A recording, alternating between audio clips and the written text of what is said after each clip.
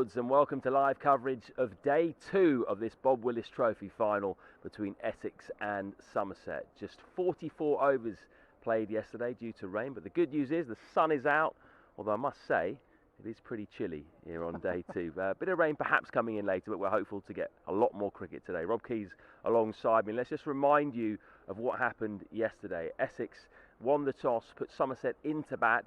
Bowled very well initially, didn't they, Rob? Reducing them to 52 for 3. Then a bit of a fight back from Somerset through Eddie Byram, who finished unbeaten on 51. 119 for 4. Where does the balance of power lie after day 1? Just with Essex, I think. But then at this time of year, with the early starts at 10:30, there's always going to be a bit in the surface here at Lord's. And Somerset have an excellent bowling attack. So if they can scrape up, they're in the game. That's the big question. What are they in the game with? What sort of score? Around 250. I mean, par is hard to judge, but if you get up to 300, then you're right in the game. Then it becomes Somerset's better day.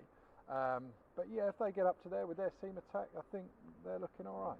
That's what Ben Green said on an interview actually at the close of play last night. He said 250 would be a good score on that pitch for Somerset. As far as Eddie Byram was concerned, how impressive an innings was that from a young man? He was under a bit of pressure, wasn't he? Because his top score had been 30. Coming into this game, his place was certainly under pressure. Yeah, and it's good. I mean, Somerset have a lot of young players. They do something. There's something very right happening down at Somerset with the way they're producing these players. We've seen a couple of them come through for England, and Eddie Byram looks like a player. He reminds me a lot of one of my favourite players, one of England's best ever batsmen in Marcus Trescothick. I mean, there can't be many better players of all formats than Tres, and Eddie Byram reminds me a little bit of him. He has that sort of wide bat, and he's able to just punch the ball down the ground, and he hits the ball hard. I remember, never forget, one thing Trevor Bayliss said he said better players or good international cricketers hit the ball harder. Doesn't mean they're big people or whatever it is, or they try and hit it harder. For some reason, they just hit the ball hard, and he's one of those. Did we also see yesterday why this Essex attack is so hard to get on top of? Yeah, they're sort of perfect, I think, for county cricket, and that's nothing against them. Cook in particular, I think, is an excellent bowler. I'd say Cook's top of the tree, not just in this game. Every time I've seen him, he's the best, actually. He's kind of the unsung of the trio, isn't he? Yeah, because Porter's the one that sort of gets all the plaudits and has done, and he's an excellent bowler. But he's sort of around 80 mile an hour, a little bit shorter, and swings the ball late, does everything right. But Cook, for me, is just a fraction quicker, a fraction taller, and I think he's got incredible skill. So, and he's always on the undercard. But they are, and then you have Harmer, who can do an excellent job. He's by a mile the best spinner in county cricket.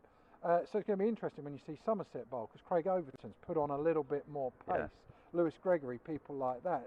But in county cricket, it's that sort of 80 mile an hour bowler that does some serious damage. And Essex, like Somerset, have produced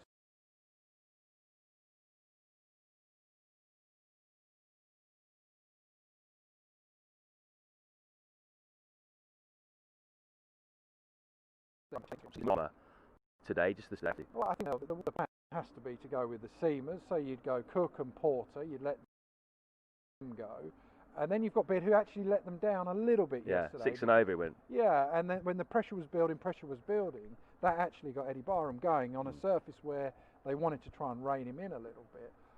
But then Harmer comes on. He has to be doing a holding role, but he's good enough to still take wickets. The question is, how positive do Somerset look to be against him, so they don't let him hold an end up? Important roles also for their experienced all-rounders coming up. You include Stephen Davis in that. You've got Lewis Gregory coming up, Craig Overton. They can all bat. Yeah, they can, but I would say on paper Essex's batting looks a little bit stronger because of the strength in depth, and obviously they've got Sir Alistair Cook. It might be one of the few occasions that we get to see Alistair Cook bat these days. So it's going to be a fascinating matchup. One more wicket, they'll be thinking, Essex, then they start to get into those all-rounders. Stephen Davis, I think, is an excellent player as well, who's an unfulfilled player as far as I'm concerned in his career, as good as it's been. You had a quick look at the pitch yesterday. What were your general thoughts on it? I thought it was a decent surface, actually. At Lord's at times, we saw that the World Cup final here, they've been very dry. So they leave them green on top and dry underneath. This just looks like it's actually put together pretty well. It's not as dry as normal, so the spinners shouldn't come into it like they have done in the past over the years. Bell's just gone. That's my cue, right? I should just mention, before I hand you upstairs to our first commentators, that this game, the Bob Willis Trophy Final, of course, this trophy is being played in the name of the late, great Bob Willis, who unfortunately passed away at the end of last year after a long battle against prostate cancer. And this game is being played in association with Prostate Cancer UK. We'd love for you to contribute to this fantastic charity. They need all the help they can get at times like these, and you can donate £10 by texting Bob to 70004. So please donate in the name of Bob Willis. You text Bob to 70004. Let's go upstairs to your first commentators, Niall O'Brien and Adam Collins.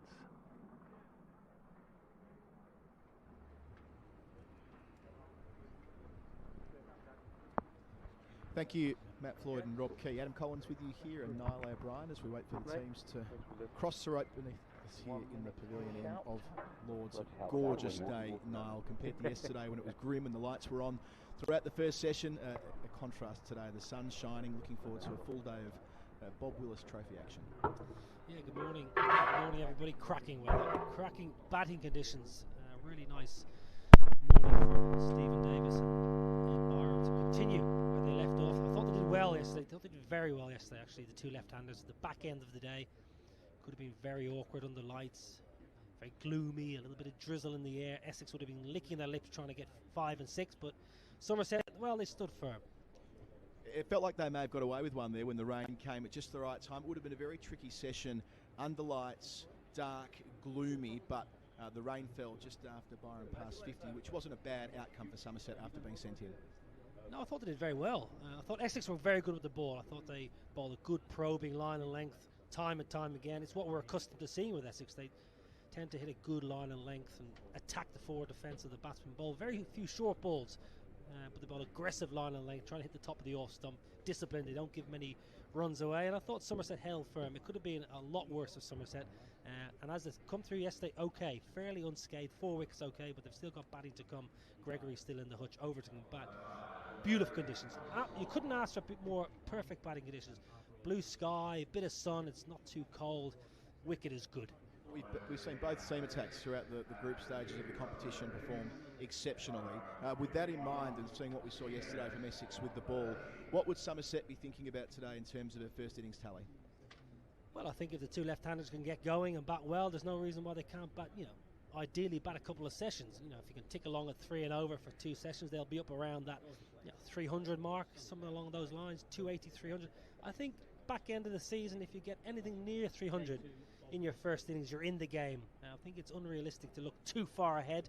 This first hour is going to be absolutely crucial, so I'm sure Andy Hurry and Jason Kerr and Stuart Barnes and Somerset coaching staff will just say, guys, we've got to give the respect to the bowlers. We've got to give the bowlers the first half an hour to an hour. It may nip around. It's only 10:30 back end of September, but if we get in and if we're positive in our mindset, positive in our footwork, and look to score, I think that's the key. You've got to look to score. Ed Byram looked to score from the outset yesterday. He was solid in defence, but once he got anything over pitched or a little bit of width or on his legs, he was quick to capitalise. And Stephen Davis is a free scoring batsman, so we should see a nice battle between bat and ball here this morning. So Eddie Byram will be the man on strike to face the first ball of this second morning, resuming on 51. Somerset at 119 for 4. They faced just the 44 overs yesterday, 30 before lunch and 14 in the final 2 sessions before rain intervened either side of the tea break. Jamie Porter, who yesterday bowled 14 overs, 6 maidens, 1 for 33, will take up the attack from our pavilion end. He'll be starting off with 3 slips, operating around the wicket, and we go on morning 2. Ooh, first ball hitting the seam, moving away, beating the outside edge. Doesn't get more spot on than that. Well, all it was missing was a little feather, a little tickle through to Adam Weiser. That's all that ball was missing. Around the wicket, used the slope well. Jamie Porter just angled in slightly and nibbled away. Ed Byram had a little bit of discomfort in and around that off stump, fourth stump yesterday afternoon, but generally looked very, very assured. Brought up his half century with a lovely straight drive before rain intervened. Bat on ball here, defending to mid-on. It's a really good pitch. We saw yesterday a little bit of seam movement, a little bit in the air. You expect that at this stage of the year. Brand new Duke's ball in the hand on a fairly wet and damp day here at Lord's, but the pitch itself is very good. No great pace, no demons in it, so if you get yourself in, get your eye in and get accustomed to the slope and used to conditions, scoring should be fairly comfortable.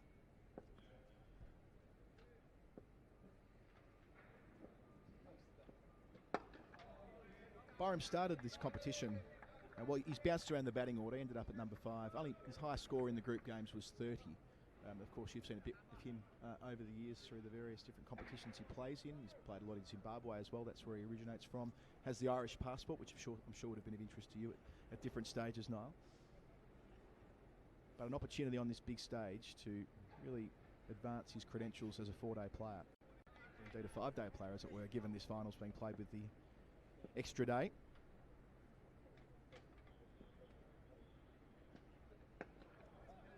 Yeah, I played against him actually in 2018. Very, very early season. It was very early in April. It was actually a warm-up game for Ireland against Somerset in preparation for the Ireland Test match against Pakistan. And he opened the batting with Marcus Trescothick, and he's a good cricketer. I thought he was a good player. And what I like to see with him, he looked to score. You know, even open the batting or batting middle order, he's always looking to score. Be positive. And when you're positive in your mindset, your feet move a lot better. You're making good connection points. His first run to the day, clipping behind square, taking a single out to long leg, so Byram to 52. Well, he's got a strike rate of in excess of 170 in T20 cricket, so it stands to reason that he likes to get bat on ball and get moving. We saw that just before lunch yesterday when Essex took their 3rd wicket, walks out to the middle, and you think they might, bat conservatively for the final half an hour before that interval. Instead, a flurry of boundaries moved to 30 in a hurry and transferred a bit of pressure back onto the Essex bowlers.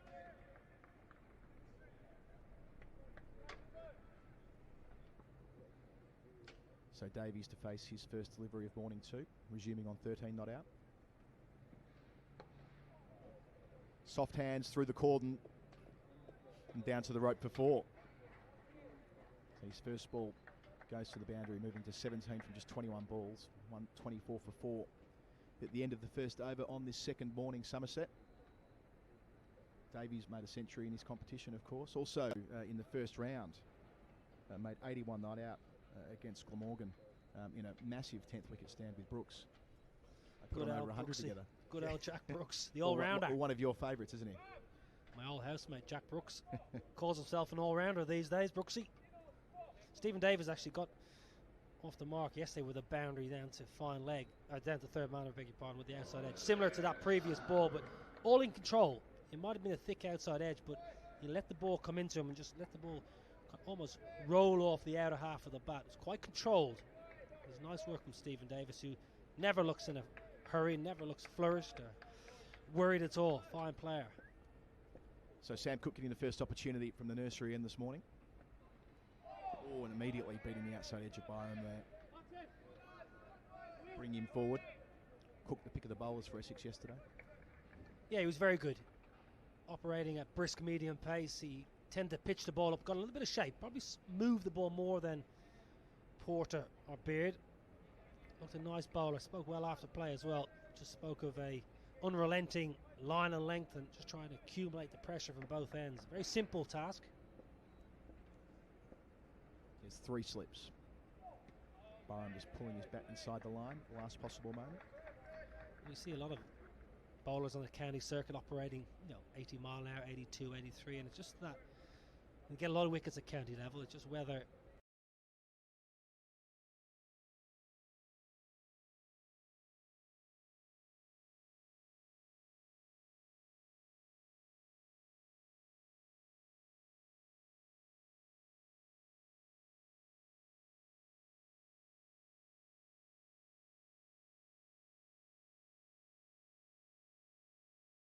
was Chris Wokes, fantastic county cricketer. Well, going back further, probably 5 to 6 years, a wonderful county cricketer.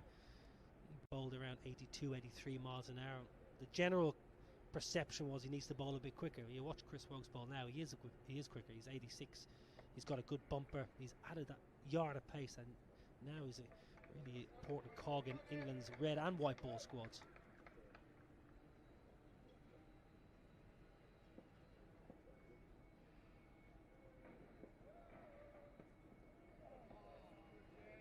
Byram happy just to pull the bat inside the line here as his mode of defence so far this morning. These 3 balls that, or 3 of the 4 that he's seen from Cook. Nice carry there through to Wheater. The consensus yesterday was that Cook was the quickest of the 3 Essex bowlers on show.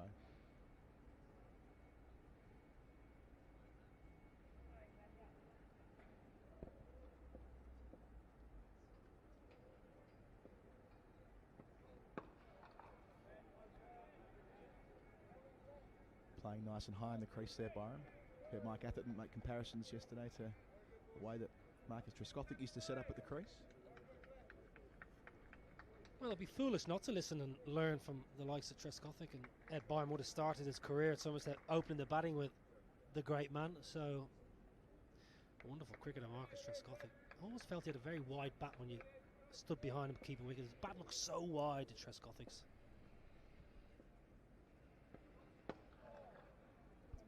Eddie Byram ended the over 124 for 4, but he seems to take up, when the bowler bowls around the wicket, his guard, he takes middle stump, but he bats around middle and off. So he's happy to let the ball go outside the off stump. I'm just wondering, will Essex maybe attack his stumps a little bit more, maybe bring a catch mid wicket in, maybe attack the stumps as opposed to looking for the outside edge.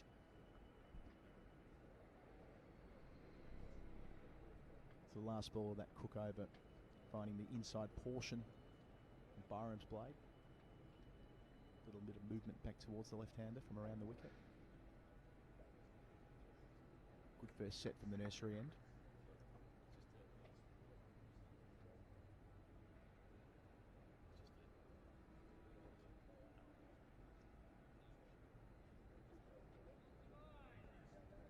This pair have now put on 30. Coming together at 94 for 4. It's now 1-2-4 for 4.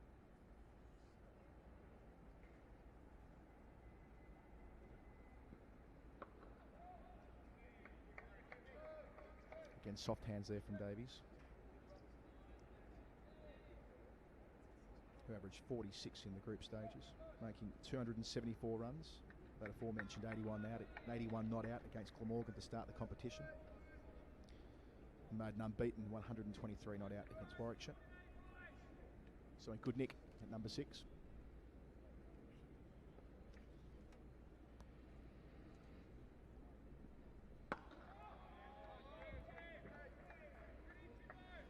I noted on the team sheet yesterday, Niall, that Craig Overton is scheduled to come in at number 7 and Lewis Gregory at number 8. I think we had it the other way around in our thinking pre-game, but Overton has had a pretty good tournament with the bat as well.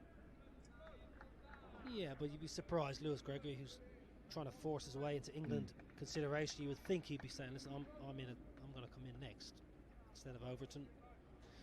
We'll wait and see, but they've got some good batting to come. Overton and Gregory, 2 good players, 2 good strike makers, so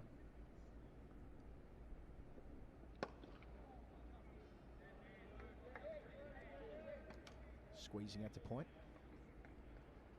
Big winter for Lewis Gregory, you feel. He's had some taste of international cricket over the last weeks and months, and in and around the England squads. He's had a couple of good seasons for Somerset, skippering for a while in the white ball format. A good opportunity, really, isn't it, with those T20 World Cups coming up in October 2021 and October 2022, getting his opportunity in the shortest form for England over the last 10 or 11 months.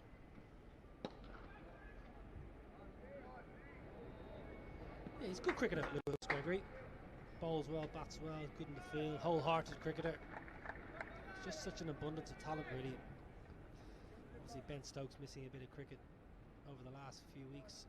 Head back to New Zealand for family reasons. Obviously, it gave Gregory a bit more of an opportunity. He probably hasn't felt he's grabbed them with both hands in his international career to date. Plays a bit of franchise cricket in the winter, Lewis Gregory, being in Bangladesh. T10 cricket in Abu Dhabi.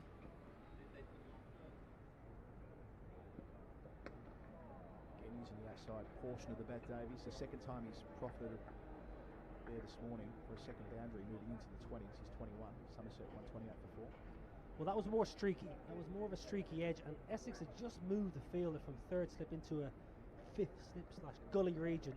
And there was a little bit of hands on heads and hands on hips, as if to say, Did we move a little bit too early? Has that horse bolted? But that was definitely a bit more streaky. It's resulted in a slip coming out now and a third man going into play, which is not entirely convincing. I don't mind third man, but losing that slip with Porter's getting that considerable movement away from the left hander might be risky. So 2 slips and no gully now. Much better shot from Davies. Square drive out towards the rope. It's third four. More than 2. 25 he moves. Somerset 132 for 4. He's an elegant batsman, Stephen Davies. Always has been, always will be. Never looks flustered or in a hurry or unsettled by pace or movement. Economy of movement, really left-hander, just eases himself into the ball. Got it down the hill, got it down the slope. The screws, but got enough. It's a good start here for Somerset. They've been good. Plenty of boundaries already, picking up on the outside edge and through the cover, so they'll be happy. Essex will want early wickets. They'll want 2 in this first hour, you feel, just to try and get Somerset on the back foot. Flip side, Somerset, they come through this first hour unscathed. Sets them up well as the sun comes out. 13 runs in 3 overs. Somerset this morning has good start to finish over. Just wonder is it how early or how quickly Essex skipper Tom Wesley might turn to the spinner Simon Harmer, because we've got early September conditions, yes, and the ball will still be in good condition. Just remember the 2 left-handers, it was worth the off-spinner getting in the game early. At the moment he's a second slip and he looks fairly relaxed, Simon Harmer, but just wonder will you have a look at him early. Good stint before lunch yesterday, bowling from the initial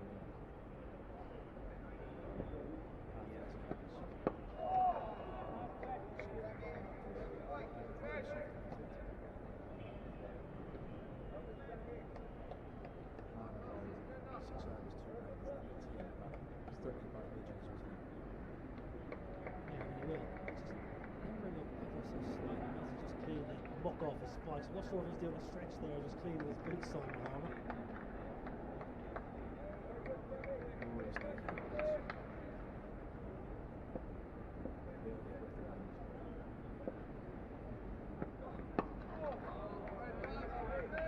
It's cracking weather, really is beautiful batting weather. May well have played on Tom Wesley's mind this time. The decision to bowl first was correct. You have to bowl first, gloomy skies, but it's always in the back of your mind, if you do want to get a session of play, a bit of play like they did yesterday, there's always the likelihood that the conditions on day 2 are going to be really favourable for the batsman. So he may have played the Tom Wesley, maybe if you bat first, get through the curtailed day 1, day 2 might be nice and quick. It's 3 slips. Gives you an extra half an hour.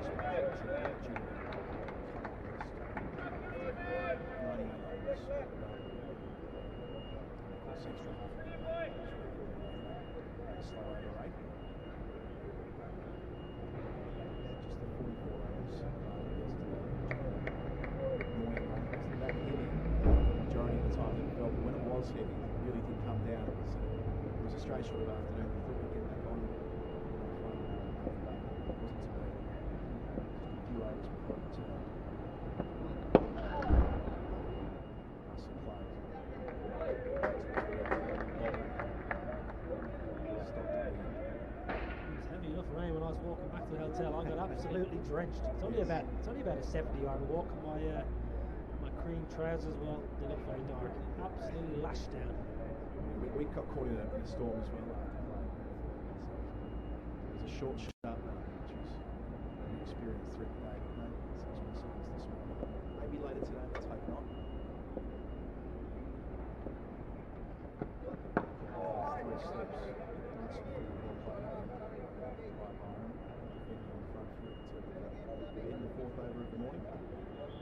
Somerset had moved from 119 for 4 to 132 for 4. Byram still had 1 run to his own last score. Davies had 25 extra. 3 boundaries to be at the third bound. That lovely square drive towards the last end. 2 left-handers playing slightly differently. Davies looking to get on the front foot, unfurl some cover drives. Eddie Byram looks a little bit tentative when that ball's in around that 4th stump back of the leg channel. As I mentioned yesterday, the left shoulder comes into play a little bit too much, but generally very good when it's straight. The ball very straight and plays nicely. Porter once more.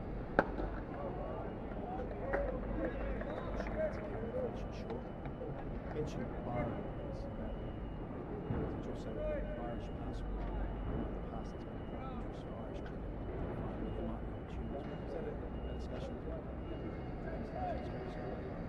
Not that I know of. Not privy to that information. It's above my pay grade, Adam, to be honest with you, but not that I know of. But certainly a good cricketer in Ireland may have missed out on there. There are a number of players Irish cricket are, or have identified over the last number of years. I think of Daniel Morrell, who's played for Australia and played against. He's actually played against Ireland in Benoni back in 2016. And Nick Larkin, who's represented Ireland and played against Sri Lanka A, New South Wales cricketer, Melbourne Stars cricketer. So there are players out there with passports or a route in. It's certainly something Ireland are looking at. Interesting to talk to Warren Dutra and the chief executive of Ireland lead up to the one-day series in July.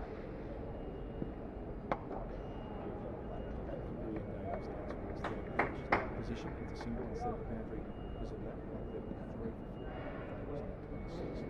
His position on the is that you've got to have a balance. If you want to go after players from abroad with passports necessary heritage, you've got to be at the same time looking at the domestic pathway, which of course Ireland have been doing since becoming a full member nation of the ICC back in 2018. So Curtis Canfer, of course, the South African under-19 representative, made his debut for Ireland against England. Very nicely indeed.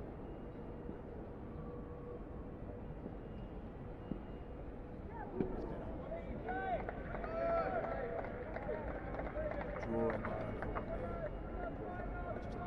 Just slightly down the slope. On the outside edge. Yeah, it's a good ball, but Byron needs to take the slope into consideration. He's taking guard around middle stump, but actually setting up at about middle and off stump. So when he gets his trigger movements in, he's nearly covering that off stump. So anything fractionally outside off stump he can leave. You see him there, he's pretty much batting on off stump. So just those two slips. And again beating him. This time on a more expansive drive. Fraction fuller. But again that movement away from the left-hander. It's a great ball. Eddie Byram just doesn't need to play that. As I mentioned, setting up on, basically standing on off stump. And with that slope, anything on fourth stump is only going to go down the hill. So he can afford to leave any ball on fourth stump. He can afford to leave. Jamie Porter generally going to bring the ball away from the left-hander. It has been a dangerous area for Eddie Byram all innings. He's played very well, but that area has been one that's been a little bit dangerous for him. Porter's at his best. And for the third time in the over, Byron's beaten outside the off stump. Not too dissimilar to the ball that came before it. Fraction wider. So ending Porter's best over of the morning so far. Somerset 133 for 4. Byron 52. Davies 26. Yeah, just going back to comment and conversation with Warren Dutra, who's done a fantastic job for Cricket Ireland. I think it is important that Ireland do bring their stock level up, and they do look for players who, well, first of all, want to play for Ireland. That's first and foremost. I think the last thing Ireland need is people, I use the expression, blow-ins. You know, people coming in, playing the games and leaving. They've got to contribute to Irish cricket. So that's what Curtis Canfer is going to do now. He's going to move to Ireland full time and play for YMCA and play in the domestic first class structure. So I think that's really important for Irish cricket. And there are players out there willing to do so. But it's all about finances and funding as well. Ireland have been hit obviously difficult times too with COVID. Cook through Davies this time. So increasing the pressure here, Essex, building it up, beating the bat. Well, as batsmen, sometimes you just got to rein it in a little bit. Beating the bat 4 times in a row here, Essex. It's a dangerous period. Only 2 slips and 1 gully in, but sometimes as a batsman, you just got to identify it's a tricky time. Ball's moving around. You got to just rein in a little bit. Just say sit back for 10-15 minutes, soak up a little bit of pressure. Conventional 6-3 field for Cook around the wicket. Led by out to square leg. Byron racing through, 134 for 4. Yes, that young Curtis Canfer, an impressive young man, having made that decision to leave South Africa. The Tector brothers I'm interested in as well, some homegrown products there. Harry, the the young man who made his debut against England in one-day international cricket, made the point that he found the game through playing it at school. Well, you wouldn't have heard that in Irish cricket 20 years ago. I wasn't allowed to tell people I played cricket at school. I would have got beaten up. That's a good story, I reckon.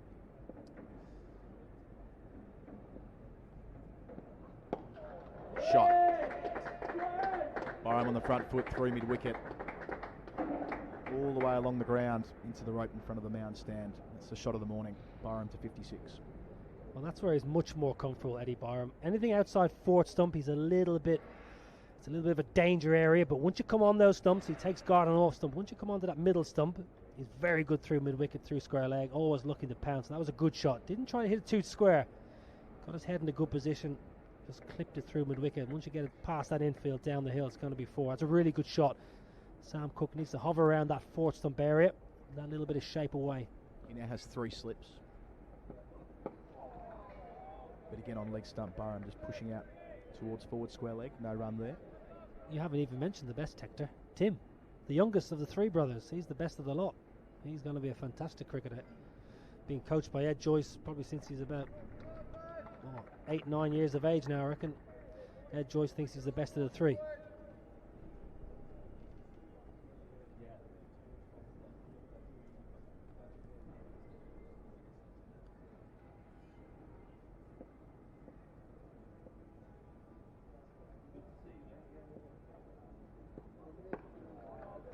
Speaking of Ed Joyce, who of course is in charge of the women's team at the moment, and the Tectors, they say the sister who is coming through the ranks as well, she's also going to be playing for Ireland sooner rather than later. So a very talented family, potentially 4 representatives there.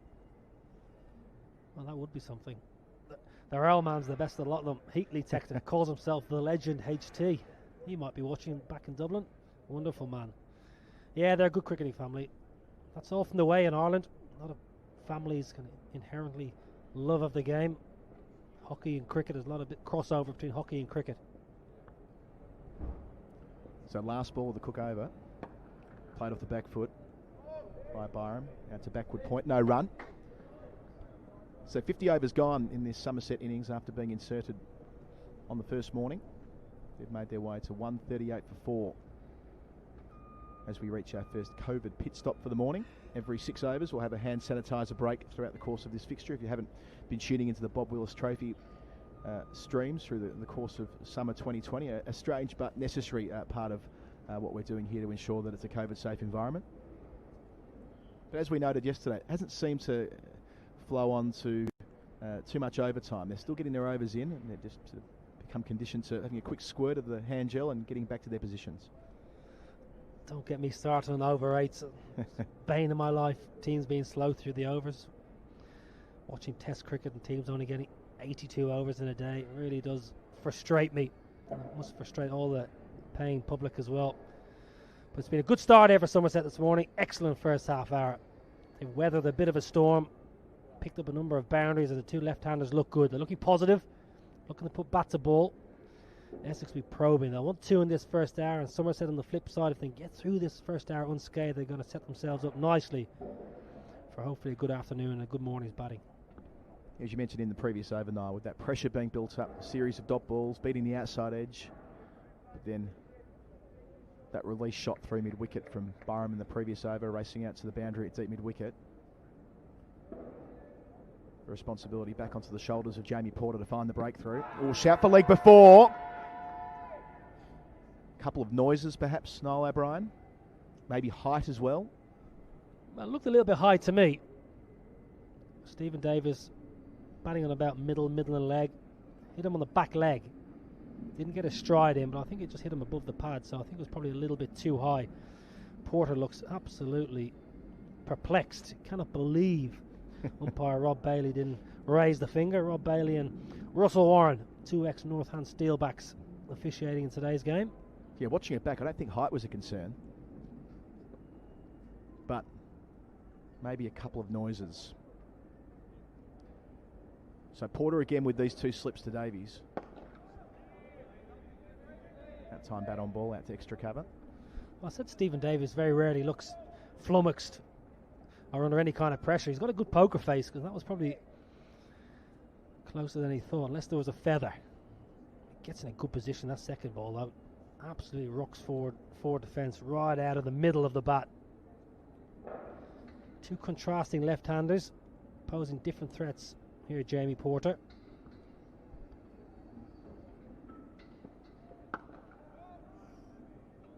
Fraction shorter there, but again getting a bit of movement away down the slope. Push to point, no run. Wonder how long before we see Simon Harmer. Bowled from the nursery end yesterday, so effectively up the slope with his off breaks. Trying to skid through on with the arm perhaps, but can't be long. We're into the 51st over, so I'm sure he'll be getting a real workout before the second new ball is due, which is later, of course, being the Bob Willis Trophy after 90 overs instead of 80. Oh, beating the outside edge there. Davies following it with his hands. Yeah, good ball. Really good. Nice shape. Probably a fraction short, if anything.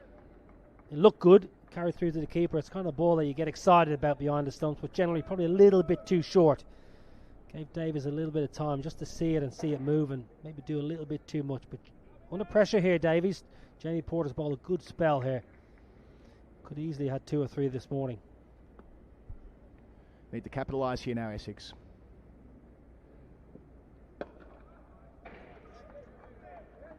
A little bit short to Davies, who's able to push out towards mid-wicket. We saw that plan from Essex yesterday. Keep it full, attack the stumps, and they were rewarded accordingly early on. Yeah, and just go back to the previous over. Jamie Porter beat the bat 3 times in a row, pitching the ball up. So almost risking a drive and tempting the left-handers. Both left-handers like a drive. So it's a bit of risk and reward. Pitch the ball up, tempt the batsman, try and bring the nick into play. That's just been a little bit too short the last couple.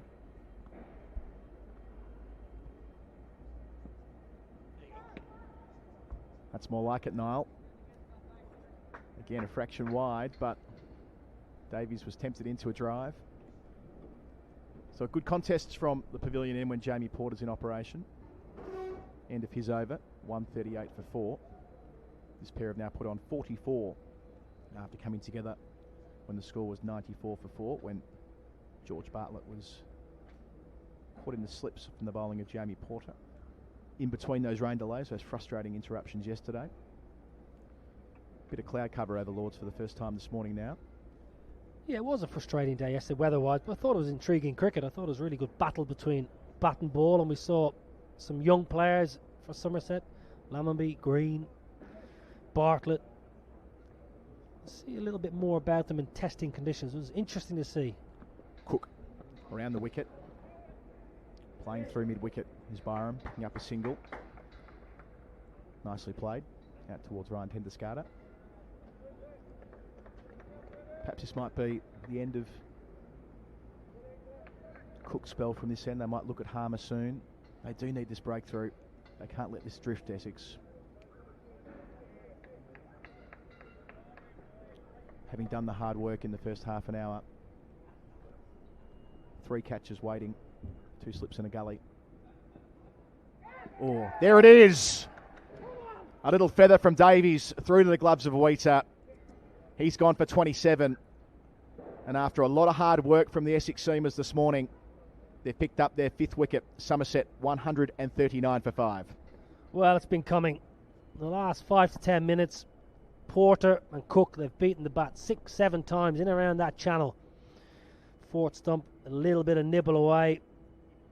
Stephen Davis has played and missed numerous times, as has Ed Byron, and that time gets a little feather through. Simple catch for Wheater. They've probed Essex, and they've got the breakthrough they deserve. 139 for 5, Davis gone 27.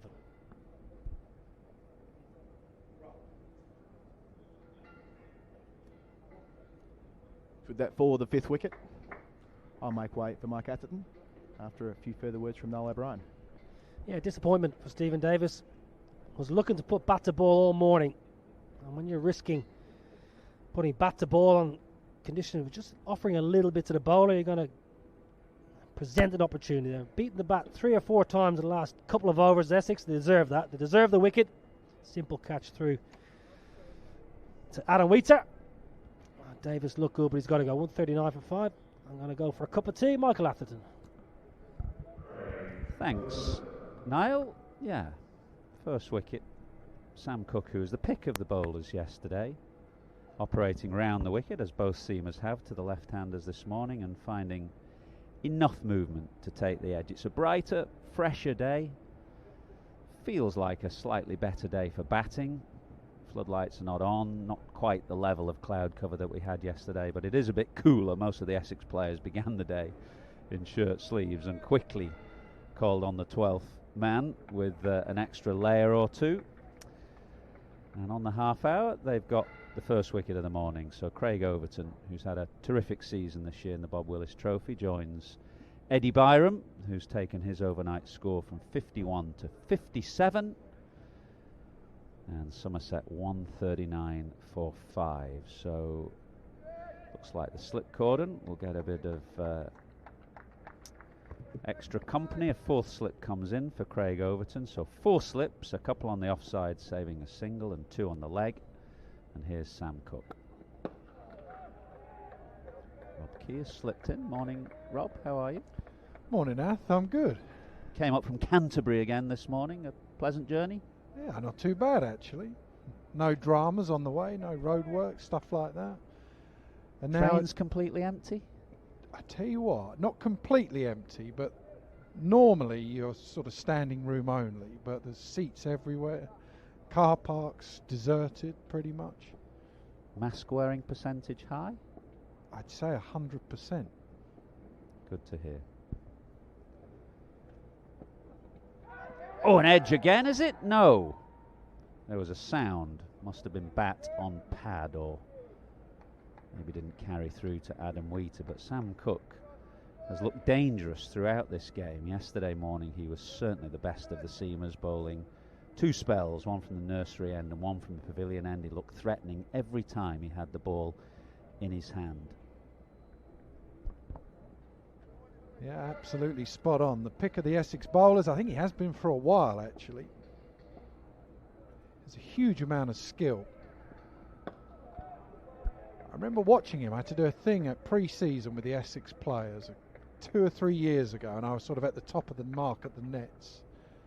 And I could see, he sort of taught me through some of his balls. He was excellent, but the way he was able to disguise the in-swinger, sort of thing that only really good bowlers can do. A lot of them, you just see a big change in action. You don't so much with him.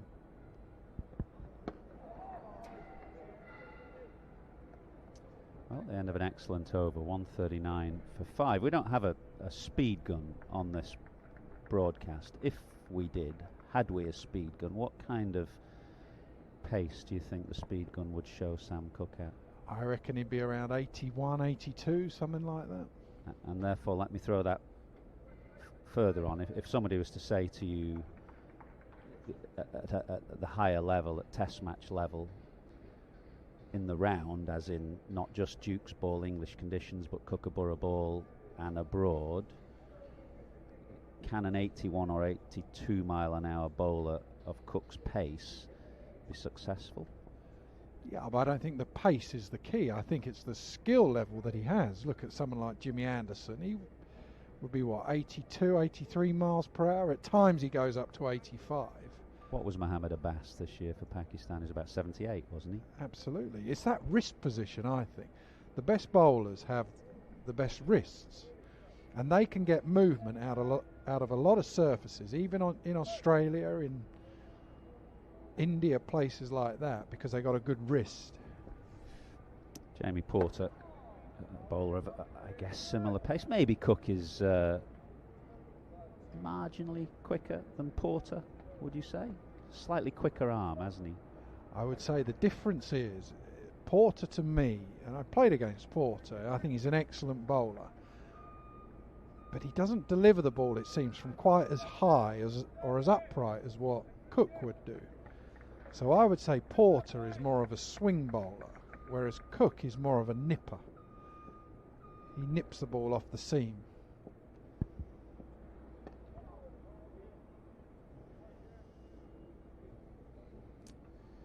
Byram looked in good order yesterday, played nicely. He was 51 not out overnight. There was one flurry of boundaries just before lunch when he counter-attacked quite effectively. He's an opener by trade really, but like a lot of young batsmen, struggled at the top of the order in English first-class conditions, which are played early season and late season. It's very difficult for opening batsmen, and has now been moved to the middle order and looked nicely settled yesterday.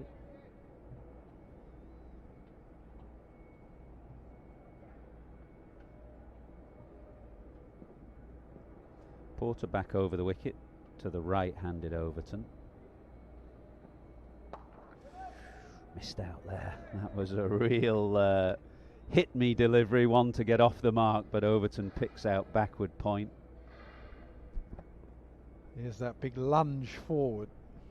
So when he gets that short ball, the one he's not expecting, when you're facing someone like Porter, you're always thinking about LBW and the nick, and you're looking to get forward.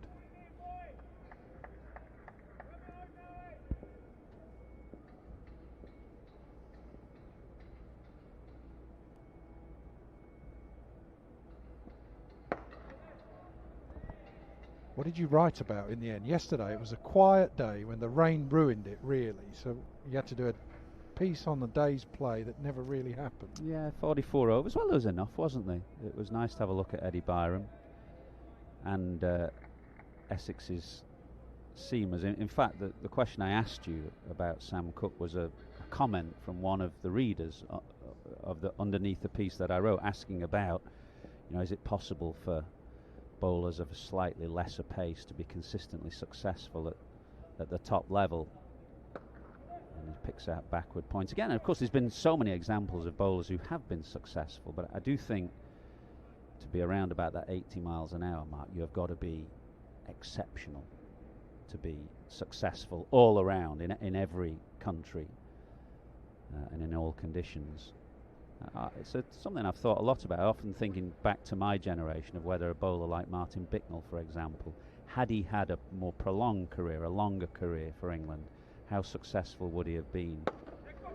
Nicely clipped by Overton as Porter strays a little bit to leg, and it should run away down the hill, and does for 4. And this is why it's just a decent pitch. It's not easy for batting, as it shouldn't be this time of year, but if you miss your line and length, he missed out on a couple early on in that Overton. We've seen that from Byram, where you can still put the ball away. Who's been the most successful then? Bowler, let's say around 82, 83, under 83 miles per hour. Well, if you think of late versions, Sean Pollock and Glenn McGrath, for example, they wouldn't have been much more than that at the end of their careers. Even somebody like Curtly Ambrose, right at the end. But they're tall, very, very accurate. I think you have to have 2 of 3 things: pace, accuracy, or movement. And if you haven't got the pace, you have to be exceptionally accurate, and you have to move the ball. Courtney Walsh wouldn't have been quick through the air, would he? No, a bit quicker than Curtly at the end, when both of them had lost their, when they were past their prime and had lost their pace a little bit. Courtney was still a bit quicker than Curtly.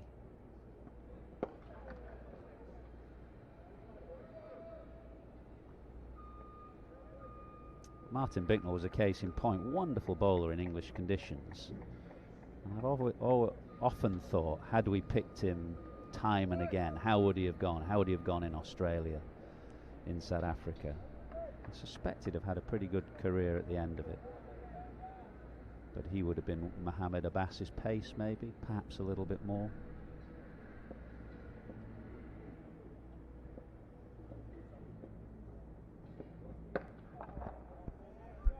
I used to think facing him it was about his height as much as anything, his skill and his height. And all the bowlers you've named, you said the one thing they all had was they're all taller. If you're a short, skiddy bowler around 82, 83 mile an hour, that's not going to be easy.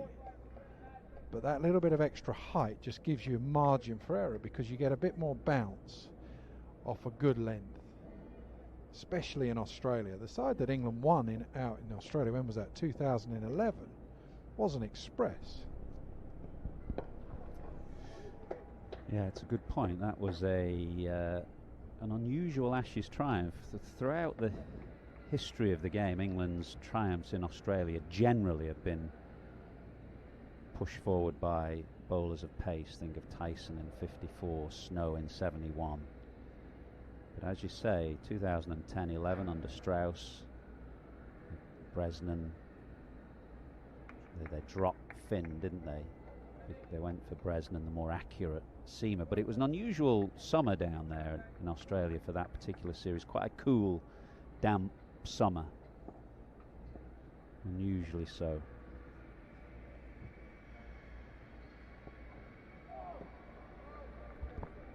Yeah, and that's the one you have to watch for. That's going up the slope as well. That's why I think he's such a skillful bowler. Everything is telling you the ball's going to go away. The way he looks to set it with his wrist, the action that he has. Then you had in the slope that is helping the ball go away from the right-hander. And occasionally he just gets that one to come back, which then means you start playing at balls you shouldn't.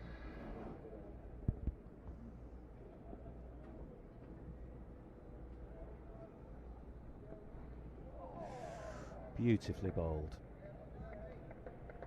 Lovely delivery. It has Overton groping and feeling for the ball outside off stump.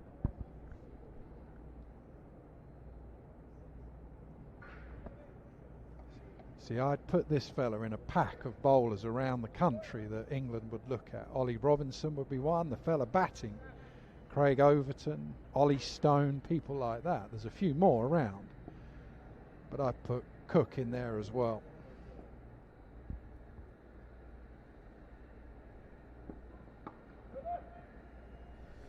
Well, he keeps finding that man at backward point. That's 3 times now Overton has cut off the front foot straight to backward point.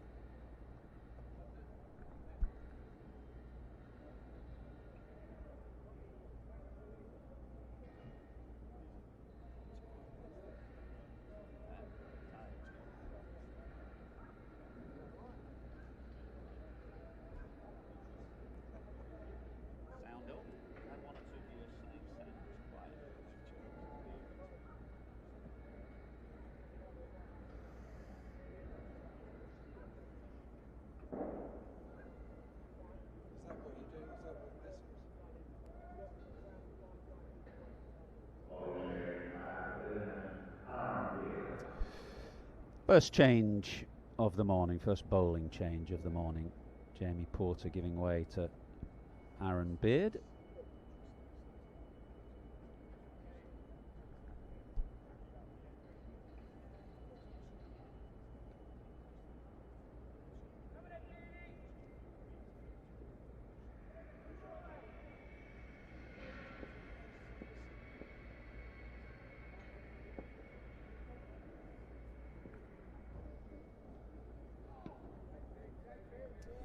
Neatly taken by Adam Wheater down the leg side, who took the catch of the day yesterday. It was a terrific catch to get rid of Tom Abel, Somerset's captain, where he skipped down the leg side and took a diving one-handed catch. It's interesting looking at Wheater because he's got what I'd called an old-fashioned wicket-keeper's physique. He's very slim and lithe and light on his feet. And what's happened with the advent of the kind of wicket-keeper batsman, often at the top of the order in one-day cricket, is that wicket-keepers have become much bulkier figures, whereas Wheater's a bit old school. Yeah, I'd say Bairstow and Butler would be two that look like athletes. Yeah, and Pryor before them, you know, the kind of physique. If I think back to the wicket-keepers that I played with, Jack Russell, and before him Alan Knott, they were all very lithe and light on their feet.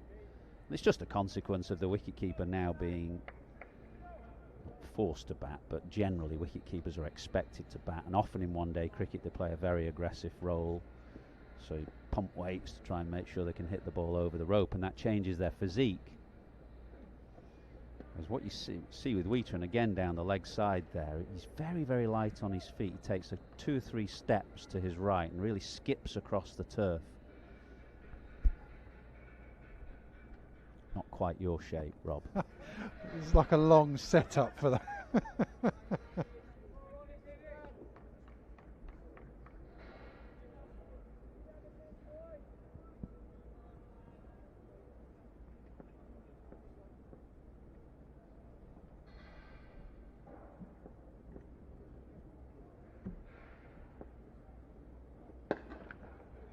be one of the big changes in cricket from my time, actually, even watching you guys play.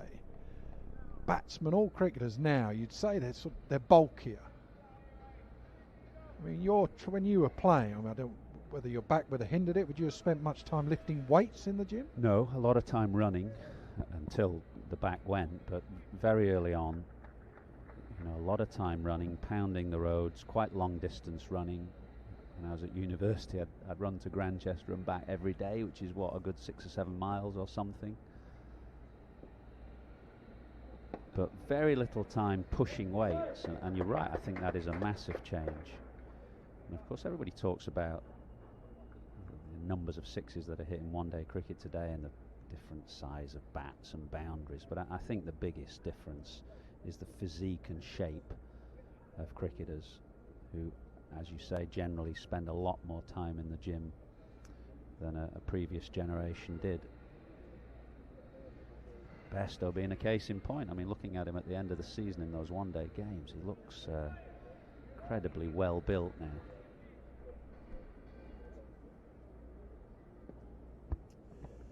Some runs the other day, didn't he, in the IPL? Johnny B. Edged but short of second slip and will fly away. Looks like it's hurt second slip as well. Is that Simon Harmer? Usually is in that position, and he went low to his right, no chance. Looks like he's taken one on the end of the finger.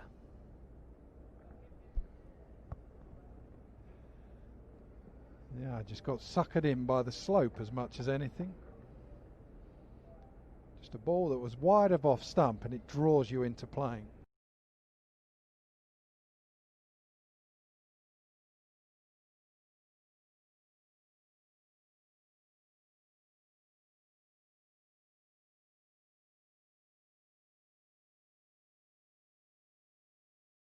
Often think about batting in partnerships, but bowling in partnerships is absolutely vital. Cook and Porter have done an excellent job. Now Beard has to maintain that pressure. He let Byram off the hook last time. Yeah, that counter-attack before lunch yesterday that I mentioned from Byram came off Aaron Beard, really. He took, I think, 3 fours in 1 over from Beard and 4 fours that came quickly before the lunch break. Porter now from the nursery end for the first time this game. Looks good there, Eddie Byram. That was the shot that took him to 50 yesterday, the 9th of his boundaries yesterday, his best of the day, and that's a repeat stroke off the first ball from Porter. He looks like his bat is wider than other players, and he also just punches the ball hard.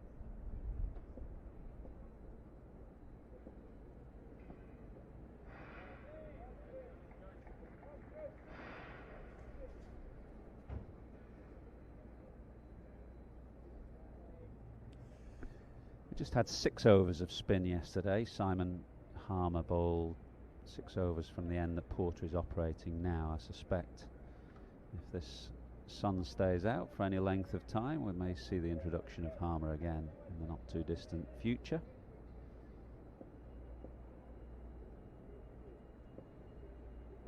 He looks quite comfortable and compact. Eddie Byram moving to 65 now.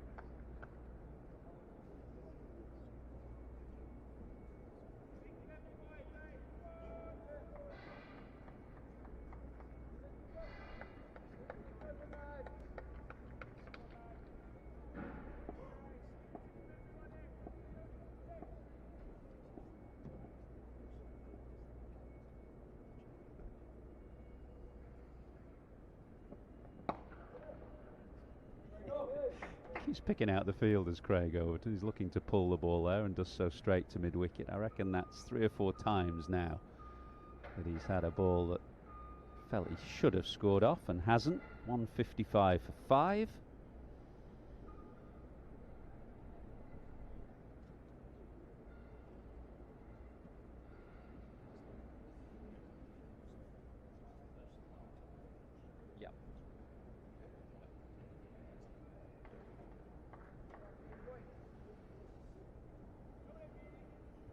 I think because of the punishment that Byram gave Aaron Beard yesterday, there are now sweepers out on the offside and the leg side. Deep cover and a deep square leg. I'm going to watch Byram for a bit. Just he's got quite a nice flow, hasn't he? Just have a look at his technique, the way that he sort of taps the bat, the little step. There's nothing rigid about it. I said yesterday he reminded me of Marcus a bit, who is here, of course, in his role as Somerset's batting coach. He popped in to say hello to us late last night and looked in good order. I said to him, Eddie Byram reminds me of you a bit, and he just grunted at me. And I'm not sure he took that as a compliment, I don't know.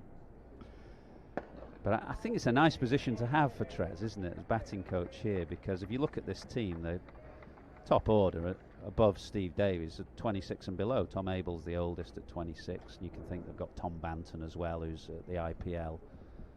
So there are a lot of young batsmen for Marcus to work with over the next few years and hopefully encourage and help to improve.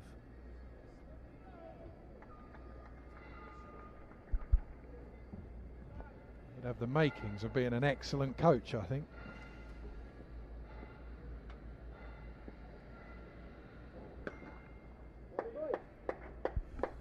As one of those fielders on the boundary that I mentioned, saving boundary.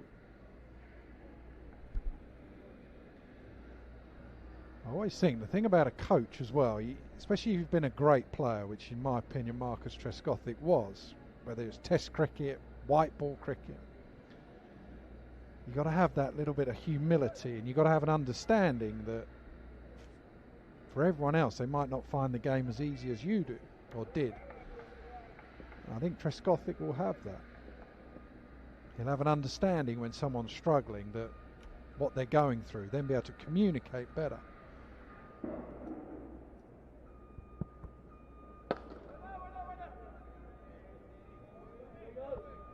And have an empathy for a young player coming through, and especially nowadays where, like you said, it's not easy for young batsmen. We're in a period where actually the ball dominates in county cricket. The last thing you want then is a coach just nailing you for chipping one up in the air or constantly edging the ball through to the slips. You want someone who's going to help you get through that.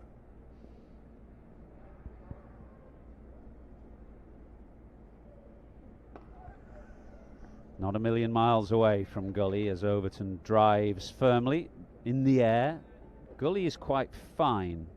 I reckon if he'd have been in a very orthodox position there, might have carried through to him. Overton picks up 4, moves into double figures.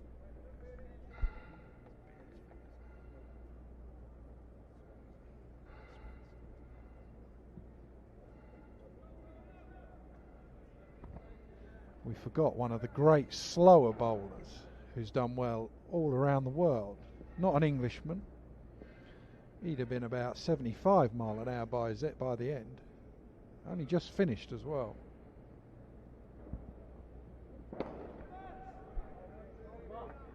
Nationality? South African. Vernon Philander. Correct. That's my point. Absolutely accurate and exceptional. Well, as the view of the building work at the far end, the nursery end of the ground, the Compton and Edrich stands, which have undergone complete reconstruction throughout this summer. Building work's almost finished, actually. It's still going on because we can hear the sounds of the building, but it's nearly complete, and I think it looks pretty good either side of the media centre, which is closed at the moment because of that building work. But all that's going to be ready, up and running for next year. Fingers crossed that we are allowed spectators in. I think we've done an excellent job.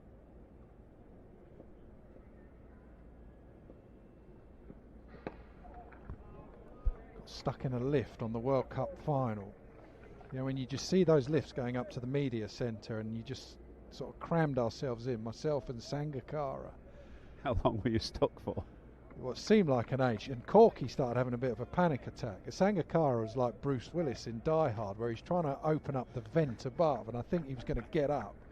I'm like, Sanga, no, you can't do that. Then we tried to force the door open.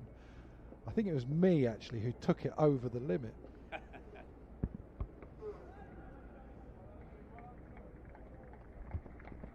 Don't tell me you missed the end of the World Cup final being stuck in a lift with Dominic Cork and Kumar Sangakkara. No, it was early on, fortunately. We missed all the sort of boring stuff that happened at the start. And then that game came to life. You always think these surreal moments you have when you're just stuck in a lift, and this might be it, and you got one of the great batsmen with you. Seems a long time ago since those dramatic scenes. This match, of course, being played on the Ashes pitch from last year, which was also a memorable game. That remarkable duel between Jofra Archer and Steve Smith took place on the 22-yard strip that this game is being played on. Were you calling that? Were you on commentary then? It's one of the great moments, I think. Not when he was hit, I don't think. Not when he was felled. I just remember we must have had Spider Cam for that game, because what I remember is the view from Spider Cam from above as Steve Smith was laid out. And it was almost like that famous shot of when Muhammad Ali had knocked somebody down, and that amazing photograph from above with the boxer just poleaxed and lying on the ground with his arms out. And it struck me watching Steve Smith at that moment. It was just like that.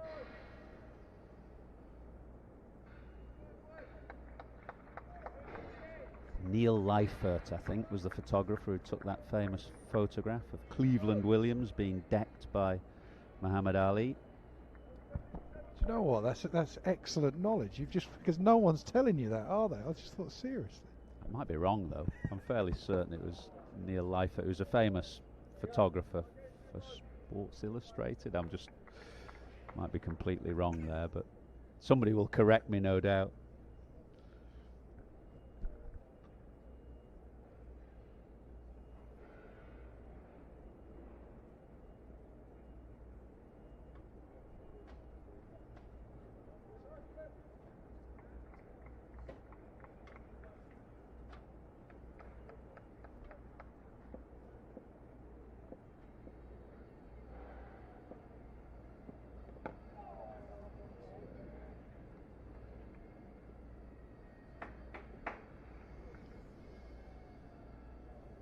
Well, I think it's hand sanitizer time. Every 6 overs, in the slightly changed circumstances of this summer. Bob Willis Trophy games are 90 overs long to try and protect the bowlers, not as long as normal championship days. And every 6 overs, we have a mini break for the players to sanitize their hands, umpires to check the ball. And that's where we are right now. Somerset are 162 for 5. Eddie Byram is playing really well. He's 67, top score by a distance, and looks in good order.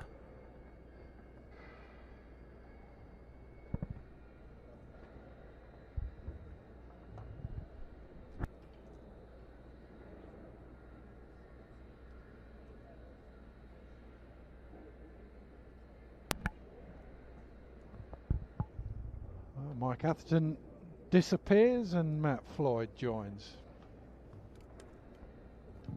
How are you, Floydie? You well? I'm alright, you know, yeah. Sun makes you feel better, doesn't it? It's a bit cold today, but you don't mind when you've got blue skies, no threat of rain at the moment, which is fantastic. There is the possibility of some rain coming in later in the day, maybe around about 4 or 5 o'clock, but that is very much 50-50 according to the forecasters. And at the moment, we don't need to worry about that. We are bathed in sunshine here at the home of cricket. It's been another intriguing, tight start to the day's play. It's Aaron Beard to continue from the pavilion end. And comes straight back in with a bumper to the very tall Craig Overton. From the very tall Craig Overton to the very short Niall O'Brien. How are you? What an introduction.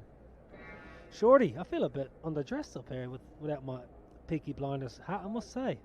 Yourself and Michael Atherton look fabulous. Absolutely wonderful attire.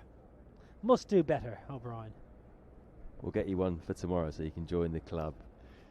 Certainly needed when you haven't got much hair, that's for sure. Lovely view up here, but we are in the shade and it's a little bit chilly.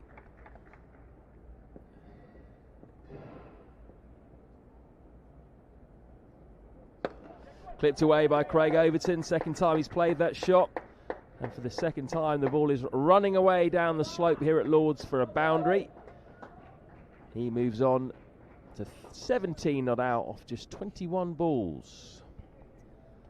Well, amazing when you look to put bat to ball and you're positive in your foot movement, positive in your intent. How the ball seems to come off the middle of the bat. Overton has been very positive in his movement. He's always looked to score. Ball is nearly 60 overs old, so it's not going to do a great deal. It's a good time to bat. Sun is out, wicket is good. No demons on this pitch. Put bat the ball and put the pressure back on the Essex attack.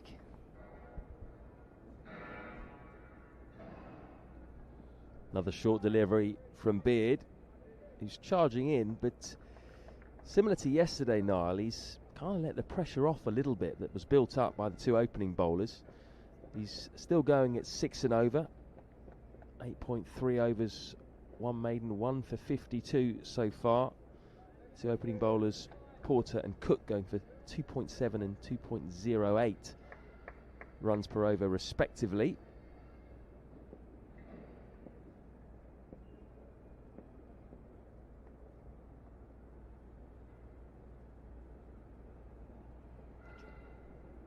Down leg side, not gathered cleanly by the sprawling Adam Wheater, and they pass through for a bye. You sense, Niall, this is quite a crucial stage of the game, quite a crucial partnership.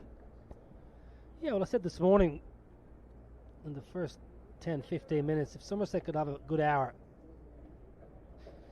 maybe lose one, they'd be really happy. They would set themselves up nicely. They've done that. They've played well, Somerset. They've looked to be aggressive. They've looked to put bat to ball, assert a bit of pressure back on Essex, and all of a sudden now the sun is shining, hardly a cloud in the sky. Somerset are well placed.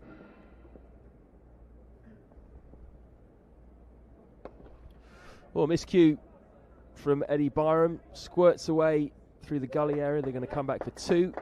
There's a man out there sweeping on the offside boundary. Yeah, with that man out sweeping, it's Nick Brown. It just shows you the mindset of both sides, really. Eddie Byram looking to attack, looking to get bat on ball. 2 sweepers, deep point, deep square leg. All of a sudden, when you're standing there as a batsman, you just gain confidence knowing that you're putting the pressure back on the bowlers. Essex maybe just sitting a little bit on the back foot, waiting for something to happen. So it's important Byram and Overton keep this going.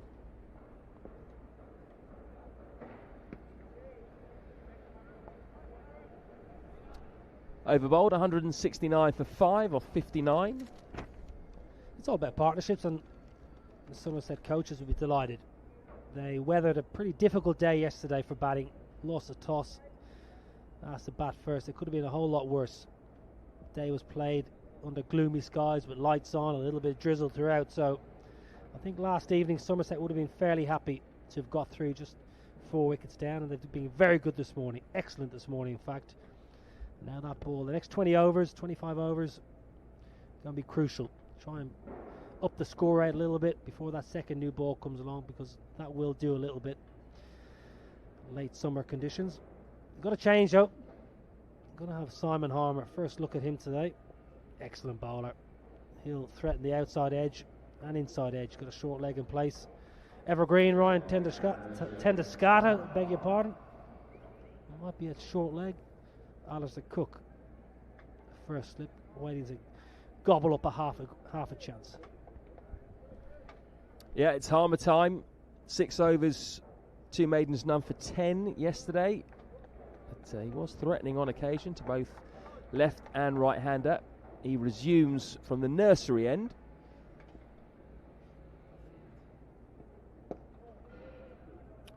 He's got a man out at long on and also sweeping on the leg side, which he didn't have yesterday. Quite interesting field placings to the right-handed Craig Overton. Well, he wants Overton to force it to that long on fielder, maybe bring in that mid wicket that's just looking for a little chip in the air. Not a bad field placing.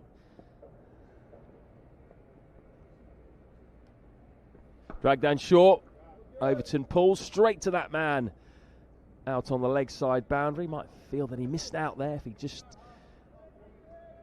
got it either side of that man. He did connect very well. He probably would have got a boundary.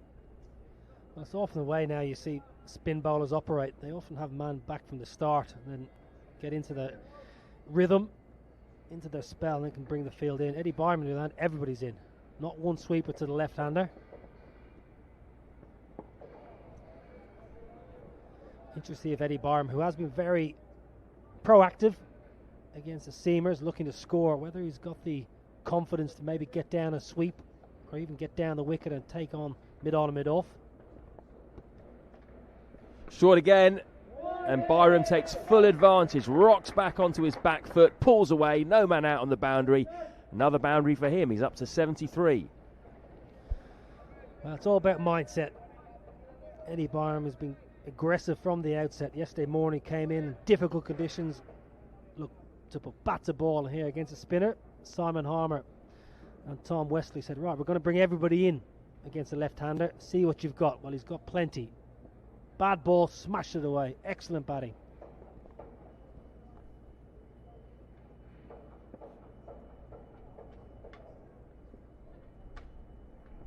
Sweeping this time, lovely shot, good shot selection.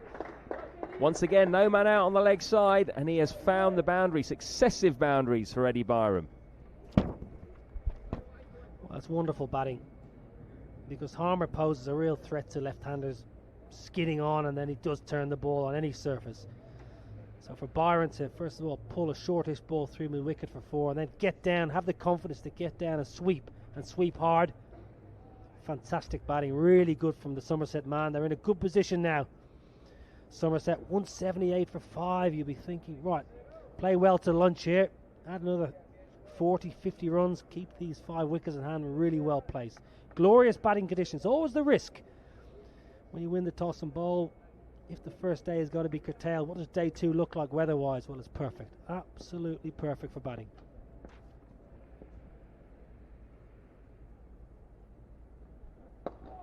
Clipped away by Craig Overton. This might be another boundary. It is going to be another boundary.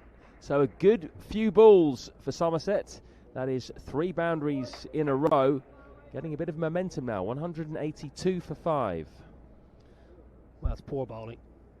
2 straight, 2 full. Overton's not going to miss that. Craig Overton, aggressive in his mindset. Feet are moving nicely. Big, tall, strong man. Put bat to ball.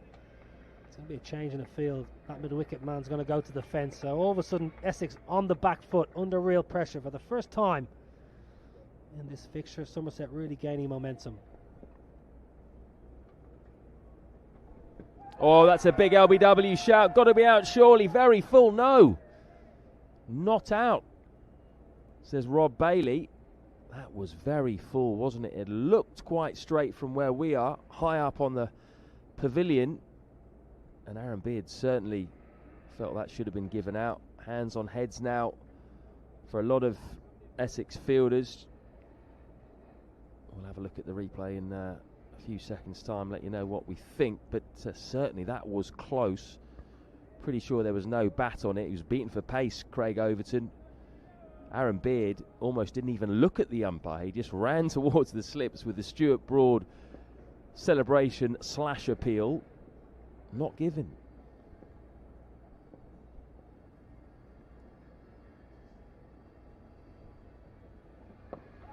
Oh, almost again gets through him.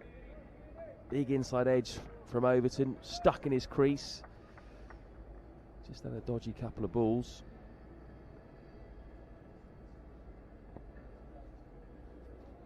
Well, I just had a look at the replay, and that's absolutely plumb. It looks absolutely plumb. I don't know what that's missing. It's hit him on the toe, probably in front of middle. Oh my word, I think Overton may have got away at one there. Didn't seem like there was any bat. He's hobbling around now. I think that was a unlucky shout there for Essex. Full again. He fancies getting through Craig Overton's defence. There's Aaron Beard. This time Overton gets enough bat on it, takes the single out to the man on the boundary. Things starting to happen in this over. Runs being leaked, appeals, chances. And that certainly did look very close, didn't it, Niall? Well, it looked out. I must admit, I would be a terrible umpire. I'm often on commentary and I get the old raise the finger and then it shows that it's missing leg by a mile, but that looked pretty straight.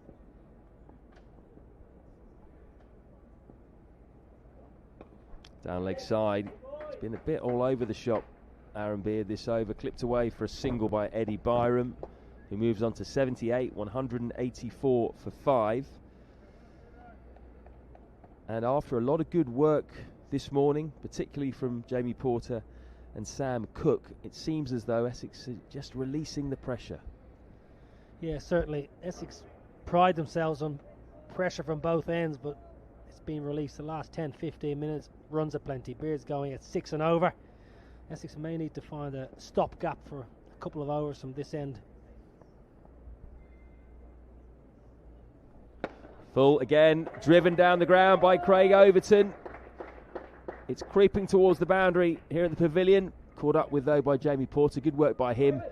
And they will scamper through for 3 runs. So that was an expensive set from the third seamer of this Essex attack, Aaron Beard. Craig Overton will be on strike to Simon Harmer.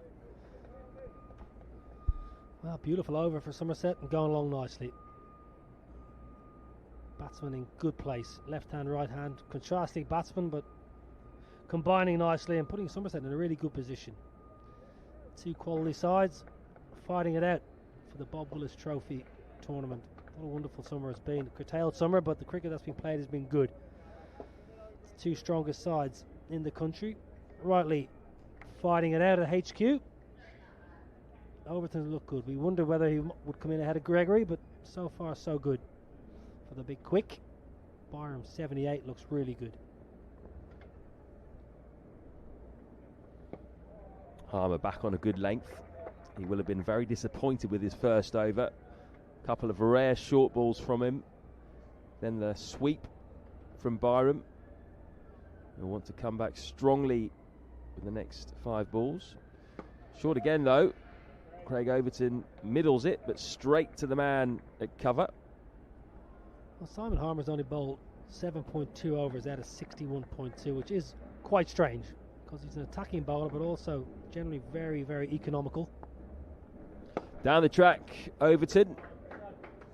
Straight to the man at long on, picks up the single. Being very proactive, both these batsmen against Harmer. Yeah, they look good. Look confident in their approach, and their mindset's good. Eddie Byron's been excellent. Good sweep shot in the last over resulted in Nick Brown dropping back to deep square boundary. Short leg is out, so already a couple of good strokes from the left-hander. Essex sitting back again. They know they're under pressure. They know how valuable first inning runs will be here at Lord's. Tender Skada going to 45 out of short leg.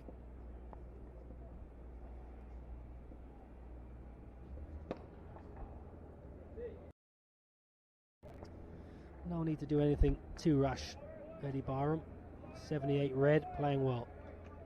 Soak up any pressure and wait for that bad ball. Keep that positive mindset.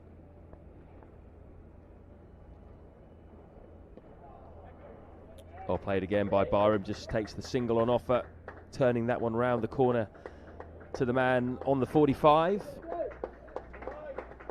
79 now, so he's only 21 off the third first-class century. The 50 partnership comes up off just 63 balls Overton's contributed 27, Byram 22.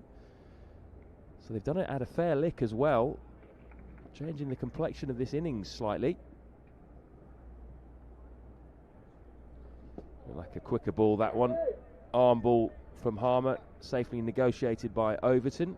189 for 5 off 62.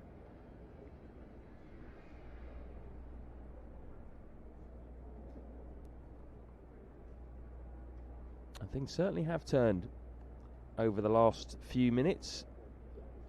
Sun's out. Does look like good conditions for batting.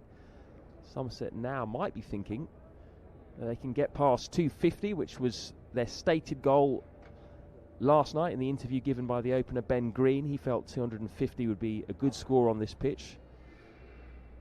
Well, they're only 61 off that now. 2 set batsmen in. Lewis Gregory to come, who's a genuine all-rounder. A couple of first-class hundreds for him. And in fact, they bat all the way down, really. Even the likes of Jack Leach can hold a bat as a test match 90-odd, as Niall knows all too well, against Ireland. Jack Brooks has contributed with runs at number 11 this year.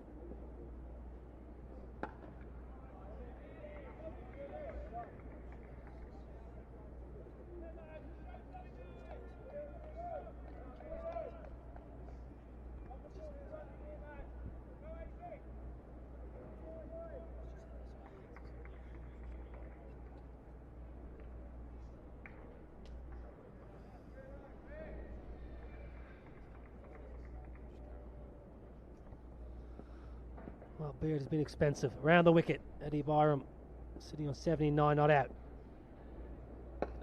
Good line, good length. Byram good though, solid, really good. Takes up that off stump guard, covers his stumps. As long as he's not pushing too much at that 4th, 5th channel, he's looked in really, really good shape, Eddie Byram. Came into this game not in particularly fantastic form. Just shows you get off to a good start, big match mentality. Enjoy the occasion. Flourishing. 189 for 5 Somerset, and in a really good position to press on.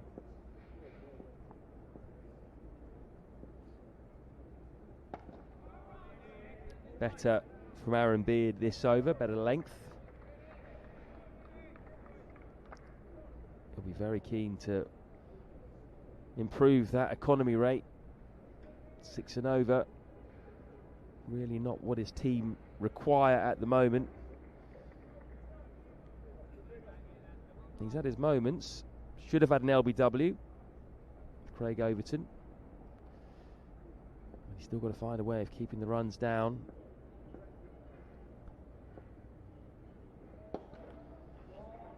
No ball picked up as well down leg side. That another loose delivery from Beard. Well fielded out on the boundary. I think by Sam Cook out there. But picked up nicely that by Ed Byram. Gets 2 for it in the end. Moves into the 80s. And Beard's ragged start to the day continues. Well, it's been poor. It's the only way you can describe it. It's been a poor spell. The line of length hasn't been there. Too many free hits, too many freebies. Essex obviously only playing with 4 real bowlers. I wonder if Paul Walter might get a look in for a few overs from this end. Leg side short. Typifies the spell so far. Jamie Porter, Sam Cook, Aaron Beard and Simon Harmer, the 4 frontline bowlers for Essex. I just wonder, will they turn to the likes of Paul Walter to bowl a few, or maybe Ryan Tendescada to bowl a couple, just to sneak a few overs in. Tom Wesley used to bowl a fair bit of off spin earlier in his career, just to get through a few overs and get to that second new ball. But at the moment, Somerset are cantering along.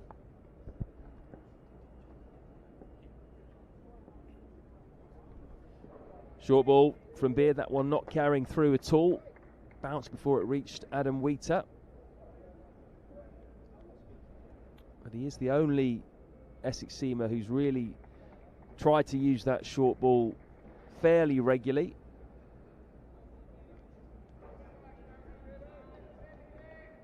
Field well spread now, with a man sweeping on both the leg side and offside for Eddie Byram. Just the one slip and a gully. Short again. Cut away by Byram. Straight to that man on the offside boundary. 3 for a single. 82 for Byram. 194 for 5 off 63. Now we've just received some extremely sad news.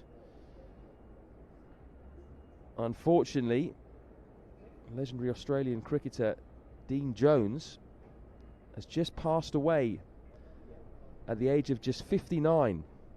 He was in Mumbai, where he was working for Star Sports as part of their IPL coverage, something he's been doing or had been doing for the previous few years, making quite a big name for himself as a broadcaster out in India. Unfortunately, he has passed away after a huge heart attack, is what we are hearing. Incredibly sad.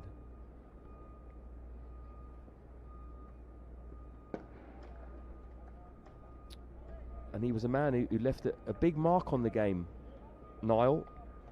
Taken far too soon. A big figure in Australia. 52 test matches he scored. 11 centuries in those. 164 one-dayers. He was very known for his one-day play. Racked up over 6,000 runs. 7 centuries. Really shocking news.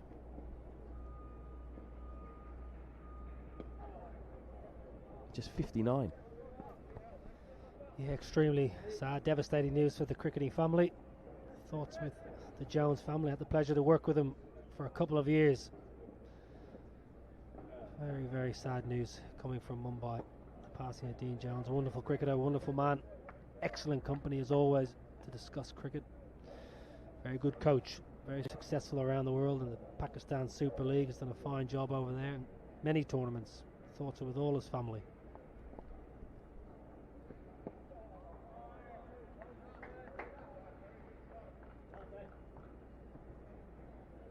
Yeah, he was a big figure in the coaching world after his playing days, and also in the media.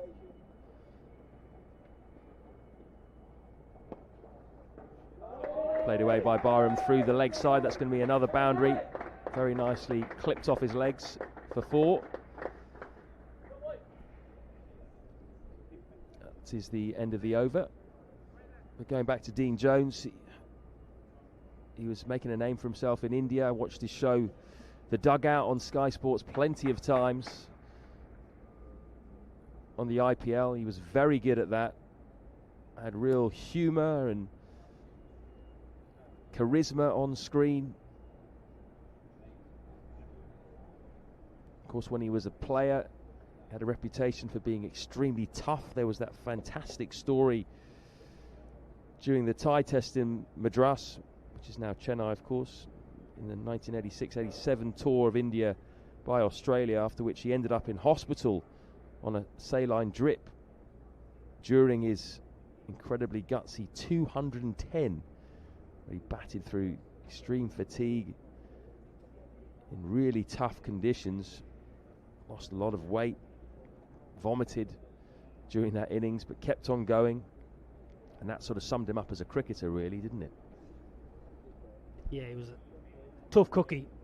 Dean Jones, fantastic cricketer, absolutely sensational batsman. Numbers were unbelievable, unbelievable cricketer. Very proud Victorian. Obviously played over here a long time with Derbyshire, Durham. Wonderful batsman, wonderful, wonderful batsman. Yeah, it's very sad, very chilling news. World and cricketers lost a very popular and dynamic figure in Dean Jones, just 59. Here though, Somerset, well, they're 198 for 5 and they're going well. They've had an excellent morning. They had a tough day yesterday. They weathered the storm yesterday. Came through at just 4 down. It could have been a lot worse yesterday under gloomy skies and difficult batting conditions. Today they turn up, the sun is shining, the wicket looks good, temperature's good. They're 198 for 5 and they've got Essex, it must be said, a little bit rattled. Forcing a change. Dan Lawrence is going to bowl from the pavilion ends. It just shows how dominant Somerset have been. They've got to turn to a part-timer, but a noteworthy part-time, I must say. Dan Lawrence is a decent bowler, has an uncanny knack of picking up wickets. Loops the first one up, well outside off stump. Craig Overton did well to reach that and then somehow managed to get it back to the bowler. It's a peculiar action, isn't it?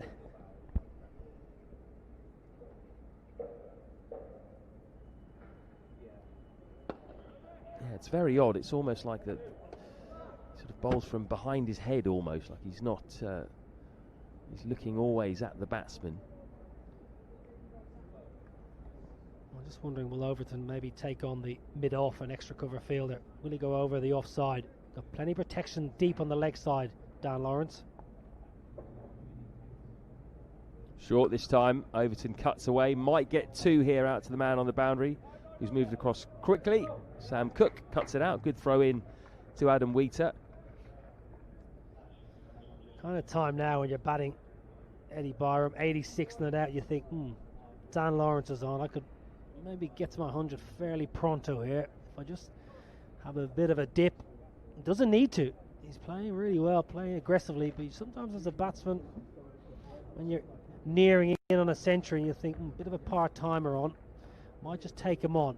He's got a deep square leg, he's got deep cover. Mid-off is just hovering a little bit, just to try and maybe entice Byram to just nudge it for a single, maybe get a caught and bowled.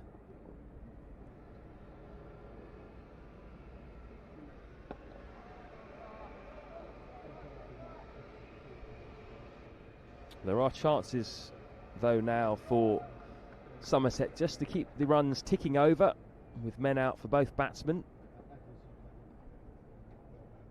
2 sweepers for Eddie Byram.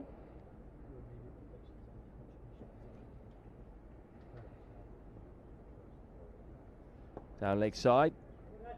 Byram takes the single. Just turning that one around the corner. The 200 is up for Somerset, 200 for 5. And this partnership moves up to 61. It's proving to be absolutely vital for the side at the moment. And barring the LBW shout against Craig Overton, which really was quite plumb, they've looked fairly comfortable, these two.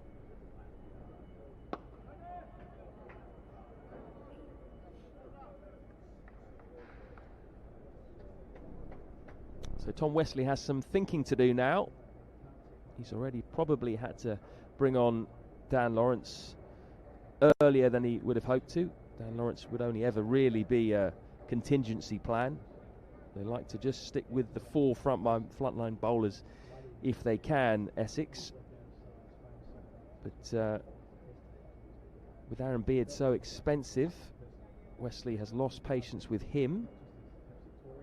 And it looks like there's a change in bowling as well from the nursery end.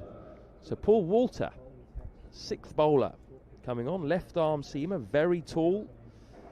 Started off as a bowling all-rounder. Has sort of turned himself into more of a batting all-rounder nowadays. In fact, he's been opening the batting in the first-class stuff for Essex. Well, he's got a job to do with the ball now.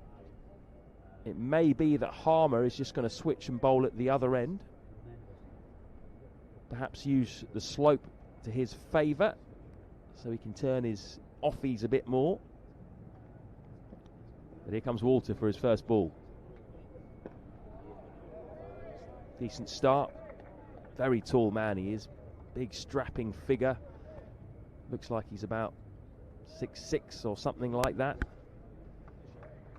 Can swing the ball.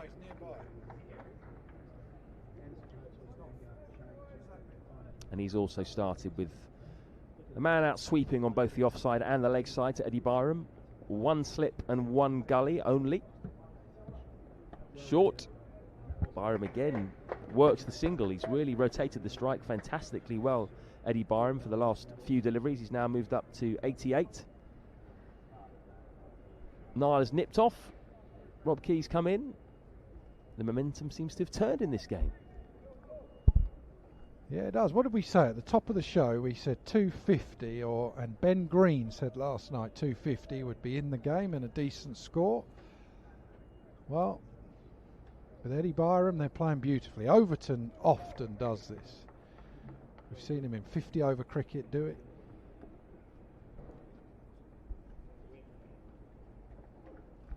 Oh, beats the outside edge. Half an appeal. Tom Wesley seems to think there was a bit of a nick there, as does Dan Lawrence coming in from cover. Nothing from the bowler. What is it as well? 15 overs to the second new ball. So this is an opportunity. It's probably going to be the best, this pitch, for batting now. Got their fourth seamer on in Walter. Field is spread as well. Deep point, deep square leg, fine leg. Only one slip and like a real fine gully. Short this time, guided through the gully area to the man backward point boundary. So a single for Craig Overton, who's added real impetus to this innings. 29 off 41 balls for him.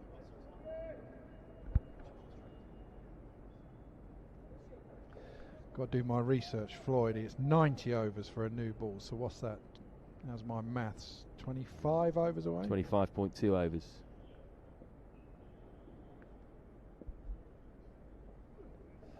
Good delivery that. Went up the hill, squared up Eddie Byram, who hasn't been beaten too often over the last few deliveries of his innings. But Essex certainly in need of something now. Really could do with breaking this partnership ASAP. Perhaps then have Harmer have a go at the guys coming in down the order. Harmer may well just be switching ends here and bowling from the pavilion end. Finishes down the leg side. So that is Paul Walters' first over done and dusted. 202 for 5, 66 overs done. Adam Collins is coming in.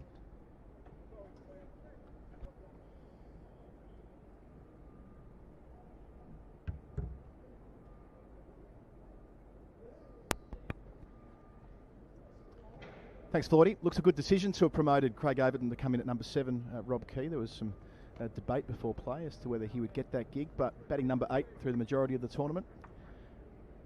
Gone okay with bat in hand, but 29 from 41 balls and progressing Somerset beyond 200, 202 for 5, with Byram at the other end, moving from 51 to 88 across this morning session. It'll be an extended session due to the overs that we lost yesterday. They'll play until 12:40 local time. Having just passed midday, looking out towards Father Time to our right. Simon Harmer, now bowling from the pavilion end. I wonder if he'll take on the leg side. Deep mid-wicket in play. That's the only one. There's no one on the sweep. Seems to have been a position that's gone out of the game a little bit. Got a slip and a short leg. Playing that with nice soft hands, Overton. Racing towards the boundary. Might have done enough to reach the rope. And it does. So Craig Overton into the 30s. He's 33. Somerset 206 for 5, but just opened up the blade there nicely. You start readjusting though. They're playing pretty well. And as the ball gets a bit older, but you have to start thinking, what do we think? 250, Ben Green, 250. I thought 250, you're in the game. But actually, this pitch is playing well at the moment. Yeah, just the 1 wicket this morning for Essex.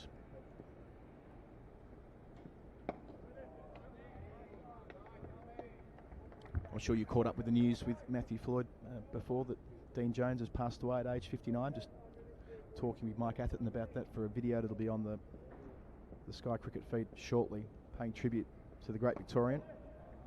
He was one of your heroes, wasn't he? He was my hero growing up as a kid. Defined the way that an entire generation of young Australians viewed the game, fell in love with the game, especially 50 over cricket.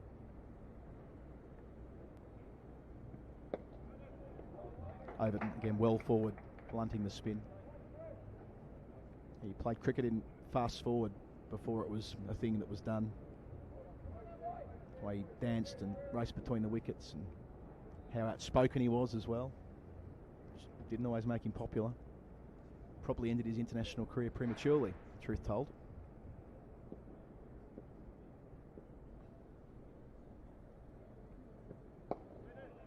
So Harmer now around the wicket, but the result is the same. Overton forward and defending. So just the boundary from Harmer's set. He's bowled 10 overs, none for 29, the Essex spinner.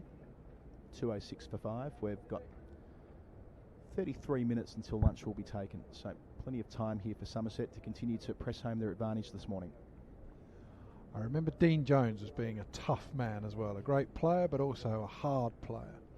My first ever year in county cricket, I was practicing in the second team at Canterbury, the first game of the year, and we were playing against Derby. And Dean Jones was the captain. I think he was the captain and coach. And he was in the nets getting ready without a helmet, and Devon Malcolm was refusing to bowl at him in the nets because he didn't have a helmet on, and he just said, get on with it. So Walter continuing from the nursery end. Oh, that's straight through Byram. We tried to steer it towards third man, but no bat on ball, no damage done. I remember Devon Malcolm getting annoyed and then just running in, nearly full pelt. And Dean Jones was just playing him so easily without a helmet. Devon Malcolm bowled the odd short ball, stuff like that. I remember thinking, there's one tough fella. Yeah, of course, that famous double hundred at Madras in the Tide Test of 1986. He batted for hours and hours in 40-degree heat. That's what Byram was trying to do with the previous delivery. This time making contact down towards third man, getting a couple, moving into the 90s. 90 from 160 deliveries. He's batted so nicely. Somerset 208 for 5. Alan Border famously saying to Dino that if he didn't want to stay out there and continue doing the job, he'd get a Queenslander in to do it for him, with Greg Ritchie the next man in. But Jones did do the job, and his most famous test innings.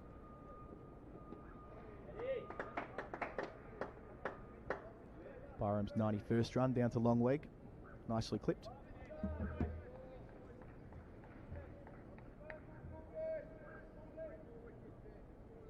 And he loved playing in England. He loved being the county pro, the senior pro, especially when his international career came to an end. Led Derby against the touring Australians in 1997. Spoke fondly of that game.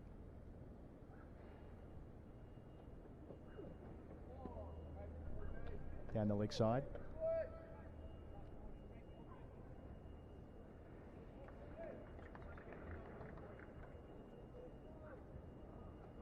Yeah, if you think about the way one-day cricket was played in that era, in the 80s and even before that, that one-day cricket was a shortened version of Test cricket, really, until players like Jones came around. Inside edge. That's 4 runs for Overton. Just past his off stump, so close to chopping on and giving Walter a wicket. But instead, Overton's now 37. 213 for 5, but not far away from crashing into the woodwork.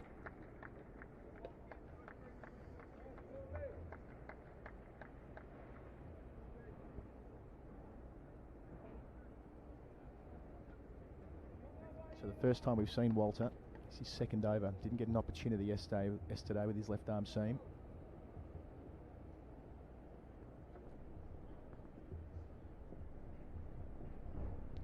Bowling with a slip and a gully at Overton. Oh, another full delivery. So 2 in a row. The first one, the inside edge. The second one, nearly going straight through him. I reckon he's awkward to face, Walter, because he sort of bowls, the odd one that swings back, misses his length occasionally. And he's tall, so it's hard to sort of feel like you can line him up. You know, you get some bowlers, you know they're going to bowl good line and length, so you can see it, you can play it nicely. He looks like he's got a Jaffa in him. The odd one, he bowled the odd bad ball, but also he bowled a wicket-taking delivery. Yeah, awkward height, also that action close to the umpire from over the wicket for the left-hander, always in the game when aiming at the stumps. Harmer again now. Overton well forward, no risks against the off-spinner. I reckon the sweep is on. He's got a 45, and he's got a short leg and a deep mid-wicket. This round the wicket angle, you've got to be careful of the LBW. This time on the drive, but Harmer down to it in his follow-through. Just playing with intent. That's the thing. In your defence against spin, you want it to be a proper defensive shot, not one that you're half-hearted at. Especially on the second day. That's good. Bat out in front of his pad. It's not a huge amount of bounce. He averaged 20 across the group stages, Craig Overton. Picked up a half century against Northants. Dancing and edging here, but safely down the backward point. Batting with his brother, Jamie Overton, in that fixture. That crazy old game where Somerset were all out 166 and they rolled Northants for 67 the second time around, and they were in trouble themselves that in their second innings when trying to build a lead, the Overton brothers got them out of trouble with the bat. Craig's always been more the all-rounder, hasn't he, than Jamie was the out-and-out, or is the out-and-out quick, although he does get runs occasionally. Yeah, Jamie got 100 before moving to Surrey, of course. So the end of a probing over there from spin of Harmer. 214 for 5, Overton 38. Byram now, of course, will be thinking about 3 figures, not too far away, 9 runs from reaching that milestone. Of course, his highest score in the group stages was 30. No lock to play this week. Taking that opportunity, big time. No lock, that would be an Aussie saying, would it? Not guaranteed, you mean? No guaranteed. There you go. You're saying debut instead of debut? Occasionally, despite how long I live here, there will be some words which will seep out, which will remind you where I come from, if the accent doesn't. Andrew Simons used to say broccoli, but I think that was just him. I think that was Simo, yeah.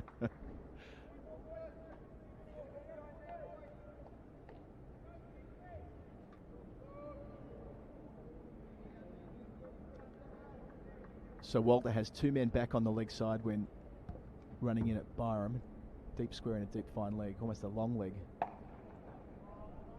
Has a crack off the back foot here, but doesn't get it past mid-wicket.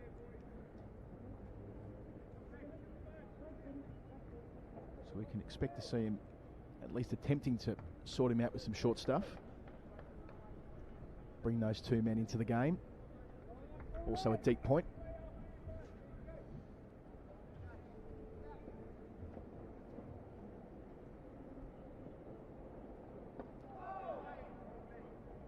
Full. Just come off the boot. Or an inside edge onto the boot. So Byram's 92.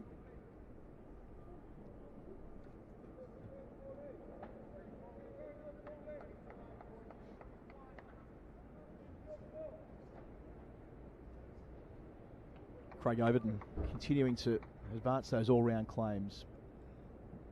Wickets and plenty of them in this competition. Runs as well.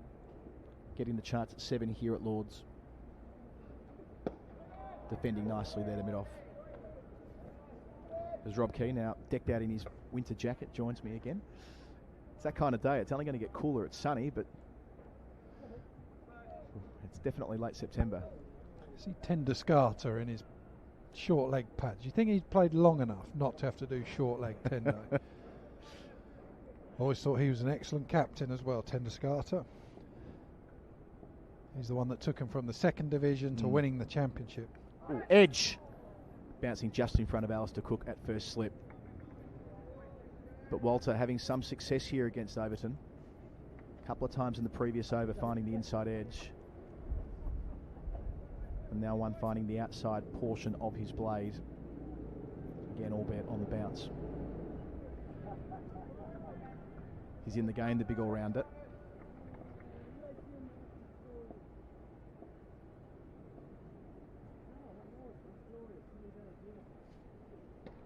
Overton carving out towards point. Struck it well, and struck it well enough for 4. Into the 40s. Leaping straight onto the back foot and giving it plenty. Nice way to bounce back after a false stroke the ball before. Somerset 2-1-9 for 5. Overton now into the 40s. He's 42. Yeah, we were debating this point last week during the internationals up at Manchester when Owen Morgan popped himself in at short leg at one stage. That how senior do you need to be before you start taking on those jobs? The bonus of it is it means you don't have to run very far, so you sort of weigh it up as a senior player. You think, I'll do that, and if you think the bowler's good enough, then you don't mind it.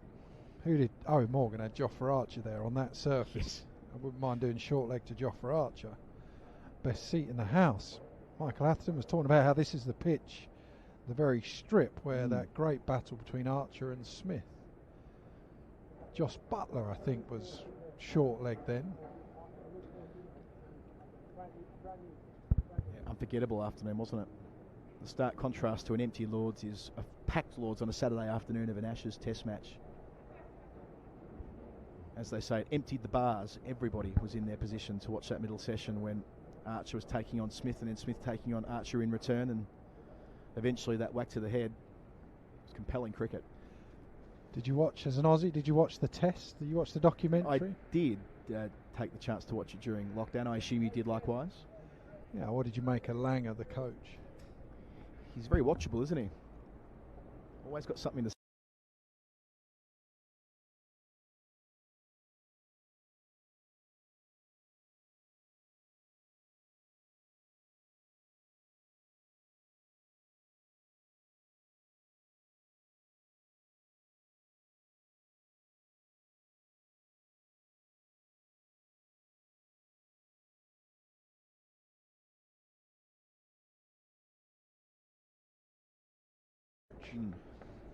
I suppose Langer, where Australian cricket was at,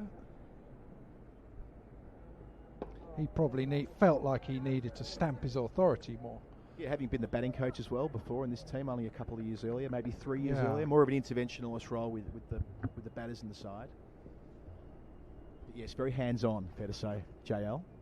I'm not sure I'd have enjoyed him. There was the one where Aaron Finch, I think, didn't review a decision. Yes. And he was on him straight away. I think I might have had a few choice words for the coach had he come and questioned that. Yeah, through that terrible run of form that Finch had before the World Cup, wasn't it? As Byron moved to 93. Nice push off the back foot to deep point. 220 for 5. Do you have any bosses that would kick bins if you did something wrong, stuff like that? Well, this was it, wasn't it? The kicking over of the bin scene, as I understand it, it was touch and go whether it made the final cut. Yeah, that's right. And in the end, the argument put was that it reflected well upon Langer that he picked up every piece of garbage and put it back into the bin over about a 90-second scene after they lost at Leeds. But wasn't it one of those moments where they sort of used his own phrase against him and said it's a chance to show elite humility? So the end of the 71st over of this Somerset innings, 220 for 5. Yeah, elite honesty, elite humility, and all those different buzzwords on the wall. I mean, seriously, as an Aussie, you've got to be embarrassed by that, haven't you, all that stuff? Given how often I have to work with JL, I might keep my counsel there. But what I will say is that when it first came up at the Perth Stadium on the dressing room walls before that one day, it was a very enjoyable day on social media. Twitter had plenty of fun with that. Certainly he commands the respect of that dressing room, that's for sure. As they've rebuilt after sandpaper. Well, half a shot nearly for leg before, but sliding down the leg side.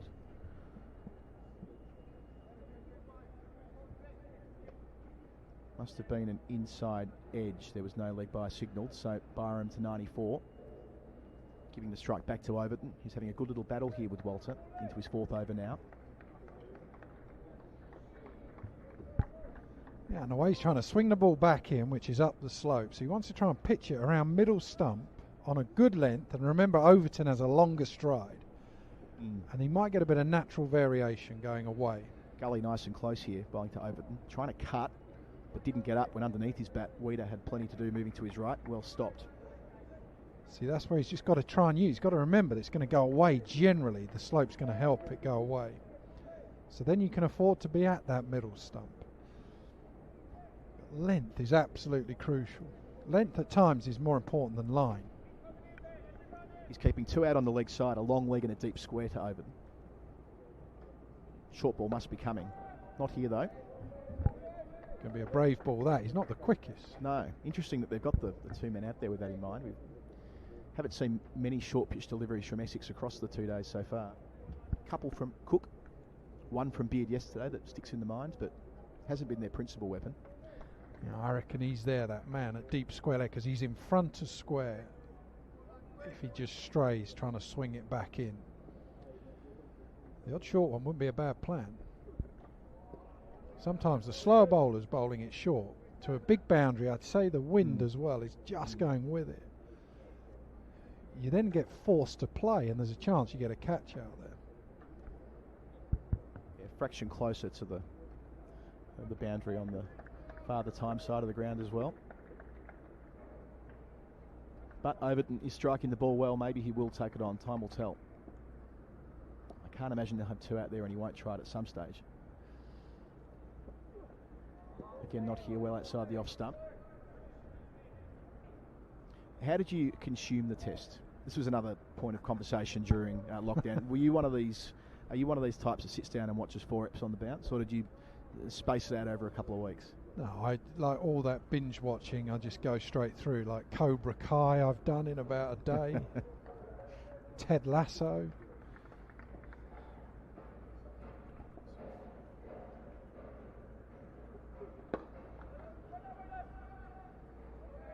Nice drive for none. Picking out mid-off there, Overton, but struck it well. So Walters bowled 4 overs, none for 16. Got about 17 minutes until lunch, or thereabouts. No, make that, no yet. 17 minutes we're playing until 20 to 1. Just reconfiguring that in our brains at the extended session. So we're adding 10 minutes to each session today to make up for the half an hour we can add from yesterday's rain delays. Slightly different to the way that we do it in Test cricket. In the Bob Willis Trophy, they add time to every session rather than tacking it on the front or the end. Yeah, I don't think that's a bad thing either. You can have some really long sessions, can't you, to finish your day when you do it the other way? Yeah, as a player, I mean, you put your player's hat on. That's a better way to do it. You dread a 2.5 hour session, that's for sure. Plus, what is almost the customary half an hour to finish the day with the overs being bowled slow in Test cricket. It almost always means a 3-hour finale. Getting pretty tired there, especially if you've had a day in the dirt. So Byram now 95, off strike from the first ball of Harmer's over.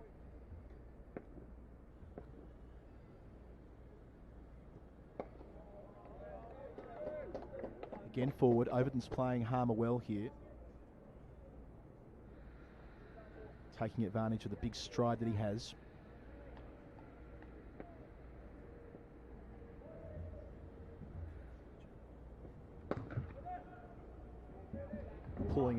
Pulling well, but straight to mid-wicket, no run.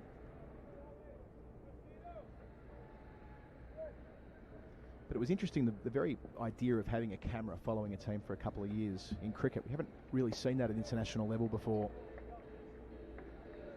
The Australians gave that camera crew the chance to be in there day in, day out. I wonder whether another team will take advantage of that. Because obviously there is an upside to it as well. Oh, shout for leg before from around the wicket. Would have needed to have straightened. It's turned down. Harmer liked it more than Cook did at first slip, it must be said. But no, of course, no reviews at their disposal in this form of the game, so that's that. When I first saw that, I thought that was pretty close. If anything, it might have just been pitching outside leg. But I reckon that was not far off going on to hit the stumps, pitching in line. Close to pitching on leg, that's for sure. Harmer's body language, he certainly thinks it is. 222 for 5. So Byron back on strike on 95. Yeah, did you, as a player, would have you seen that as an opportunity, having a camera crew in there to kind of tell your story a little bit? Take someone like Mitchell Marsh, who didn't play a lot in the period they captured, but came across, his personality came across in the footage they used. And what are you talking about? He was the one making coffee, wasn't he? Was he the coffee fella? No, that was Marcus Stoinis, the other Australian all-rounder. But I couldn't bear the coffee club stuff. Yeah, the Stoinis-Zampa sort of subplot which they went into in one episode. But yeah, as a player, do you think that there'd be more professionals who'd enjoy that chance to get out there, or they would rather not have their inner sanctum observed? I think there'd be a few that would enjoy the cameras being on them, that's for sure, and play up to it. I I think it's a good opportunity, that is for sure, just to show what you're about. Depends really how you come across. So you look at some of these documentaries. I thought Pep Guardiola was brilliant. Mourinho came across well in the recent one.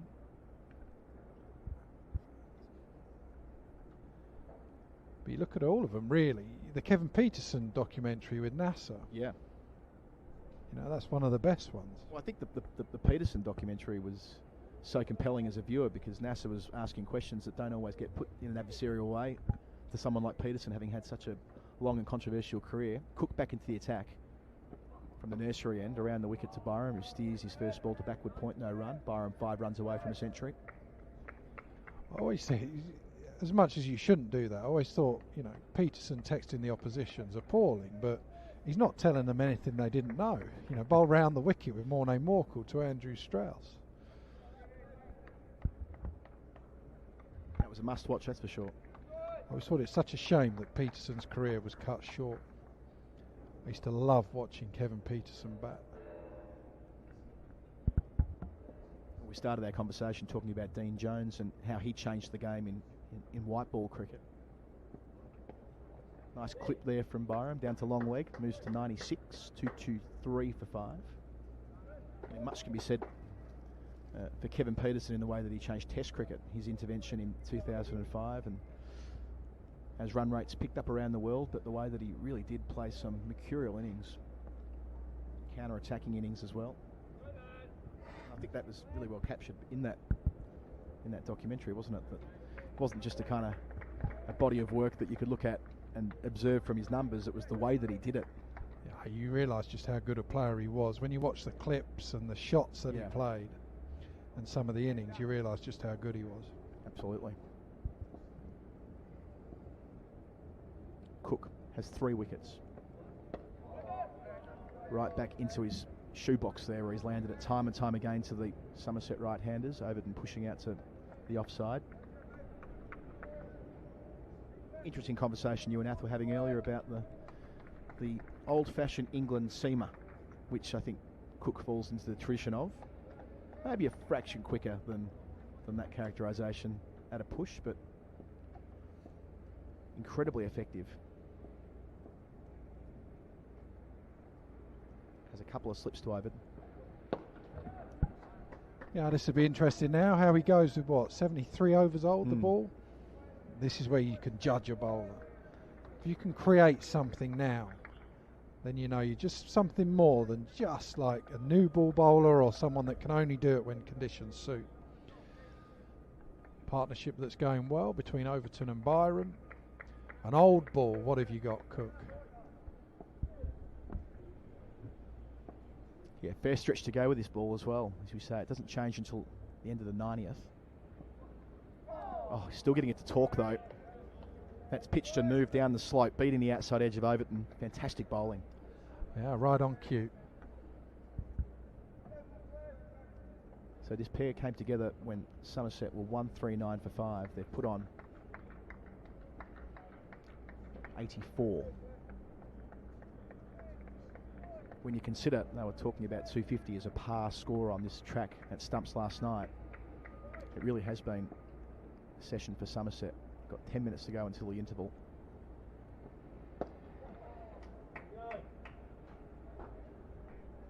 Easy pickings on leg stump there for Overton. Ending the over. 224 for 5, so we should get 3 in before they walk off for lunch.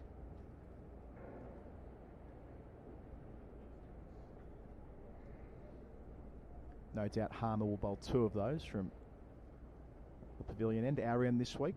Real privilege to be calling from the top of the member stand here at Lord's. Usually, of course, we're at the other side of the ground, but a different perspective. You can hear everything from here, which is what I quite enjoy. When you're calling from behind glass, as lovely as the media centre is, a slightly different kind of experience. But here, it's been quite an intimate setting. Yeah, not quite as warm as the media centre. No, that's true. But no complaints. Gorgeous day today.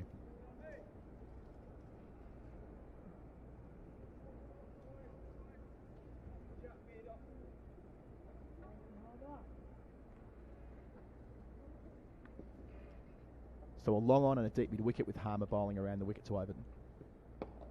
But not tempted. Again, well forward. Those two catching men, a bat pad. Alistair Cook at slip. I'm sure he'll be licking his lips, Alistair Cook, to get a bat later today. Yeah, I think he'll realise as well that they're going to be tough early on against the new ball, but then it looks like a good opportunity for runs if you're in there as an opener. What, 20, 30 overs get through that? You might struggle to get Alistair Cook out if he does. Of course, Cook was instrumental in Essex doing what they needed to do down at Taunton last year. A very different kind of surface, of course, at the place affectionately known as Hyderabad in that final week. Of course, turned square from minute one, didn't it? Yeah, that looked like a day 8 pitch on day 1. Needs must. Well, they did pay a price, 12 points. They'll be docked in next year's county championship for it, but didn't quite work out. Rain scuppered Somerset's plans. That would have been a good battle, that, between Leach and Harmer. I'm not sure we're going to see that in this game, where the spin is going to be so prominent, because this game's going to be about seamers. Yeah, Jack Leach really the forgotten man of English cricket this year. So long in that bubble, not playing. Nice pull here from Overton. Again, all the way along the ground. It's been a feature of his batting. Declining to take the aerial route, just accumulating out to the sweeper. Moves to 44, keeps the strike. 2-2-5 for 5. We'll get a couple more in before lunch. The question really is whether Byram can advance to 3 figures before that break. I'm sure you would have gone to lunch on 90-something a number of times in your career. Can't be an enjoyable sandwich, or maybe it is. You tell me. You're talking better than the alternative. Better than being out already. You're talking to the wrong person, but especially here at Lord's. I wonder if they get the same Lord's lunch that you normally get. But yeah, look, the worst thing is overnight. I remember being 90 odd not out overnight in one of my first games. Next day, sort of reading all the papers, thinking, "Oh, how good's this?" and then getting out first ball. Yeah, they're having to get in again, having done so much hard work on the previous day, or in this case, in Byram having batted across 3 sessions now. It's done the spade work for Somerset. Overton down the leg side is able to just help it on its way. 4 runs, moving to 48. Just a little tickle on that Cook delivery, but it was enough to beat the squarish long leg. 2-2-9 for 5. Overton a couple of runs away from another half century. Well, there's a lot of overs. Cook, what's this, 25th over he's starting? 24th over? 25th.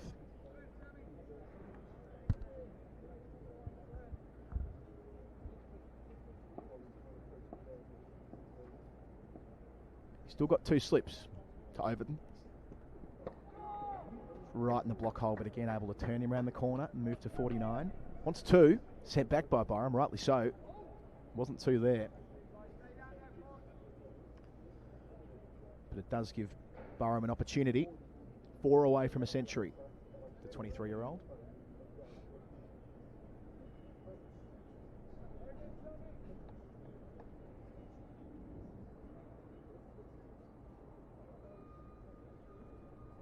I'm sure they'll just take their time here. Essex, no hurry, with a man on 96 nearing lunch. Build the tension. Now Cook sets off around the wicket. Byram shot the leg before. 2 noises. It's turned down. They scamper through. Was there an inside edge? There was. That moves him to 97. 2-3-1 for 5, but straight back off strike. Hasn't had a lot of balls to face in the last 20 minutes or so, Byram.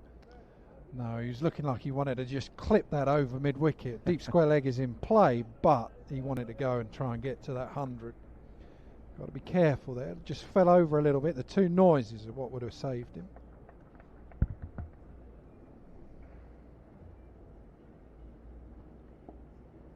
So Sam Cook trying to retrieve this session for Essex. Can they get a late wicket? Drag it back a little bit. Oh, cutting Overton half. That's hit the seam and gone up the slope. Fantastic bit of bowling He's beaten Overton on the outside edge a couple of times, but now able to bring it back. So got a big bag of tricks, Cook.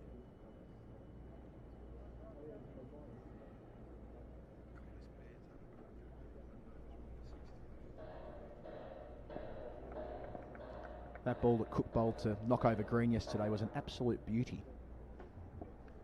What do you give for another one of those now at Overton, who's on 49?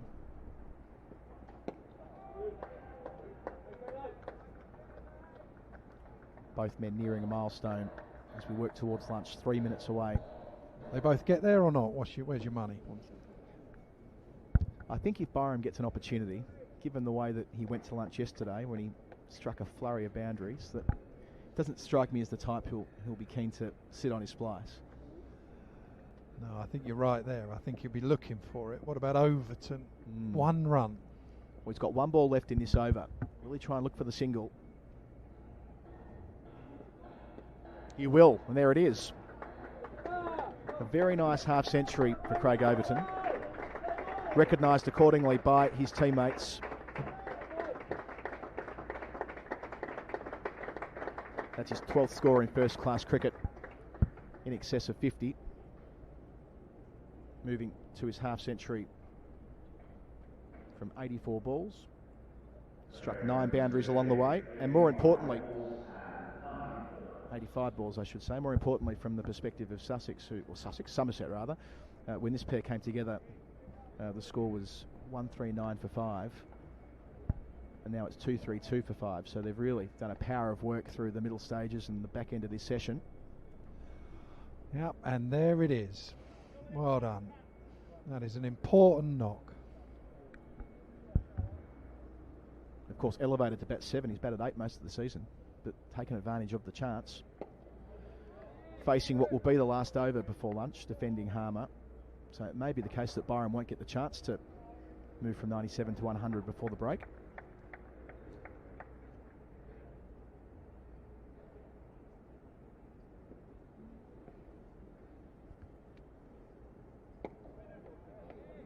Very happy in defence. He's played Harmer well. Yeah, bat out in front of his pad. Harmer generally at Chelmsford as well. By this time it's spinning. His body language doesn't look like it's a pitch he's enjoying. Still 2 out on the leg side if he wants it. He'll get the one here out to deep mid wicket. So, with 3 balls to come until the lunch break, Byram on 97 will get a look at Harmer. How will Tom Westley set this up? 1 out at deep backward square, a couple of catches, the rest in a ring. He looped that up, didn't he? He was really tempting him there. I reckon this one might be a bit quicker. You start thinking as a batsman, I might have a go at this. If he loops it up like that again. So 2 balls to go. Byram on 97. Again, happy to push to extra cover.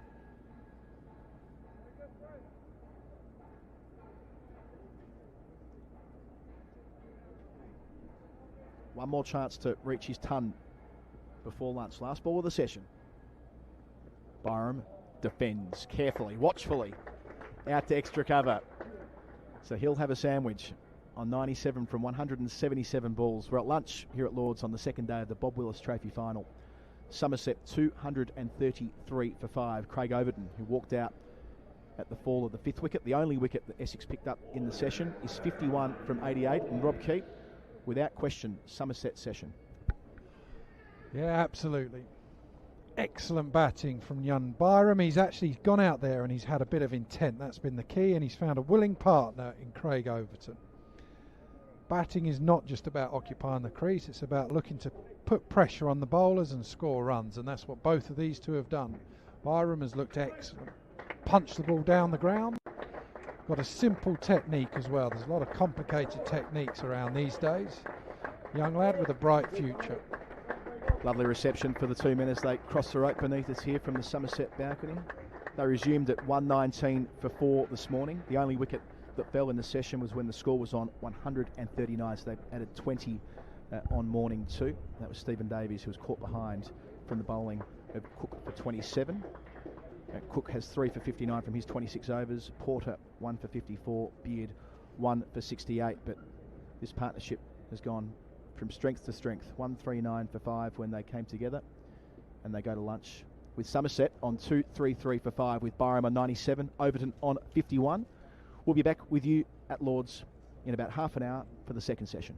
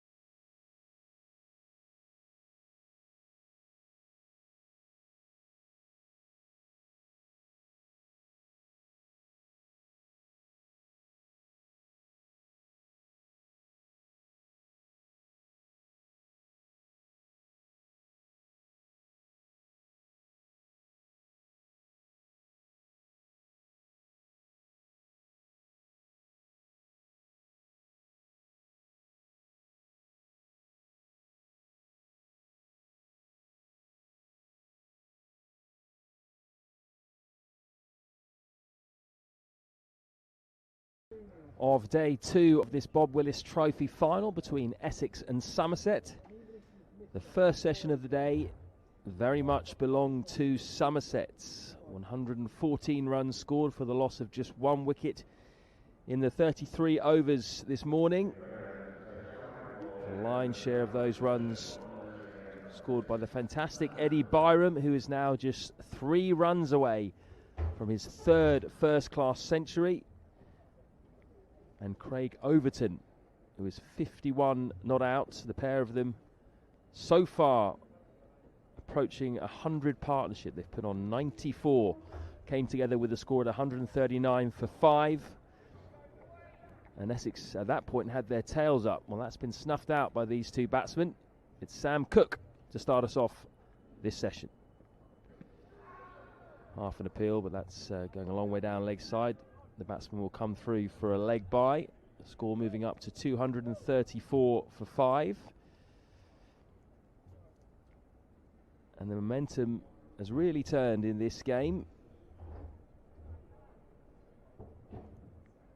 Eddie Byram has been very organised. He's put away the bad ball. Started off very well yesterday. Today he had to be a bit more patient with men out. He took the singles that were on offer. And Craig Overton has come in and added a bit of impetus. Been a bit unlucky, been a bit lucky rather, with a couple of LBW decisions. But he's still there, and hoping that the man at the other end, Michael Atherton, will get the 3 runs needed to get to a richly deserved century. Yep, he deserves them. He's played beautifully. Important innings yesterday in tougher conditions, you'd say, and the fresher, brighter, breezier conditions today. Batting has been a little bit easier, so he's really getting the dividend from his hard work of yesterday. Represents a pretty good morning for Somerset, just losing that 1 wicket. 234 for 5 now. Anything over 300 you'd think would be a competitive score. Eddie Byram has 2 first-class centuries already, but they were against Cardiff MCCU and Bulawayo Metropolitan Tuskers. So I'd imagine this would give him a bit more pleasure. The way you said "but" there means that you don't really rate Cardiff MCCUs or the Bulawayo Tuskers. Not that, but... As a man who scored an MCCU century yourself, or a university century yourself. Well, exactly, I know how bad they are.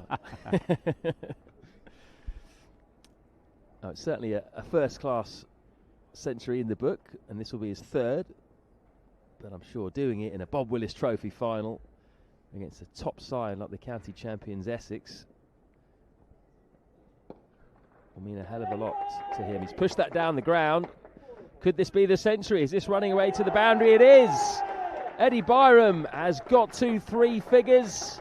Big celebration, big cheers from the Somerset balcony. He takes his helmet off. For that first time we see that long mop of hair in the sunshine. Well played, young man. It's been a really tough season for him. He started the season opening the batting in this competition. He got moved down to number 5 after he hit some poor form. He was averaging just 17 coming into this match, but he has delivered when it really mattered. Yep, delightful moment for Eddie Byram. He actually got to the 100 in exactly the same fashion that he got to 50, with a lovely on drive. It's a real strength of his through mid-on and through straight mid-wicket. Very strong in that area. You could see the delight on his face as he removed his helmet to celebrate the moment. Well played.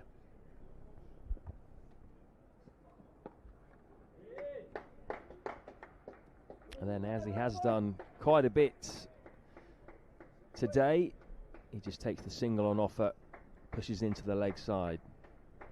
239 for 5. So that brings up the 100 partnership between these 2 as well. That single. Just 161 balls it's taken the pair of them. Craig Overton has made 51 of those. Byram has contributed 45. And now Whereas Essex maybe earlier in the day might have thought they could bowl out Somerset for under 200. Somerset will now be looking at 300 and perhaps even beyond. Jamie Porter will start things off from the pavilion end in this second session. Bowled very well from this end at the left-handers in the first session. Consistently from round the wicket, beat the bat with the ball going down the hill. Does like that angle. See if he can induce a nick here from Eddie Byram. Not from that line. Yeah, Essex have just not been able to do what they did yesterday, which is keep a stranglehold on the scoring. Most of the day yesterday, Somerset's batsmen found it hard work to get the ball away, apart from that brief flurry before lunch from Byram. But the advent of Overton today to the middle, runs have come very freely.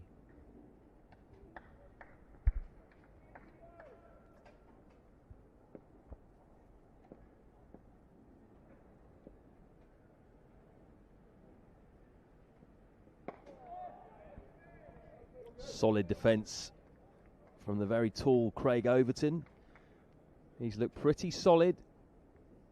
Has hit the ball very hard on occasion. Dealt with anything on his legs very effectively and ruthlessly. And he's provided a fantastic foil for the young Byram.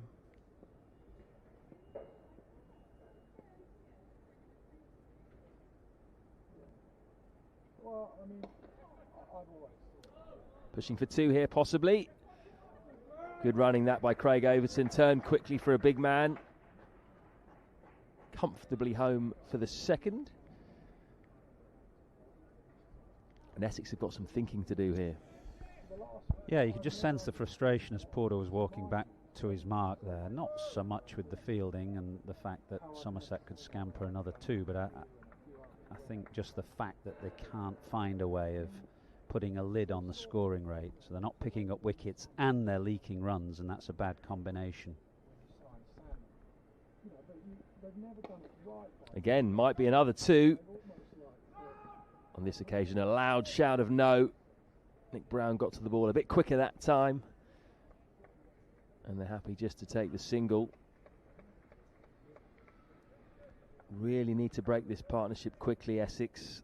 That's why they're going in with the two best bowlers so far during this game. The two opening bowlers, Jamie Porter and Sam Cook. Cook undoubtedly has been the pick of them. Porter's had his moments, particularly from round the wicket to the left-handers. Lovely straight down the ground from Eddie Byram, straight to mid-on this occasion.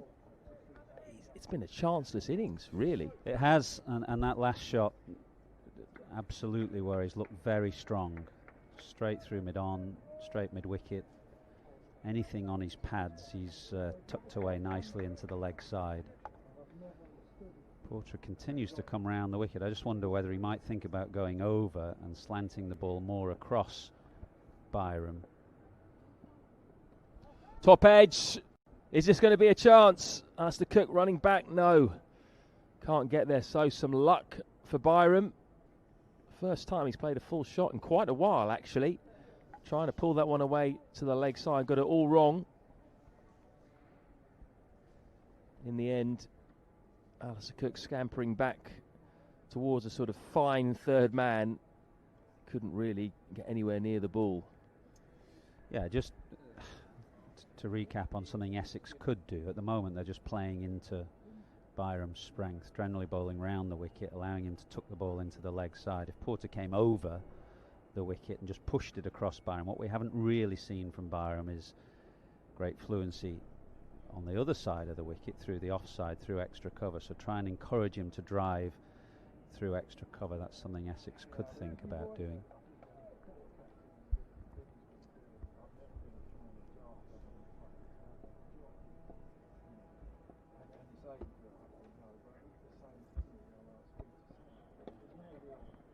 Again, drifting on to Craig Overton's pads. He likes it there. He's going to pick up 2 more runs.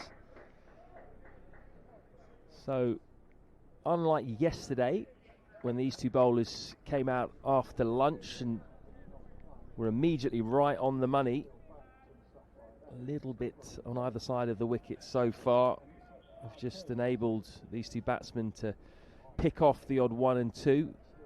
Not exactly what Tom Wesley was hoping for.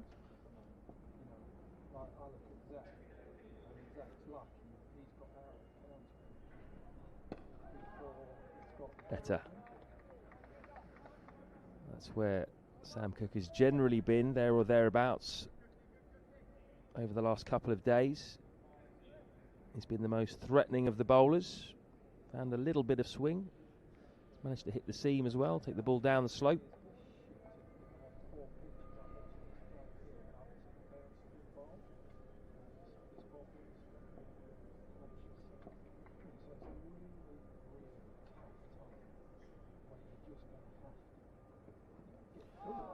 Swing and a miss. Bit of swing there for Cook. That one carried on down the slope. Quite happy to play his shots, Overton. So far it's brought him quite a bit of success. Still Lewis Gregory to come, of course, so there is batting. Yeah, plenty of batting down the order for Somerset. It's one of the strengths of their team, and was commented upon yesterday that even losing a few top order wickets, there's still a good chance to make 300.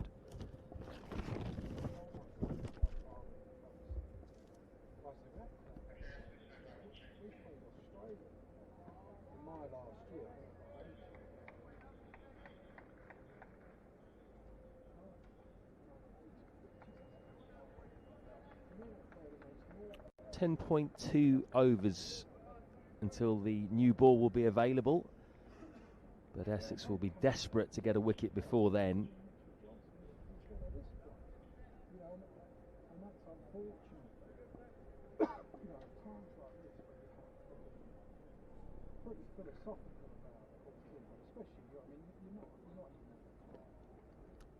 Yeah, bit of width there. Not capitalised on by Craig Overton, but you can sense that he's itching. I was just watching then as Simon Harmer, he was handed the ball at second slip and he went to throw it to cover and threw it straight over his head, and the ball just trickled away to the boundary down at the mound side. I was thinking, given that we've only got, as you say, 10.1 overs to the second new ball, Harmer's going to have to do a little bit of bowling before then. He wouldn't want to bowl Cook all the way through to the second new ball. Quick single, pretty comfortable in the end for Overton. 80 overs gone, 248 for 5 now.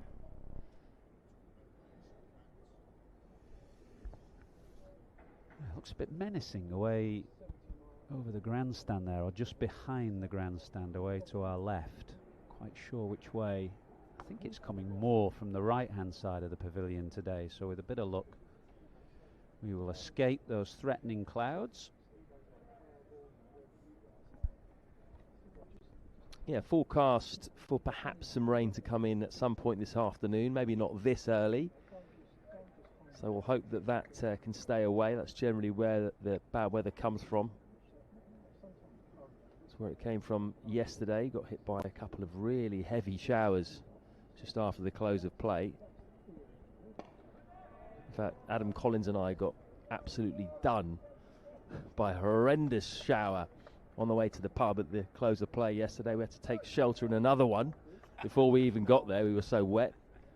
A pub crawl to the pub. Yeah, we weren't complaining really. We left one of our producers waiting for us at the original pub though. He wasn't too happy.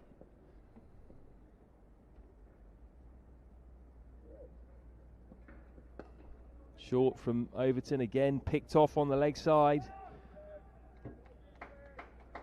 Got to be a bit infuriating this as a captain, Michael, the way that Overton's just been able to work to the leg side so often in his innings. Yeah, we're just seeing a slightly different game to yesterday. Yesterday we had cloud cover throughout, the floodlights were on, the ball was nipping around and the bowlers looked dangerous throughout. It's been a much fresher, brighter, breezier day today. Ball hasn't done as much. 2 batsmen set. And the diet of right arm seam from Porter and Cook and Beard has just not looked quite so effective.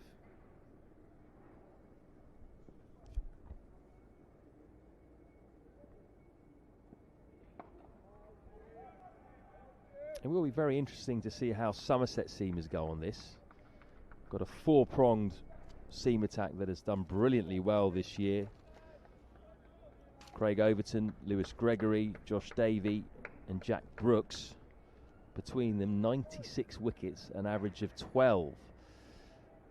Jamie Porter and Sam Cook have also had good seasons, and Aaron Beard has chipped in here and there. But obviously with just the 3 seamers, they've got to take on a bit more of a workload. Byram driving to that man at cover. That's what Michael Atherton wants Essex to force him to do. Yeah, I think that try and get him to play there, but on the angle. So Porter is still round the wicket and everything coming in. Byron suddenly looks quite comfortable. So just make a change. But almost exclusively round the wicket to him.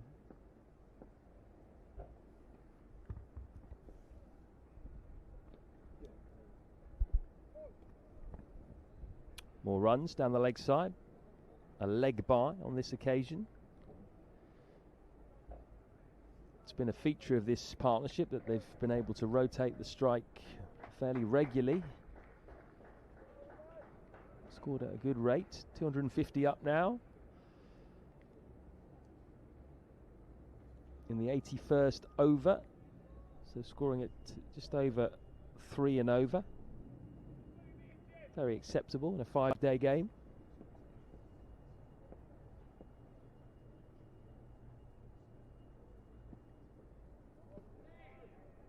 .81 bowled. Exactly 250 for 5. So you'd bring Harmer back, would you, for the next few overs until the new ball? Well, they'll have to make a change. You can't bowl Porter and Cook through to the second new ball, so there'll have to be a change now for the last 8 or 9 overs. Looks like it's going to be Walter to bowl his left armers until then. Maybe Harmer might bowl from the pavilion end using the slope, because Cook and Porter will need a refresh before that second new ball. 4 overs, none for 16 for Paul Walter before the interval. Found a bit of swing here and there.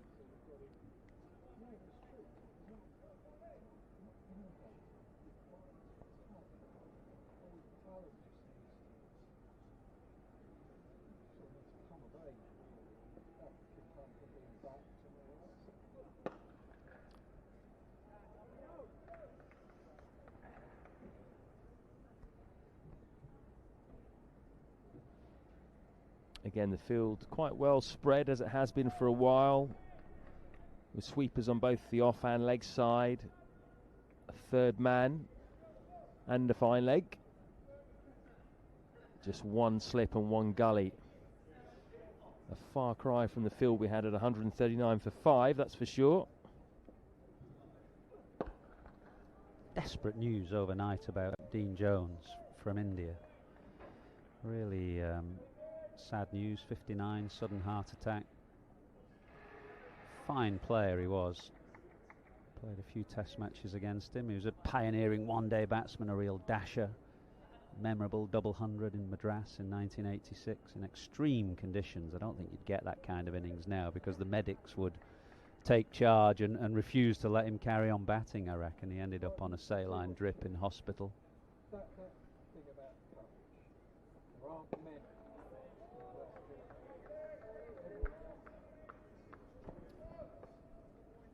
A lot of people you speak to about Dean Jones always mention the same word, and that's competitor, or tough competitor. Did you get a sense for that when you played against him? Yeah, there was a kind of touch of arrogance about him, and I don't mean arrogance in a bad way. I think you need a bit of an ego when you go out to play in front of a big crowd, but I can see him now under that baggy green, chewing his gum. He'd often bat in a cap rather than helmet, even against the quickest bowlers. Come charging down the wicket, very quick-footed batsman, brilliant player of spin. And part of that initial Alan Border side that just helped to take Australia out of the doldrums. World Cup winner, 1987, a couple of Ashes wins. Would have been 1989 here in England for the first time for a while, and then 91 in Australia. Remember Jack Russell stumping him down the leg side off Gladstone Small. Brilliant bit of wicket keeping at Sydney.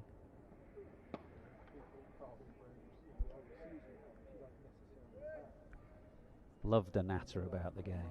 I mean, he was a real cricket nuffy, as they say in Australia. Loved talking about the game, about batting. Had loads of theories about the one-day game and how you could kind of slightly push the boundaries of batting in one-day cricket. He was really ahead of his time.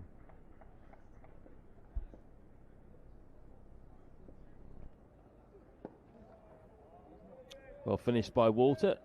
Returns with a maiden over. And I think that enthusiasm for the game, that willing to talk about it at any given opportunity, really came across in his broadcasting, didn't he? He was very popular in India with the dugout show. He was excitable. In the IPL. Very excitable. They loved him in India, partly because of that innings in Chennai and the fact that he was part of that World Cup winning team, the first World Cup that was played in the subcontinent in 1987. Played a bit of county cricket as well, Derbyshire, Durham, part of that side that Durham began with in 1992, was it, when they first came into the first class game? I reckon he was playing the very first game that Durham played as a first against class Lancashire, county, wasn't against it? Lancashire, yeah. Which Durham won as well, dare I say. Beefy run out. Is that right? Diving run out? Well, I played in the game. I can't remember Beefy's run out, but I do remember that Dean Jones was playing. Beefy, David Graveney, one or two old stalwarts in that Durham side.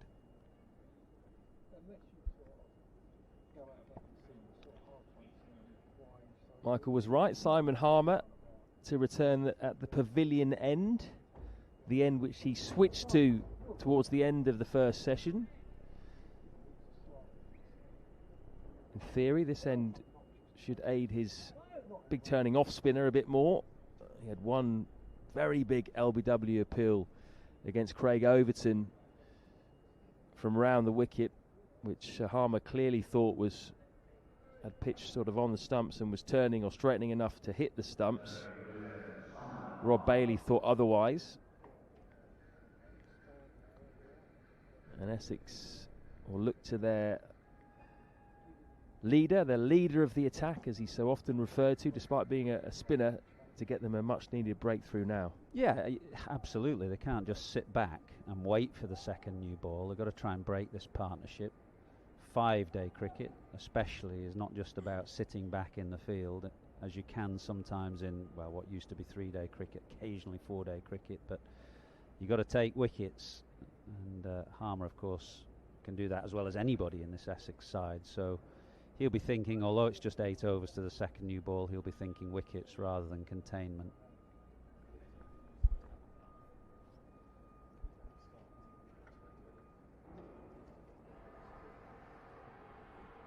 Just a bit of a break at the moment.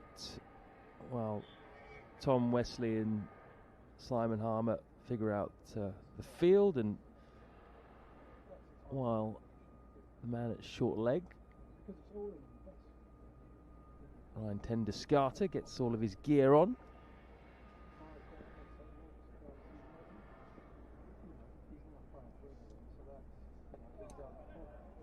Decent start by Harmer. You say taking wickets, as that's what they want, Michael, but he started with a long on and a cow corner. Well, he's trying to have a bob each way, isn't he? He's got a slip and a short leg, so he's got catches in, but a couple of scouts out as well.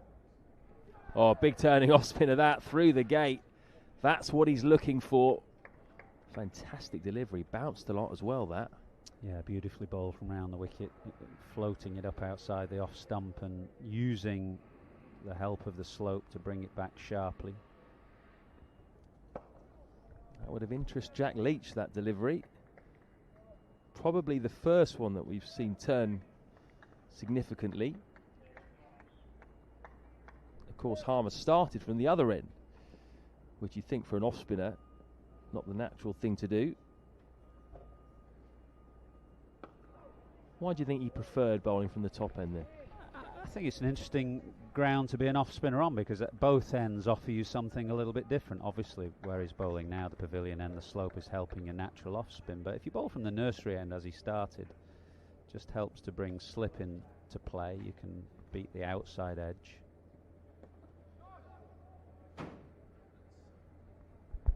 And I think that's one of Harmer's real strengths. He can find the outside edge of the right-hander's bat with the one that goes straight on. It's one of the weapons in his armoury.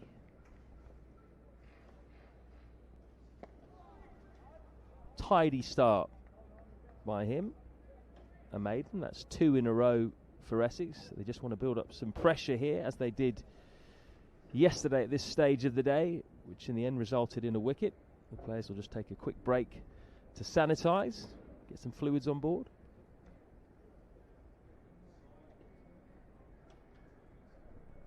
You do get used to these sanitising breaks. They do slow things down, that's for sure. That doesn't look great, does it, at the back of the pavilion? That looks desperate, doesn't it? Over there. Fingers crossed that it misses us. It doesn't look like it's missing us. The end of the world. I was just looking at Ryan Tendescarte under the lid with the shin pads on. It's good effort, isn't it? Senior pro. How old is he now? 40, thereabouts. He's over 40, yeah. Not prepared to say, not me, Gov. Well, Kesey made a good point as a fellow senior statesman, that some older players might look at that and think, well, actually, I haven't got to run, so it's not a bad shout, as long as you've got good bowlers and you trust what they're doing. I think I'd probably prefer slip if you're thinking about it on that basis.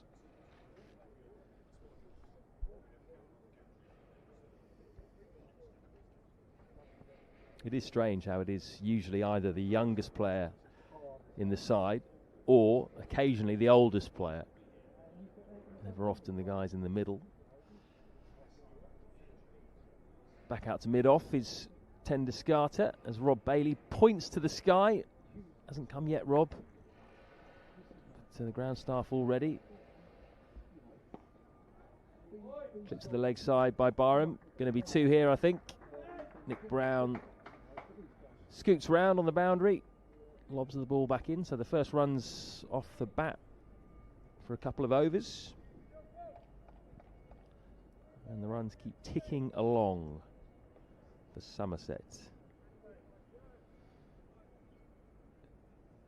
who were looking at 250 at the start of the day as a possible target.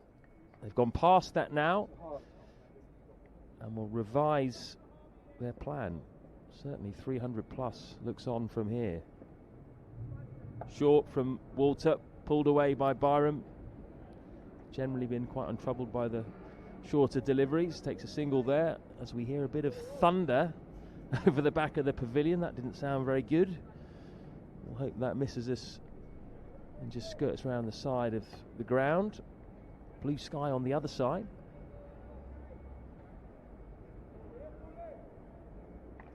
Rob Bailey looks a bit perplexed. He keeps looking over that way. He's worried.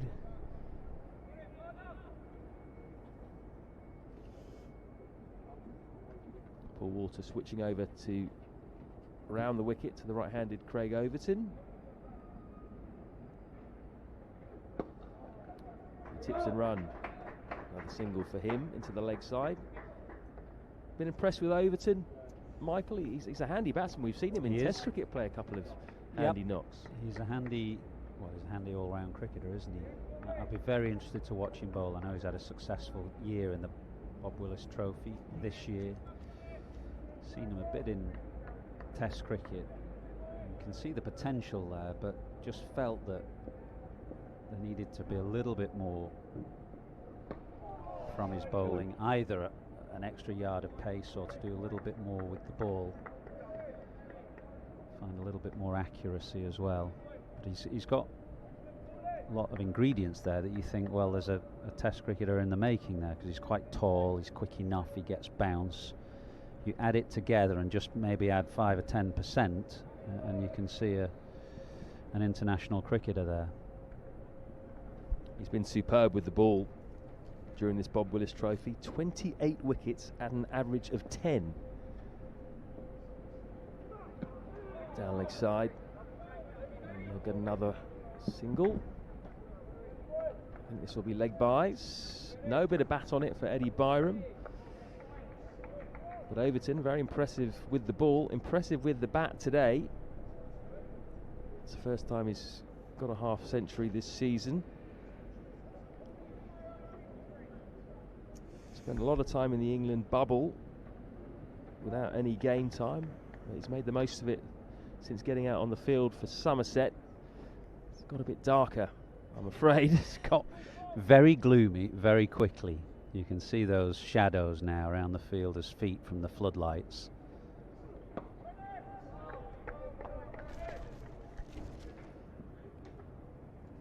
Yeah, never a good sign as well when the ground staff stand up. They've been lazing on that hover cover for a few minutes, but now they're all ready. Well, Somerset won't want any rain at this stage. They're firmly in command, with Overton 59 and Byram very confident now, having gone through to his third first-class 100. This is a time that they want to stay out in the middle and take advantage. But I'm afraid the rain has just started to fall.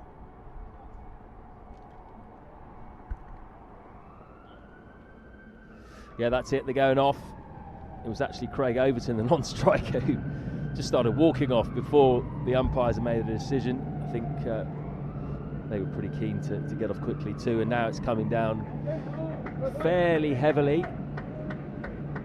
Two batsmen sprint off. Essex happier just to slowly trudge back towards the pavilion. But yeah, not looking great. Over to the left of us, we're in the pavilion at the very top on the right hand turret. The rain normally comes from behind the pavilion. Over there right now, I can tell you it looks quite grey. Looks like it's certainly raining in that direction, and that rain has now come over us here, even though we have blue sky over the back of the nursery ground. That's not where the weather has come from, so that's past us, and we'll just hope that this rain passes us as well. The forecast wasn't great from about 3 o'clock onwards, but it seems that this rain has just come in a bit early.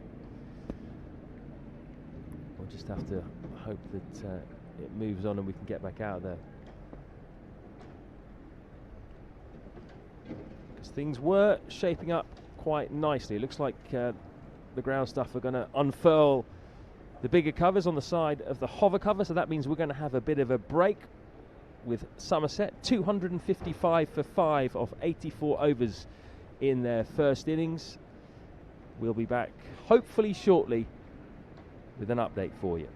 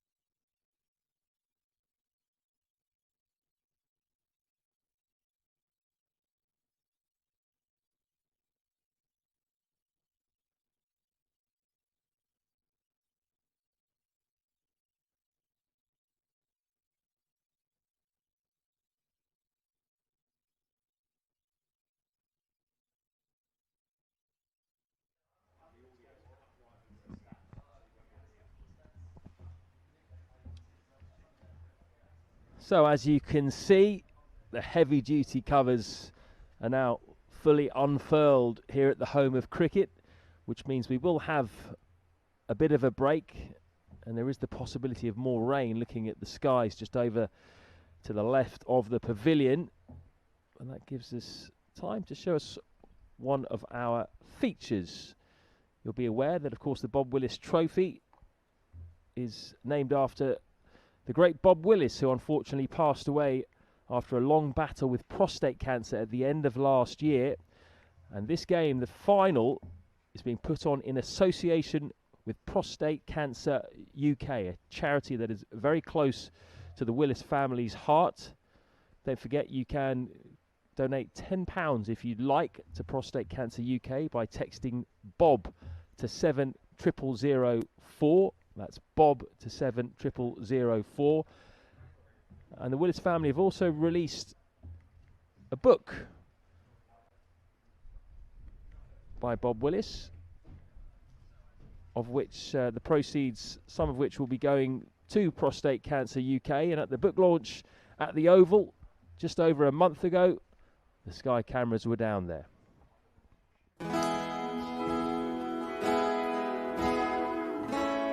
Please give a very warm round of applause for Lauren Clark, who's worked very well. It's really, really special for us. We've worked really, really hard on the book, and it's not been easy to organise such a thing in these times, and obviously we could only have a few people socially distanced, but it's special for us to have marked it. The Oval have been so generous at hosting this, and the response has been amazing, because it's a testament to how much everybody loved Bob.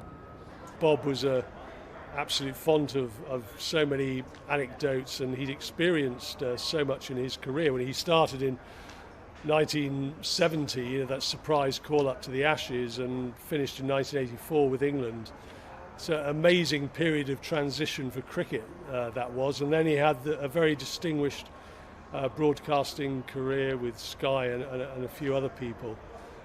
So his life really was one of two halves, really, up to the age of 34, 35, being this outstanding cricketer, and then almost the exact 50% second part of his life was spent as a very trenchant analyst of the game.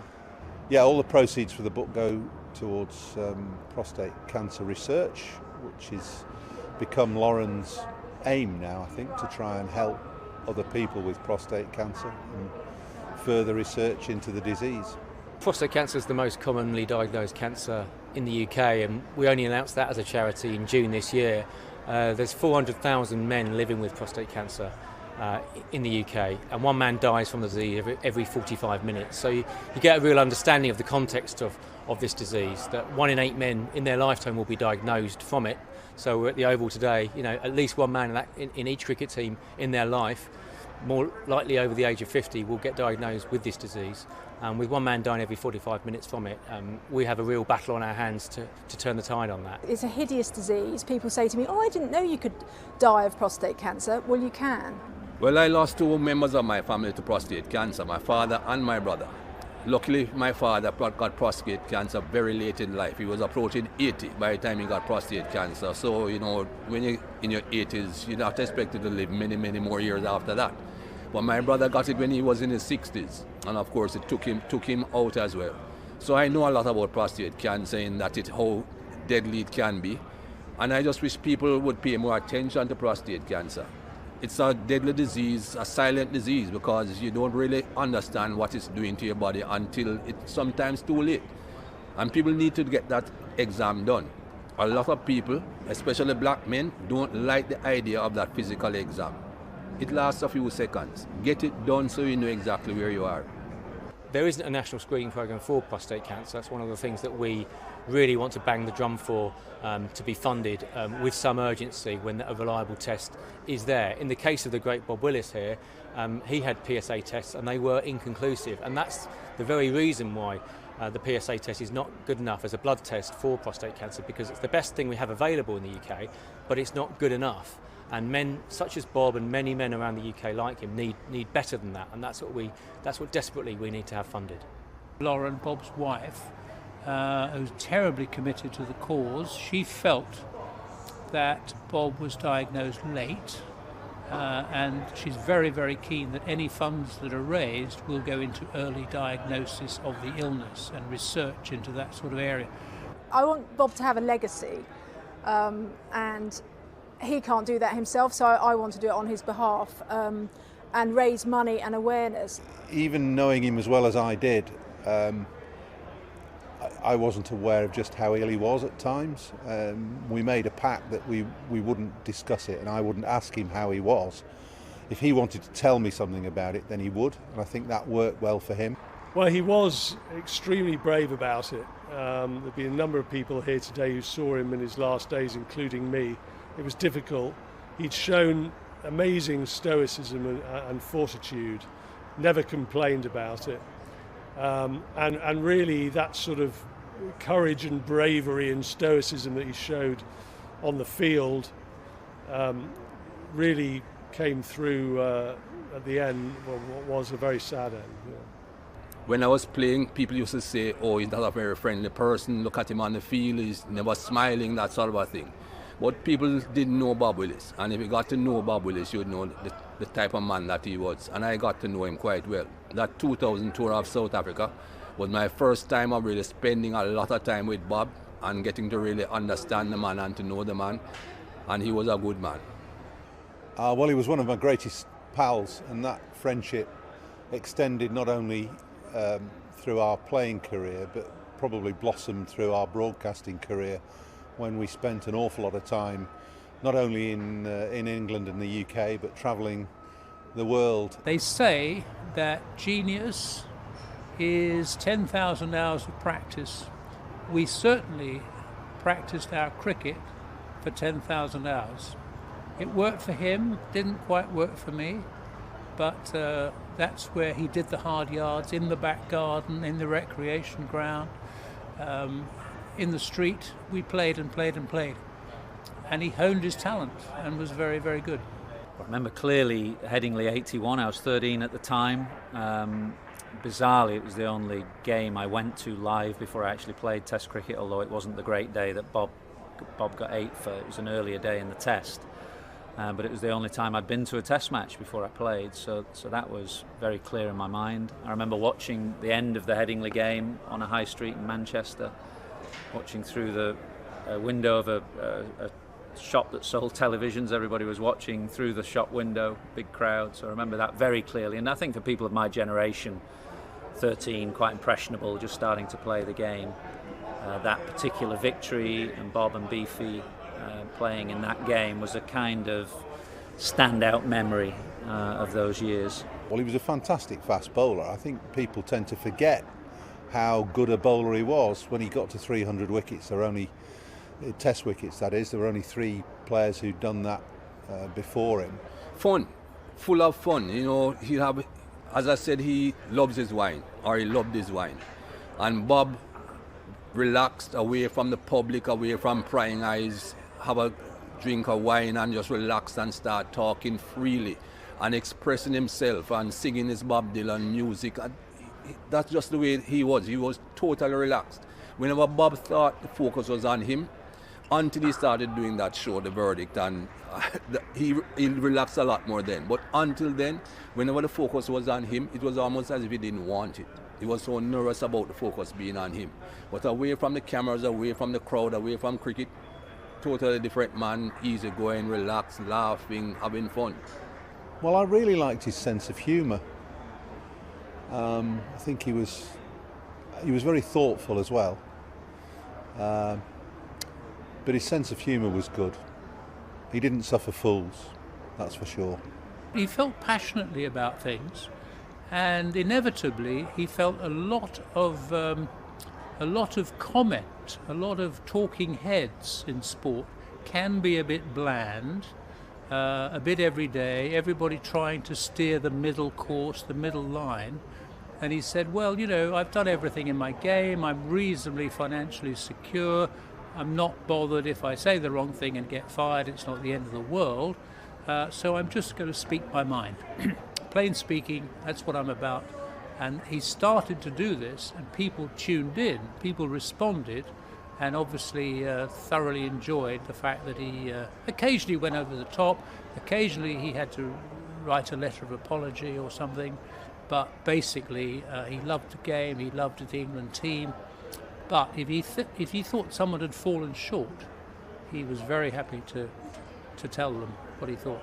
Well, everybody saw what he was like on the verdict, and he could be cutting and harsh and critical, but he wasn't like that in real life. He was very warm, generous, funny guy. We all loved him dearly, enjoyed his company. I have to say he was a perfect colleague, because when I arrived at Sky there was a little bit of a changing of the guard, and myself and Nas were coming on, so Bob didn't always get some of the plum gigs, never any hint of bitterness towards us. He was a perfect colleague. He was a great man, Bob. He was in all aspects. Not only was he a fantastic cricketer, but he was a top bloke. He was a great teacher. He was a great listener, and he was one of my best mates. I seen the shooting star tonight, and I thought of you.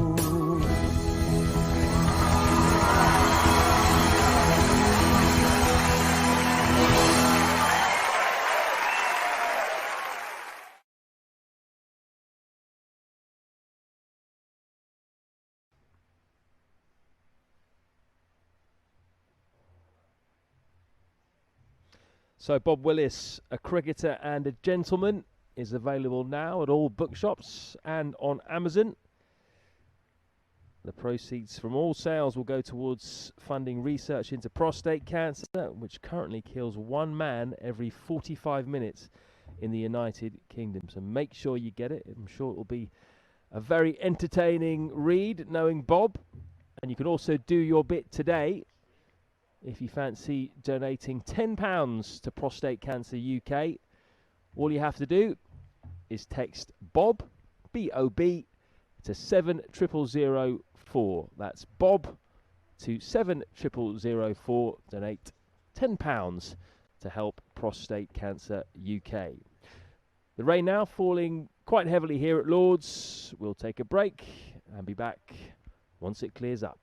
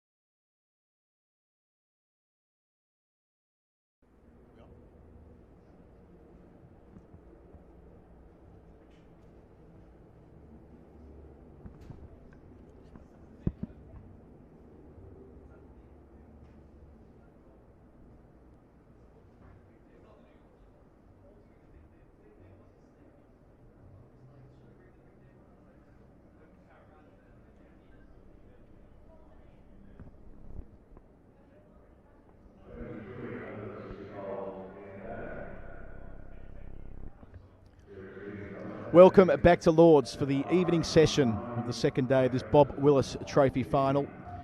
Adam Collins and Michael Atherton with you on the call, with Somerset resuming at 255 for 5. We've lost 35 overs thanks to rain since the lunch break, which means that we have 23 remaining on this second evening, provided rain doesn't intervene again, which is a scheduled close of play of 6 p.m. Eddie Byram made his way to his first senior century for Somerset just after the lunch break. He's on 109, and Craig Overton, who joined him about 45 minutes into the second morning, is resuming on 59. The pair came together when the score was 139 for 5, and they've successfully added 116. For Essex, it'll be Simon Harmer, the spinner.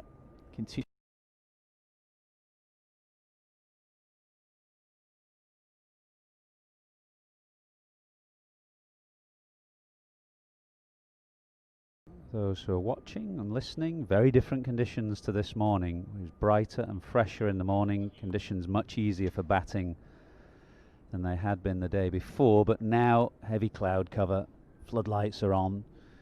Just 6 overs to the second new ball, which in these kind of conditions you would think will be a testing assignment for both these batsmen as well as they've played so far.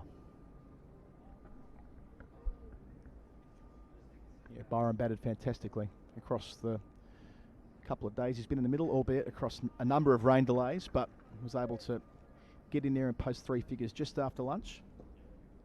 About half an hour was played in that middle session, and now we're back at last after tea. Byram picks up 1 to start this final stanza. He moves to 110, 256 for 5 now Somerset.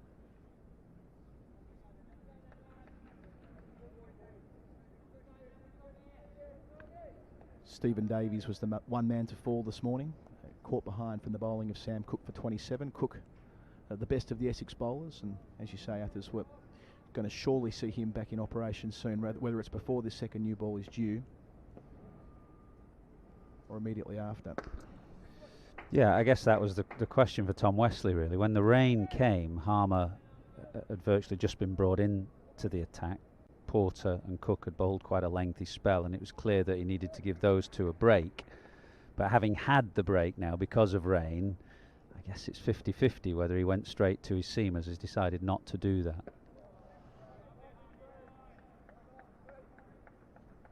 One of the Bob Willis Trophy regulations was that instead of the second new ball being due at 80 overs, which is the usual custom, that was pushed back to 90.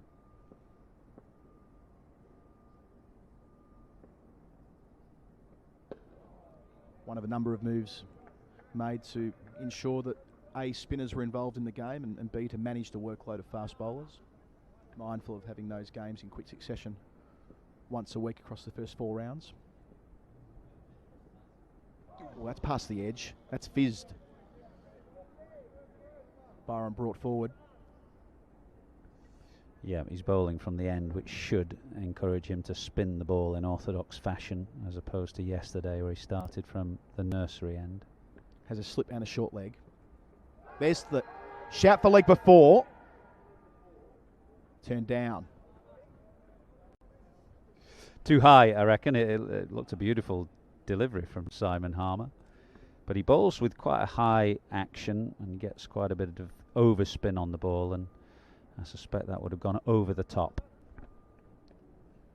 So 1 over back, 257 for 5. Byram 110, Overton 60. Just seeing which of the Essex seamers will be given another opportunity. Walter, the left armer, who bowled either side of lunch. None for 21, but we did see, especially when bowling to Overton, that he was in the game. Beat both edges in that spell. How many commissions have you had from Australia today to talk and write about Dean Jones? Yeah, there's been a little bit going on. Yeah, big day for all the wrong reasons, really. Walter starting around the wicket to Overton, defending out to mid-off. As a Melburnian favourite memory, what would it be?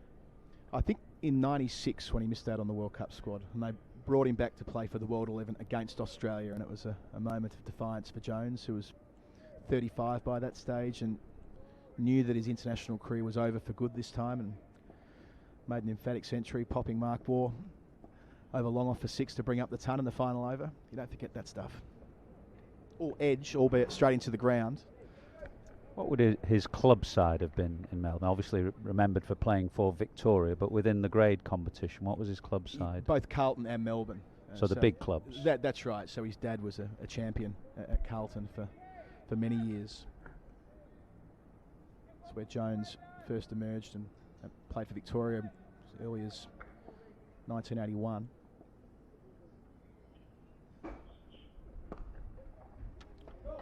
Overton pushing into the gap at mid-wicket. Big gap there, taking one, moving to 61. 258 for 5, Somerset. He made his debut for Australia in 84 in the Caribbean. Tough ask at that stage against the West Indian pace battery. He described that 48 he made the first time of asking in Test cricket as his best innings, on account of just how tough it was. Heard him talk about seeing 4 balls past his ears each over before the restrictions came in for short balls. This was. So let me guess, the attack 1984, the Caribbean. Marshall for sure. Late Holding, perhaps? Just about, yeah. Joel Garner, I think, was in there. Nice straight blade there from Byron. High elbow out to mid-on. Yeah, they didn't always play, actually. Everybody thinks of the 4-prong West Indian attack. It wasn't always around that time. 4 out-and-out fast bowlers. Sometimes Eldine Baptiste would play. Roger Harper. Played quite a bit of Test cricket at that time. Testing attack in the Caribbean, though, for sure, to make your debut against.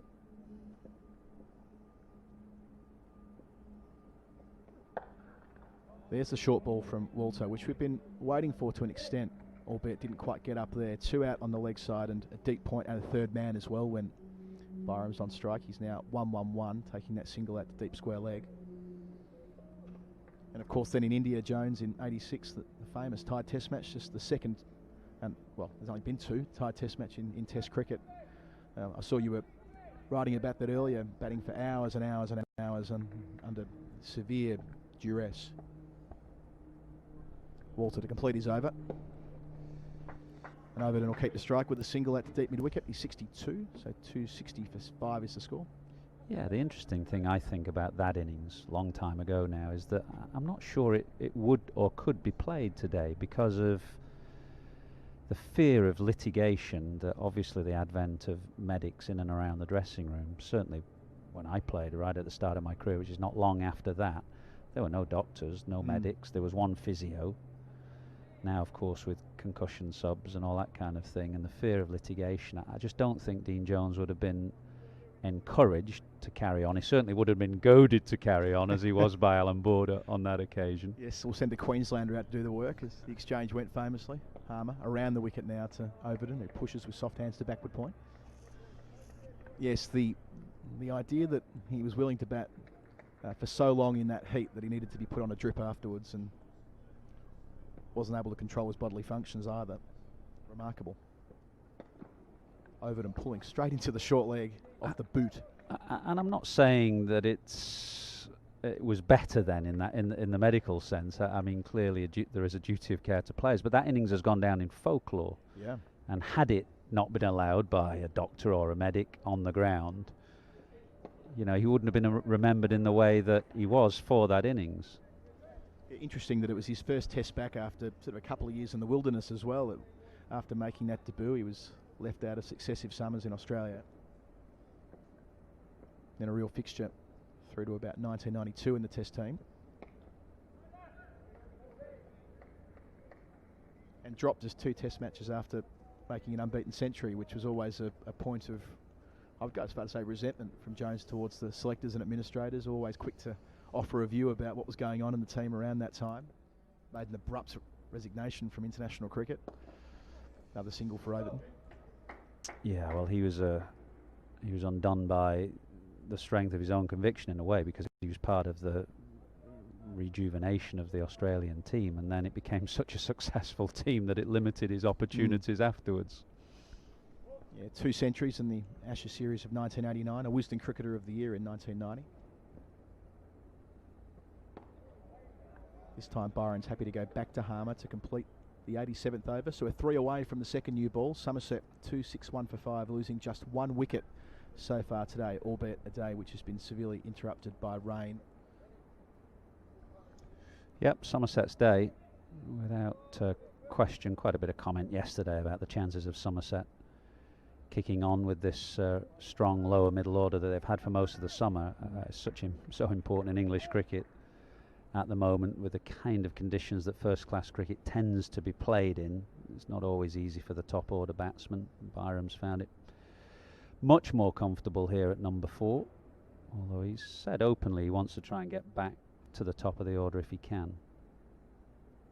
Interesting that he's playing first class cricket in 2 countries, which is not too common when you're a locally based England player to spread your wings further afield, but has played in Zimbabwe as well, where he was born.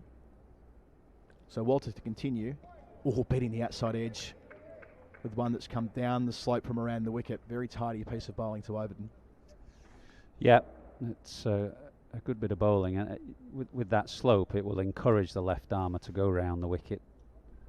And then you've got, as the right-hander, which Overton is, you're slightly unsure whether the ball will come in on the angle, so it forces you to play at balls that are a little bit wider. So there's 2 out on the leg side still. But back to full and straight.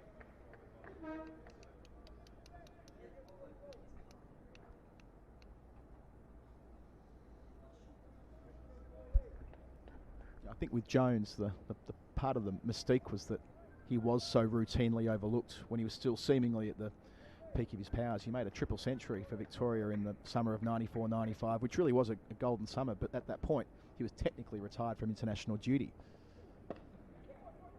A quick single here from Overton, pushing to cover. Good batting. So did he actually retire, or it was just accepted that the selectors had moved on? No, he made quite a point of retiring in 1994 when he was left out of the one-day team in South Africa. He said, no, that's it. There were reports at the time that he was encouraged to volunteer himself to be captain of Australia A in 94-95, that summer where the 2 Australian teams played in the quadrangular tournament with your English team, of course, in Zimbabwe.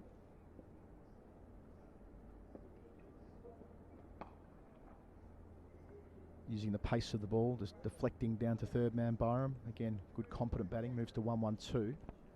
He never quite confirms those reports, but it suggested that he was still keen enough, and then he made himself available for international selection again and wasn't able to quite make it back.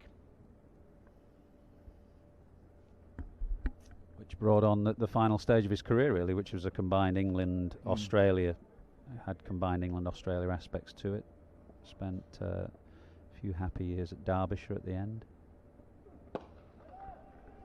That 1996 campaign where Derbyshire were second in the country, their best result in 6 decades, I read before, when seeing how they went under his tutelage, but left in relatively controversial circumstances the next year when there was a number of falling outs, and that's Jones to a T, really. He said what he thought, and he said what he meant.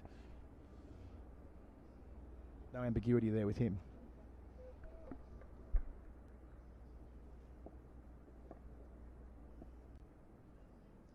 So now over the wicket, Walter, to Overton. Taking a single to mid-on. Ticking over very nicely. Retaining the strike. Moving to 65. Somerset 2-6-4 for 5. This is drifting now for Essex. They really need this second new ball, which is due in 2 overs. I'm sure we'll see Porter and Cook. Beard will be champing at the bit as well. Had limited opportunities after being a fraction expensive yesterday. Yeah, he's been the one that's just not been able to quite keep a lid on the scoring rate. So you've had Cook, who's been the best of the seamers, Porter, who's looked challenging as well, and then Beard has just let the run rate get away from him, which has been a problem for Essex today. These runs, they've looked relatively untroubled, really, Overton and Byram.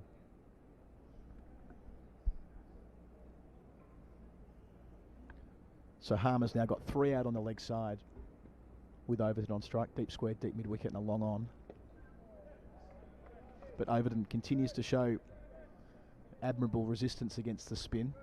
They're goading him into something, but he continues to lunge forward and blunt the spin. They could goad him a little bit more by bringing Long on up just before the second new ball. Nicely timed flick, but only as far as mid-wicket. No run there.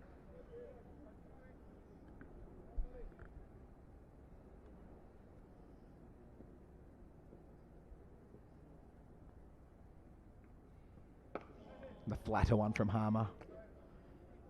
But Overton was up to the task, knocking it on the head.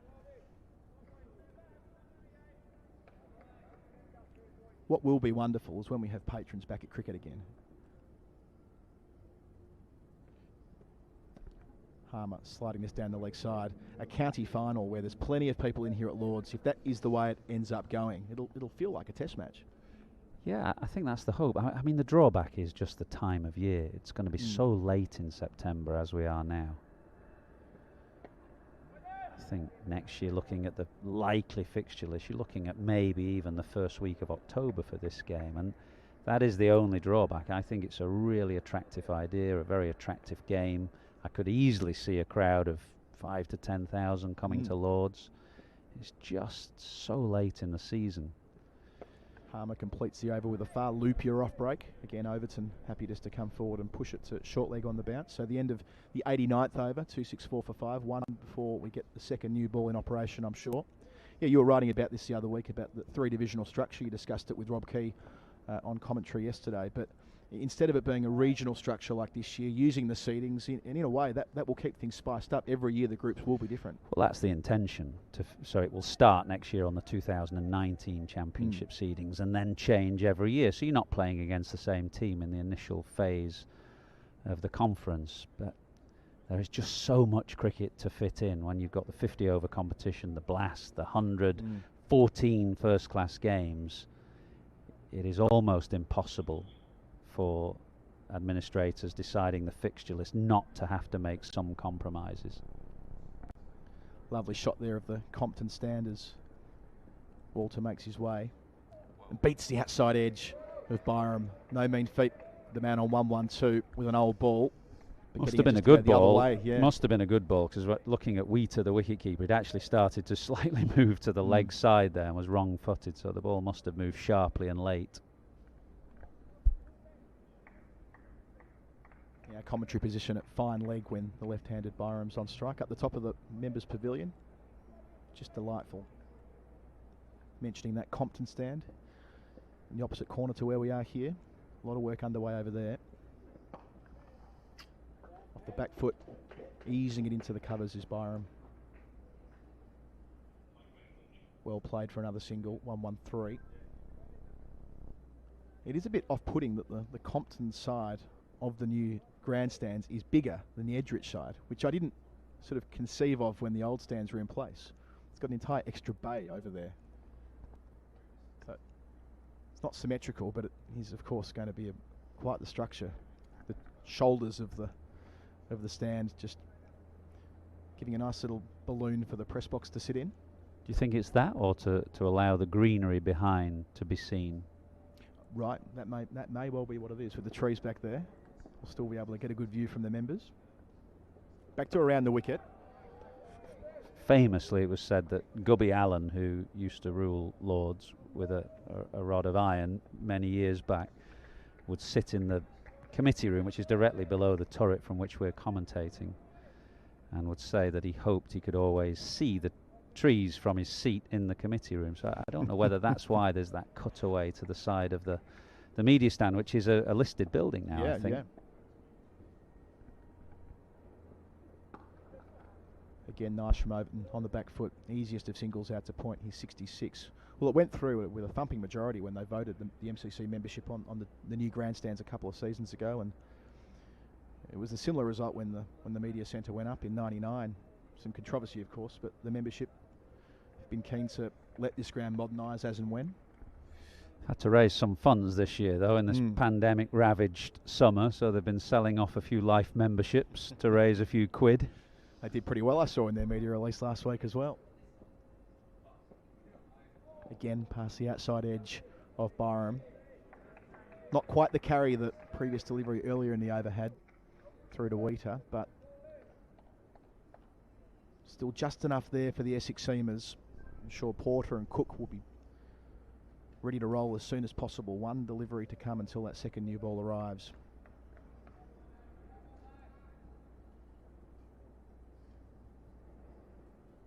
Yeah, of course, that media centre's now been there for 21 years. It was opened up for the 99 World Cup. Remarkable to think that it won't be the newest part of the ground anymore. Oh, again past the edge.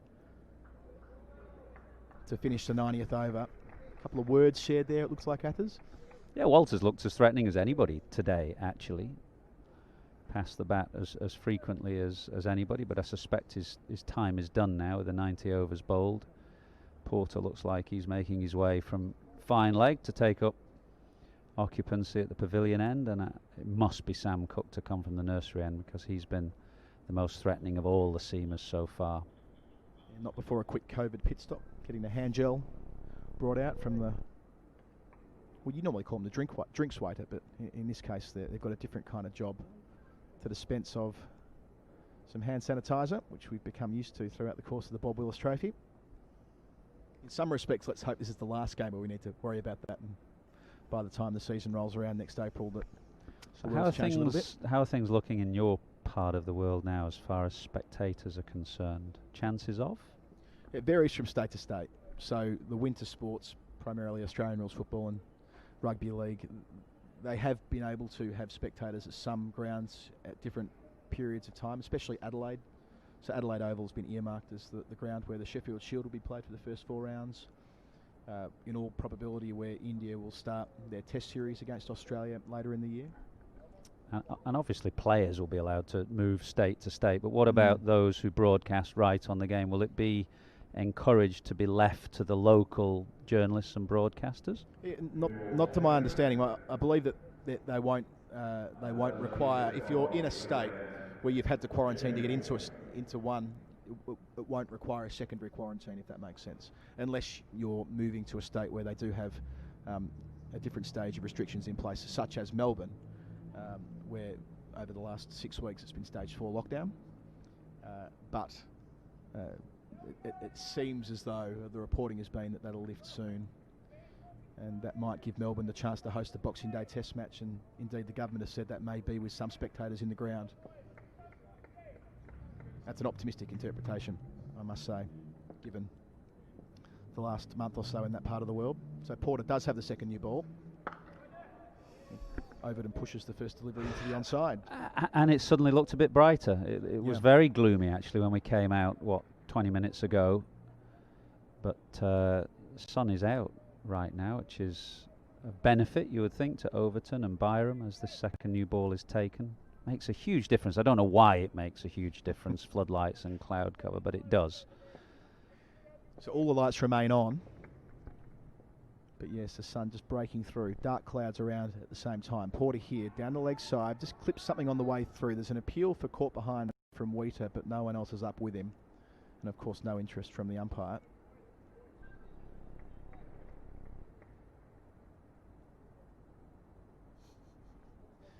Alistair Cook at first slip, bowling the ball to point as if to say to the captain, give me a go, I've got a test bowling average of 7, don't you know? Yeah, down the leg side, Ishant Sharma. I'm sure we've all seen the YouTube clip many, many times over the years. Impersonating the late, great Bob Willis, of course, for whom this tournament is named. Here is Porter. Cut hard from Overton, straight to the fielder at point. But it is interesting to think that Lords, we conceive of it as an old ground with old traditions, and of course the pavilion is exactly that, but the Compton and Edgerich going at the moment, the Allen stand and Tavern to follow in the years after that. Of course the Warner stand only went up 2 seasons ago. There's more new here than there is old, which is to the credit of the membership. Oh, shout for leg before, has to be close, and given. That's exactly what Essex needed with this second new ball. It's taken 3 deliveries for Porter to go past the inside edge of Overton, who falls for 66. Somerset 266 for 6. Well, it looked a very good shout, this, from Jamie Porter. Overton was on the front foot. He's a tall man with a long stride forward generally. But the way that ball nipped back and hit around about the knee roll, it looked a very good shout. And the finger duly went up. Craig Overton played really nicely, a very valuable innings of 66. impressive partnership with Byram. But as we suspected, this second new ball will be a challenge for Somerset. 266 for 6. So they put on 127 for that 6th wicket as Overton makes his way to the boundary rope in front of us. Enthusiastic applause from his teammates on the balcony. They know how important that was. We heard last night the Somerset camp thought that 250 might be par. Well, they've exceeded that. We've talked about their strong lower order. Lewis Gregory walking to the middle.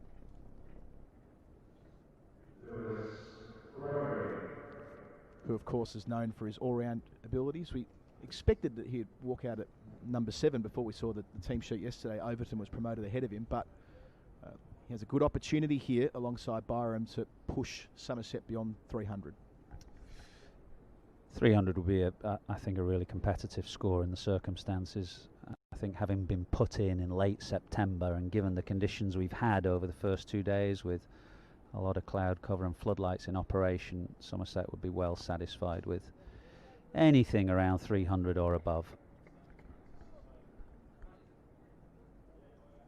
So Gregory, who was in and out of this Somerset side through the group stage on the basis that he did enjoy some time in the England bubbles in the T20 side. Enjoy might be the wrong adjective there. I was just going to say enjoy. Given how long you spent in there. Enjoy in inverted commas, yes. Yeah. So 2 slips to begin with Porter, the brand new ball in his hands. Ooh, one to rise there to Gregory to start. Yeah, he looked keen to get on the front foot, did Lewis Gregory, to his first ball, and it really jumped off a length and wrapped him on that bottom hand.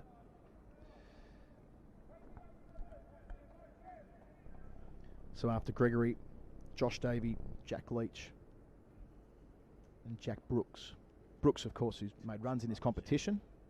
Important runs in the first game of the season to get Somerset going, actually.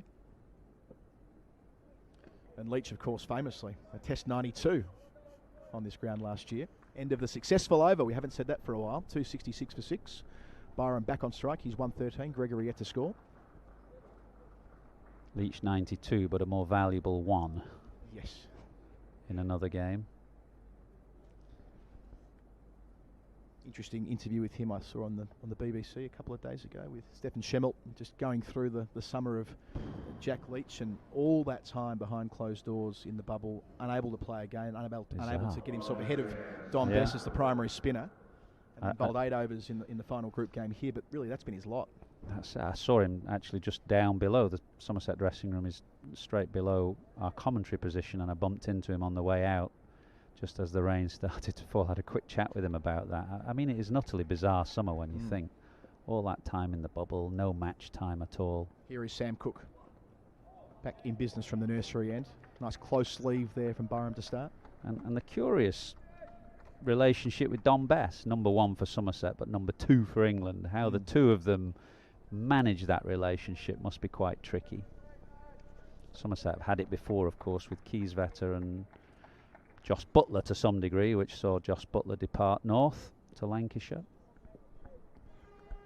Yeah, good problem to have when they were able to prepare wickets which suited having 2 spinners. It worked so nicely for them, but Best now going north to Yorkshire.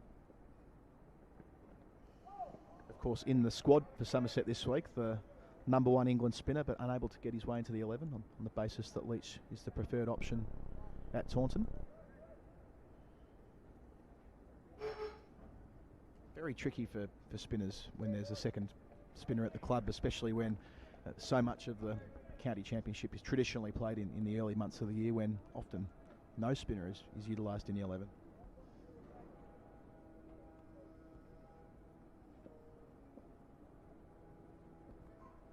Cook has 2 slips. Byram leaving again, close to the off stump. The only advantage for a young spinner now is that if you're any good, there's a market. Yeah. You can be rest assured that if you're any good, there'll be a county wanting to come in for you, and Bess obviously has been quickly snapped up by Yorkshire. There are so few quality finger spinners or wrist spinners in English county cricket that there will always be an avenue into a team for you. Yeah, and Bess spoke about that last year. He was pretty upfront about the idea that he needs to play county cricket, and he will next year. Off the back foot, carving nicely is Byram. Out towards the rope at point in front of the grandstand. He moves to 117, just taking advantage a bit of width there from Cook and dispatching him. 270 for 6. Yeah, a rare bad ball from Sam Cook, who's bowled very nicely over the 2 days so far. What he'd love to find is a bit of swing that did for Tom Lammonby with the first new ball. It was a lovely late in-swinger that he bowled to the left-handed Lammonby, and he'd love to replicate that now. But there's not much swing, or there can't be much swing, because he decided to come round the wicket now to Byram. If the ball was swinging, he would certainly be staying over the wicket. So Byram batting in the short sleeve sweater, pushing out to cover.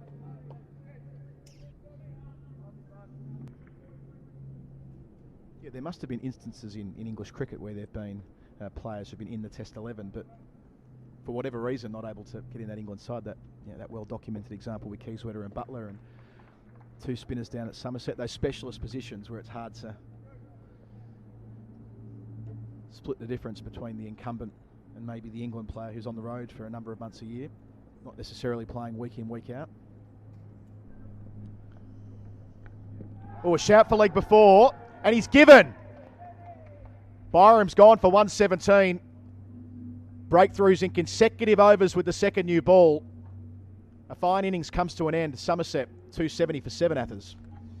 Well, the change of angle has worked for Sam Cook, moving from over to round the wicket. I'm not sure Eddie Byram is entirely thrilled with the decision. It's taken him a while to drag himself off, but he just nods in appreciation there as one or two of the Essex players say to him, well done.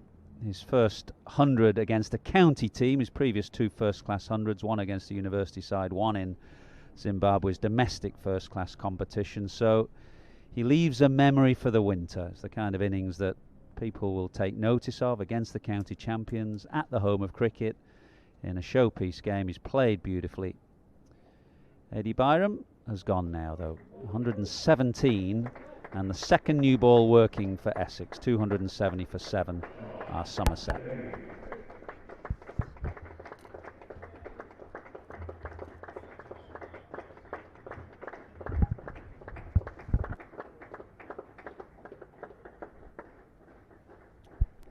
Thanks, Michael and Adam. Josh Davey, the new batsman for Somerset. They are a side that tend to bat deep. Can certainly hold a bat. Can Josh? He joins Lewis Gregory, who's not been there very long. Exactly what Essex would have wanted. A quick bang bang. Get the 2 set batsmen out. Door firmly ajar now. That's a good start from Jamie Porter to this over. Lewis Gregory just fiddling outside his off stump. Great to be on commentary with my old mate Robert Key.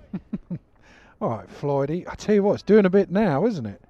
You almost look at this as Somerset and think, do you know what, be positive, don't be reckless, but look for every single run, any sort of width, have a go at it.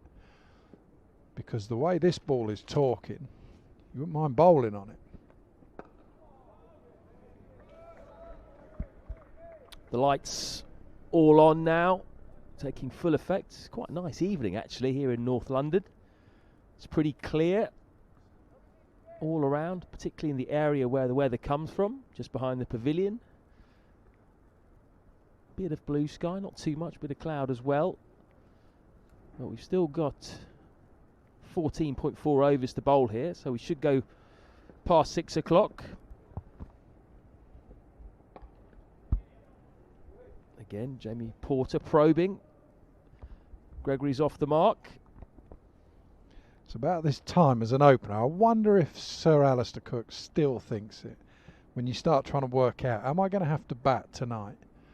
Am I going to have to go in for 3 or 4 overs, something like that? What's the equation going to be? So would you rather not? If you're an opening bat right now, would you rather, ideal scenario, we get the 3rd wicket or the 10th wicket right at the end of the day? No, because that means then they're probably going to be nearer 300, so you want them out now. But there comes that point when you get to what? Let's say they're 9 down with 5 overs to go. Then you just think, do you know what? I don't really fancy 1 or 2 overs. You're on that hiding for nothing. But that's what an opener's job is. And everyone else has a night watchman. The number 3, the number 4, the number 5. But you as an opener, you just got to go and face the music.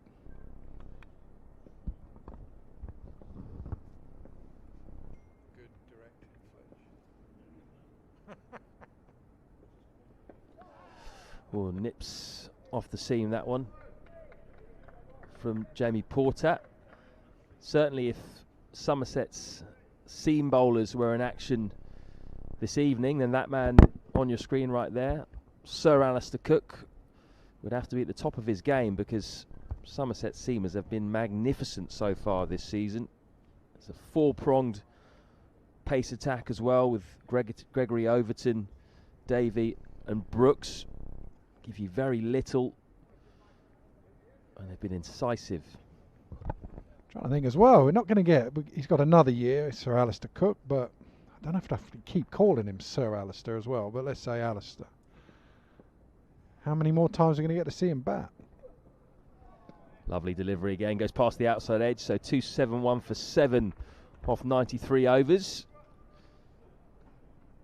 How many can Somerset get here? They wanted 250 at the start of the day. They've gone past that now, so any runs from here on in a bonus really. If they can get past 300, I'd imagine they'd be fairly happy with where they are. But the old adage, you never judge a pitch until both sides have batted on it. Yeah, but I think, imagine if you turn round to Somerset on day 1 when they'd lost the toss and said, you can have 300 now, would you take it? I reckon they would have done. Yesterday when we spoke to Ben Green, I think it was, he said 250. He thought that that would be a good enough score or would keep them in the game. So I reckon they're pretty happy.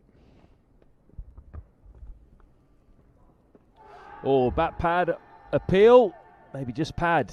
Looked a bit high, I think, that one. But Sam Cook certainly making things happen at the moment. He's consistently hitting the seam. And he's now just 1 wicket away from a fifer.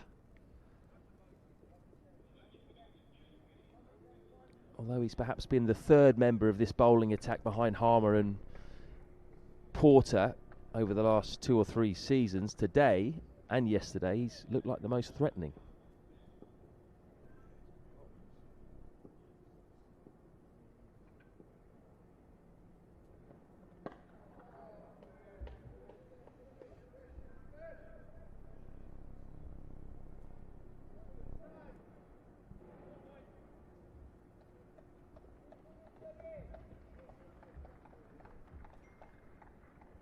So the ideal scenario now for Essex would be that these two can operate in tandem and get the rest of the job done. They've got Aaron Beard in reserve if they need, but he's not had a great couple of days so far. 11 overs, 1 maiden, 1 for 68. Oh, what a pickup that is from Lewis Gregory. That is going to go all the way for 6 on the longer side of the boundary over towards the grandstand. That was an awesome pickup. Yeah, and I think that's absolutely right. He's an aggressive player. Ball might be doing a fair bit, but they're ahead of the game at the moment. So look to be positive. There is no point being out there just trying to block on this surface. Then you get a good ball and you're out. Try and put some pressure back on the bowlers. Absolutely spot on. That was classy. Well, that's a long way out there as well. Made fantastic connection with the ball. Just had a bit of a delay while Paul Walter, the unfortunate fielder who had to climb into the seats and retrieve that ball. Remember, they can't rely on anyone else to throw the ball back to them nowadays. They've got to go and get it themselves, the players.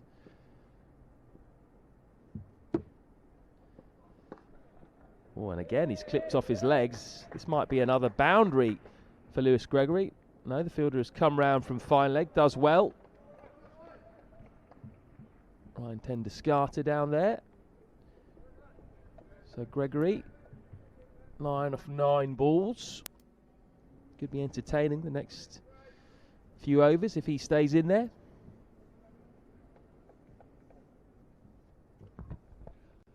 Yeah, it's a question of how long do Essex keep the field like this, where they're just attacking, really.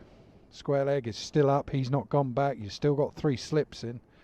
Third man in play. He's gone for the pick up again, he's missed it, and he's been given out LBW. Lewis Gregory turns immediately, not too disappointed with the decision, and Sam Cook has his fifer. Yeah, and well deserved. He's been the pick of the bowlers right throughout. With the new ball, even with the older ball, he was getting extravagant movement at times, more so than any other bowler. I don't reckon Lewis Gregory would be happy for being out, but I reckon the way that he was looking to play just says that they feel Somerset, they've got a decent score. And actually, they wouldn't mind bowling. Ball is doing plenty. Sam Cook has been absolutely outstanding.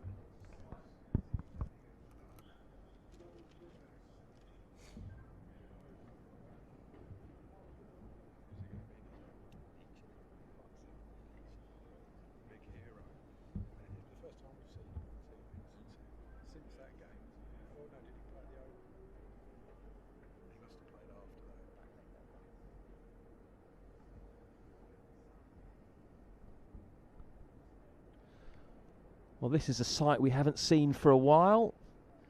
Jack Leach in whites, walking out to play some cricket.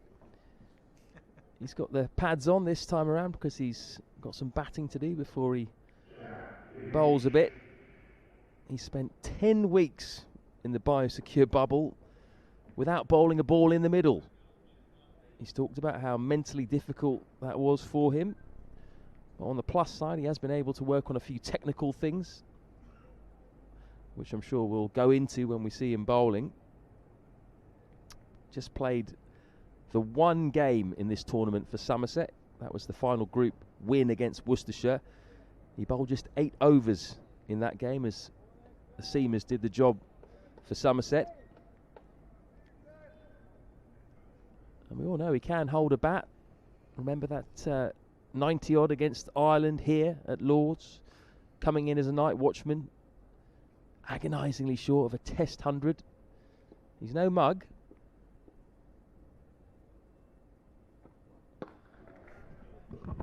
I always think he's got quite a good technique, Jack Leach.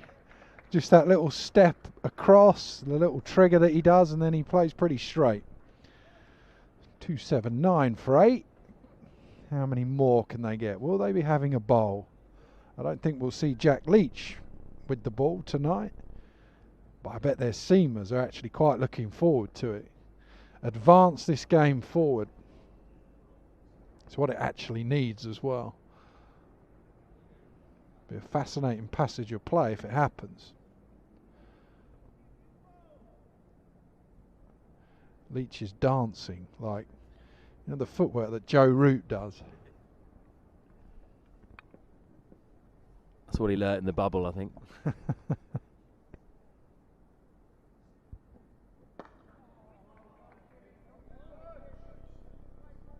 Yeah, as you say, Keezy, though, he has got a pretty solid technique, and for a tail ender, what he seems to do really well is line the ball up and leave well. Well, I tell you, you mentioned there the 90 got what against Ireland on a pitch that was doing all sorts, wasn't it? England got in trouble. Jack Leach came in as night watchman and then just didn't get out that next morning. And you put him up against Rory Burns, you would have thought who was the actual batsman. Burns with all his idiosyncrasies of his technique. Oh, decent delivery again from Porter. You know, and then you put Jack Leach up there with just a little step across, plays straight, clips the ball nicely. There was less to pick apart in Leach than there was Burns. Hopefully Rory's not listening to this. I don't think he'll be too happy with that. Sorry about that, Rory. I don't think he'd disagree. All his movements, but it works. And then he just proved everyone wrong, really, Rory Burns.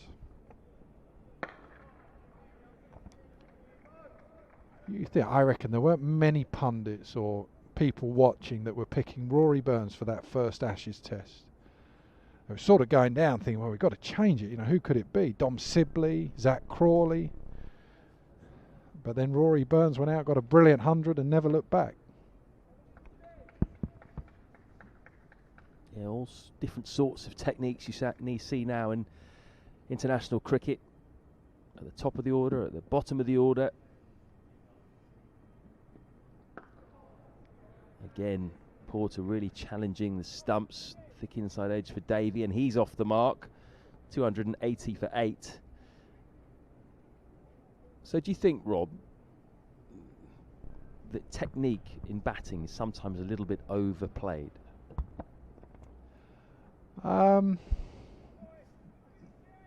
No, I don't actually, but I think that you can, there's the odd exception. People talk about golf, don't they? They'd say, you know, different swings and the way that Bubba Watson or certain players swing it, but generally there's only one of them. It's a bit like Jeff Thompson with the ball. You go, well, Jeff Thompson did it a different way. Yeah, that was one person who bowled like that. No one else has managed it successfully. So you're much better off copying a Kohli, a Kane Williamson if you're a young player. You wouldn't necessarily tell them to copy a Burns or a Sibley.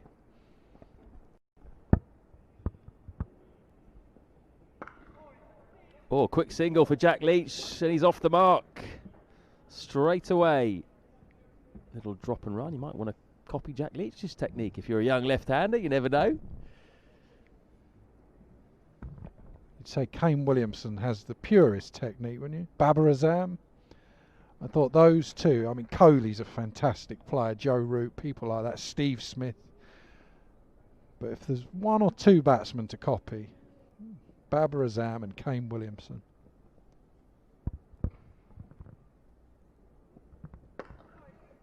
Well played.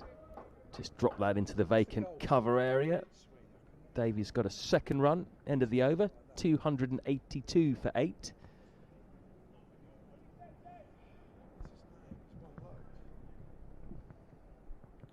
Personally, Keezy, I love watching batsmen who can just stay dead still at the crease. Crawley did that actually, didn't he? It was noticeable when watching his big double 100. I was watching it and thinking, there's really not much going on there in terms of movement.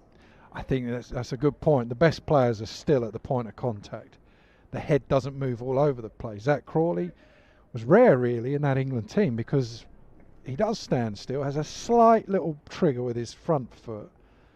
But with that, there becomes a simplicity. And when you look at techniques, you feel there's less to go wrong. Oh, I thought I had a nick there, but just past the outside edge. Sam Cook hunting down a 6th wicket. He's been mightily impressive. Got a few to go down the slope today. He likes bowling from the nursery end.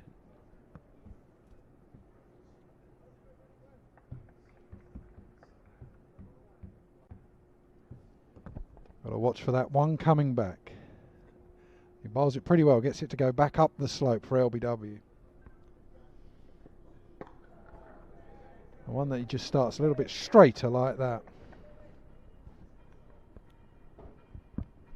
I think that's why these two opening bowlers of Essex's have been so effective, because both of them can do that. They can swing the ball away and also hit the seam and do you on the inside edge. And they just bowl a fantastic length as much as anything. Well, they get it up there. At the moment in county cricket, at a time when the ball dominates, they get it full enough. So even that, you could almost go a fraction. You're talking about a few centimetres fuller. And then you might not get the play and miss. You might get the edge. Which is what Jack Brooks tends to do. We'll see him possibly later on today. Bowls a really attacking length. Yeah, that's why Jack Brooks has been a catalyst, I think, for success wherever he's been. Yorkshire won the championship a couple of times at least. And then the same thing down at Somerset. They've been in the running. Jack Brooks has been an excellent cricketer for a long time, actually. Someone who came from what? Club cricket, minor counties cricket, stuff like that. Turned up at Northants with a headband. None of us knew who he was, but very quickly we realised he was a very good bowler. He was ahead of his time with the whole headband thing.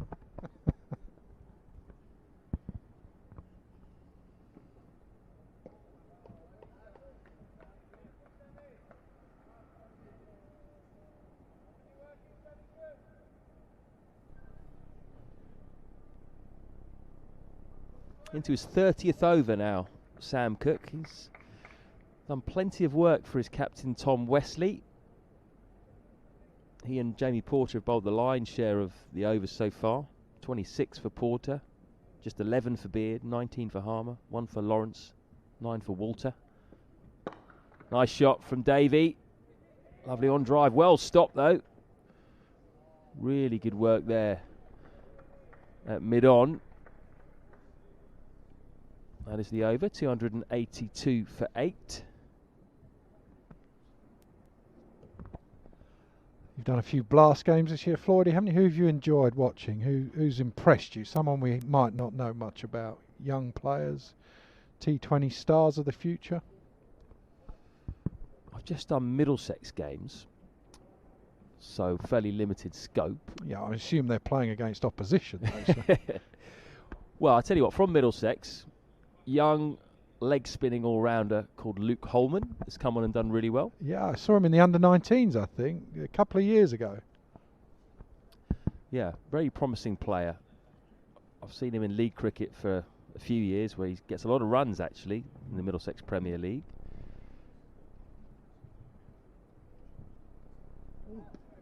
Again, Porter past the outside edge of a left-handed batsman going down the slope. Max Holden, what do you make of him? Good young player? Yeah, he looks really good actually. He's come along a lot this year as a T20 player, I think. I think he's always had a pretty good technique and has been a fairly solid 4-day player. But he's shown a bit more of an inventive game, scored quicker this year. Him and Stevie Eskenazi at the top of the order for Middlesex have generally got them off to very good starts.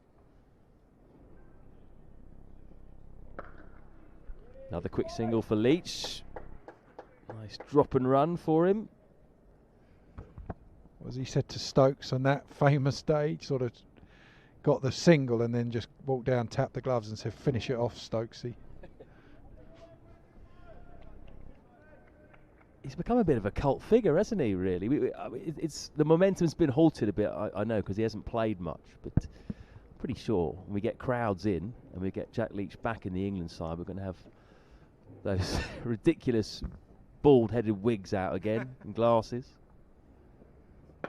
Lovely shot that from Josh Davey, number 9 batsman. Glorious straight drive, and that is going to reach the boundary. First boundary for him. Yeah, well played. Porter trying to get it up there for the nick, so you risk the odd boundary. That's well played. That's what I think. It's a good pitch because there's been plenty of movement, but you just get it wrong and you can get punched down the ground like that.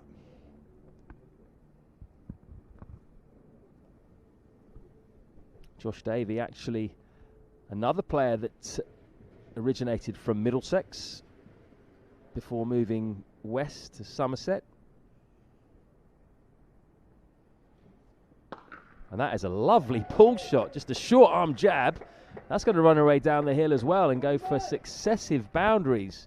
Classy. What's that, 291, getting close to that 300. That is an excellent shot. Porter's just not got the pace to drop it that short. If he's going to go short, go properly short. Bang it in, get it above head height.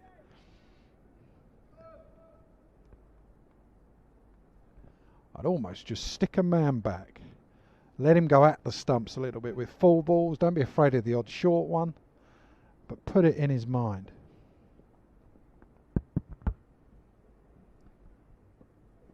He goes full instead. This one not timed by Josh Davey, who has a first-class average of 16 in 37 games, 3 50s. So he's certainly no bunny.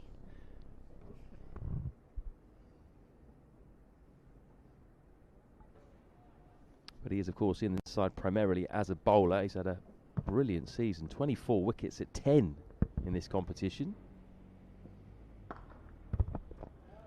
Speaking of other bowlers as well, left Middlesex, Harry Podmore gone down to Kent, done well. You're saying Josh Davey here, who? Ryan Higgins gone to where? Gloucester? Yeah, quite a few actually when you think about it, but end of the over, by the way, 292 for 8 after 97. I think the issue with Middlesex probably was they had such depth with the fast bowling that the likes of Davey, Higgins, Podmore weren't really getting a look in. I think I see it as a positive, really. If players are leaving and getting some cricket and doing well somewhere else, Middlesex have done a good job in producing those players. That's what you have to do as a county. You have to produce cricketers for your county or your country.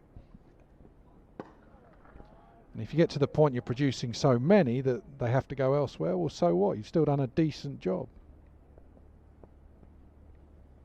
The nightmare situation is when someone goes, when really then your own bowlers start struggling and you struggle to get wickets and that person somewhere else doing really well. So Knott's had that a little bit with Milne, who's gone down to Canterbury.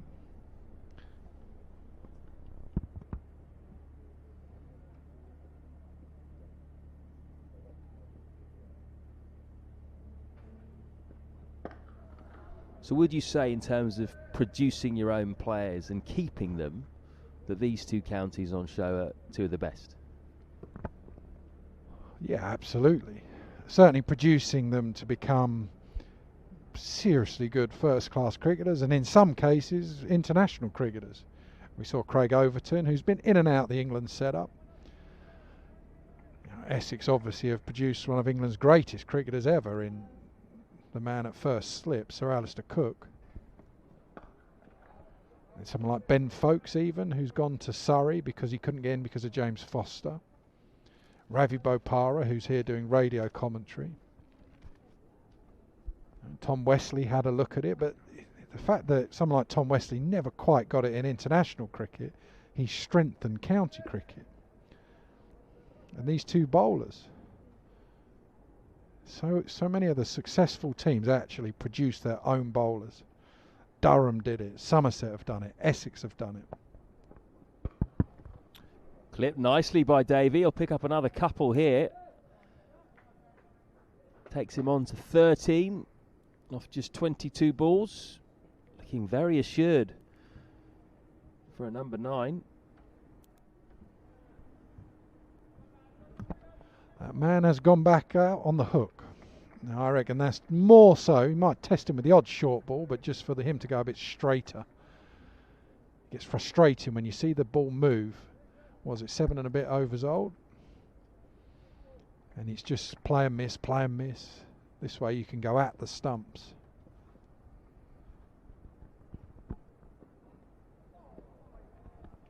Came in that one. That's the one you mentioned, Rob. Trying to get the odd one to come in and go up the hill and trap the batsman. You see how that carried through to the keeper, just, what was that, shin height? I know he's not that quick, but this is a pretty new ball. It shows you how easy paced this pitch is.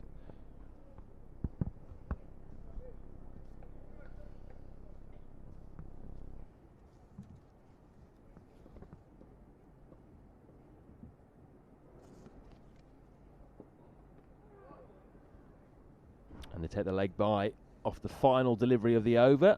So Davey will keep the strike, 295 for 8.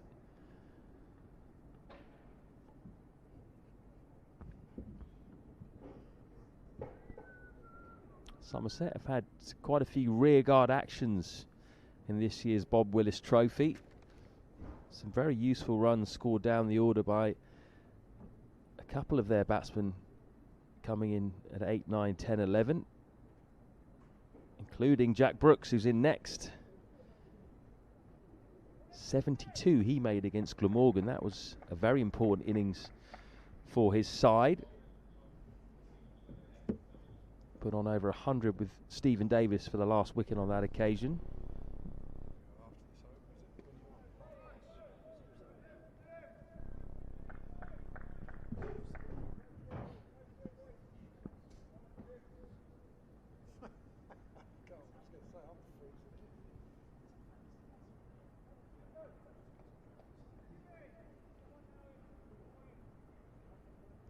Jamie Porter's put in a good shift as well as Sam Cook today into his 28th over.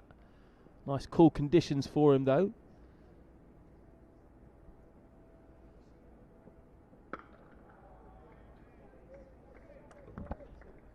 Oh, Jamie Porter, let's see a bumper. He's just too easy. Did you see him? Even that one was back of a length and he's propping onto that front foot. It doesn't matter as well if it goes for a 6. If you bang it in, he's short. If he hits it, who cares? It's in his mind. Can't just let him keep propping forward, propping forward. Watch his movement here.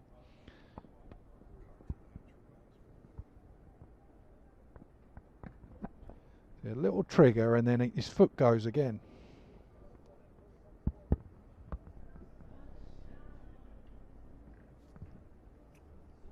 Well, he's got Leach on strike now. Not too sure whether Leach fancies the short stuff. He's pretty good at lining the ball up though. Very good at leaving the ball outside his off stump. Probably learnt from the best in Marcus Trescothick. Probably thrown him a lot of balls down in the nets in Taunton.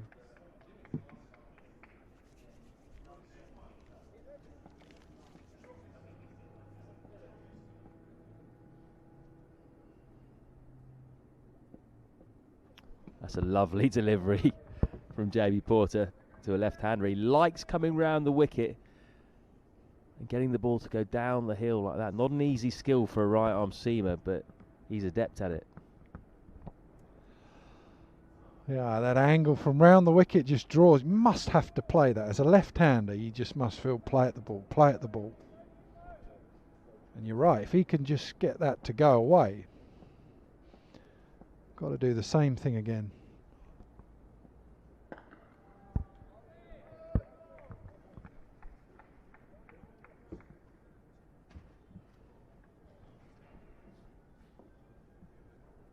Leach looking solid so far.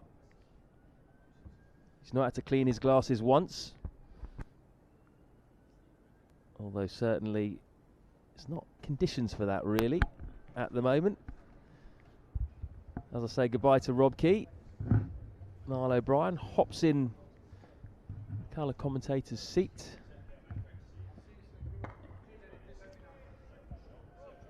And that is the end of the over. 296 for 8. How you doing, Niall? I'm good. I feel like I've been on a bit of a busman's, a bit of a busman's holiday. Haven't done a great deal. Nice to see out the concluding half an hour or so today's event. I suppose it's been a good day's cricket. In and around the Showers, I think Somerset have been superb. They've been really, really excellent. Set up by Byram's 100. Overton played nicely. Essex fighting back though. We spoke this morning. Anything around 300 is a very good score this time of year. Playing yesterday under gloomy conditions, Somerset would have snapped your hand off for anything in and around 300. They've got an opportunity to bat out the rest of this evening and maybe into tomorrow, maybe get 320, 330. So Somerset in a really strong position.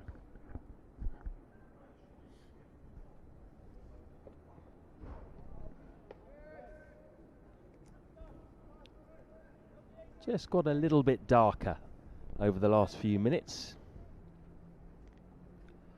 But we do have all 4 lights fully on.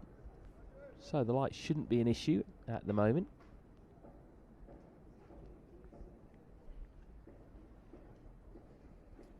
The Lord's certainly looking a picture at the moment on a Thursday evening in September.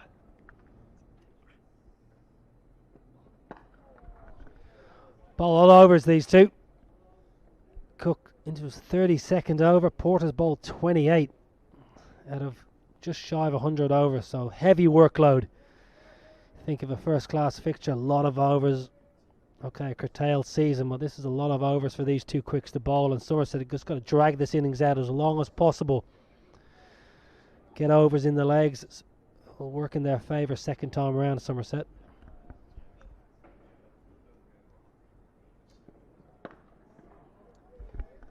And listen to Rob Keane, I think he's right. They've got to bowl a few more bouncers, get into the tail, get some short balls, get some aggressive balls in around the left shoulder of the right-handed batsman, in around the grill.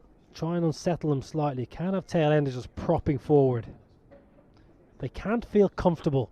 As a tail ender, you've got to make them feel very uncomfortable at the crease. Get them half thinking about that short ball.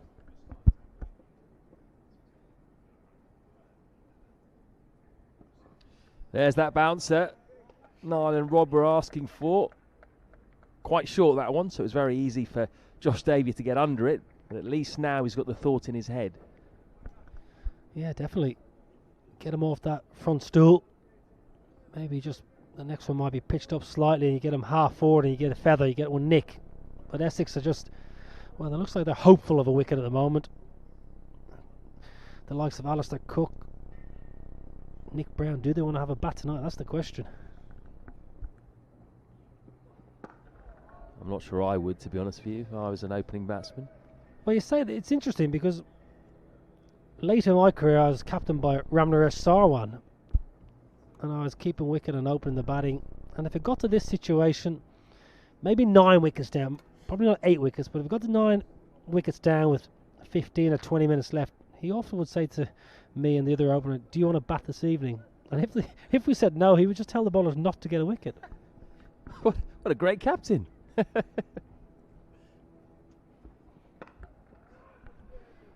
Relaxed West Indies say, we'll get the last one tomorrow morning. You chill for the evening. All right, on that note, 296 for 8. We take a sanitising break. I'm out. Adam Collins is in.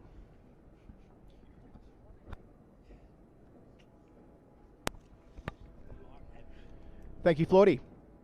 So 10 overs with this second new ball. And Essex have picked up 3 wickets, courtesy of Sam Cook and Jamie Porter, who have 5 wickets and 2 wickets respectively across the innings. 7 of the 8 to fall. Aaron Beard the other. Simon Harmer yet to take a wicket, which is unusual for him, but he'll of course be more of a factor in the second innings. This final sanitisation break of the second day with 7 overs remaining. Interesting, that conversation you were having with Floydie then, Niall, that not to suggest that Somerset would end their innings prematurely, but I mean they wouldn't be disappointed to lose 2 wickets now. I mean, they're nearing 300, which is above the par score they set themselves at the start of play today. I mean, if they were to lose 2 wickets in this over and manage to get 3 or 4 cheeky little overs at them before the end of play and were able to get a breakthrough or 2, well, it's already been their day, but it'd be very much their day. Yeah, spot on. It wouldn't be the worst thing at all. The only thing Somerset, I suppose, having the favourite, Davey can bat, and we all know Jack Leach can hang around. We saw it here on this ground last season, so against Ireland in the Test match, much to the disappointment and frustration of about 15,000 Irish people in the stands last day. Yeah, definitely a different feel to Lords during that Test match last year. It's a shame it only lasted 2.5 days. So Porter to continue. And Leach picking up a single down to long leg, 297 for 8. We'll be doing well to consume as many Guinness as the Irish fans did during that match. I'll tell you something. They had a great time. It was most eventful after hours, and the bars they kept open around the back here, they were packed with those that had come across the Irish Sea. Yeah, hopefully it'll be over again soon, Ireland, and whether it be one-day cricket, entertained us all down at the Ageas Bowl this summer. Fabulous win, losing the series 2-1. No mean feat. It was a wonderful third ODI. Centuries by Sterling and Balbirnie. Fantastic for Irish cricket. Porter now to Davey. Nice drive. Does he beat mid-on? He doesn't. Good stop. Well, they missed the run. Good work at mid-on, but they should have run there. He smashed it. Should have been out of the blocks quickly there. Josh Davey, there was an easy single. Yeah, the skipper Wesley had plenty of work to do to his left and managed to get the left hand out. Timed his dive well. Well, he was always going to have to dive and get up and throw the stumps down, so I think Davey probably missed out on a single there. 2 slips. Leaving well alone outside the off stump. You missed one crucial bit of your analysis there of that Ireland win. It was Kevin O'Brien sticking the landing against England again, as he did 9 years earlier, of course. Sick and tired of talking about that bloke. He's watching at home as well. I hope so.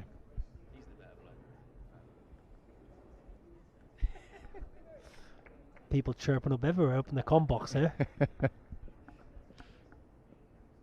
Hope you're well, Kev. So 2 out on the leg side. No single there, Davey. Pushing to mid-on again. Shapes up well though. Scottish international. He's had a good season with the ball. Good cricketer. Big asset for Scotland when he's available. Obviously not always available due to county commitments, but whether it be in the winter, a really good cricketer. Scotland have an abundance of good fast bowlers. Yeah, Davey, who made his way to Somerset back in 2017 after being starved for opportunities in red ball cricket a little bit.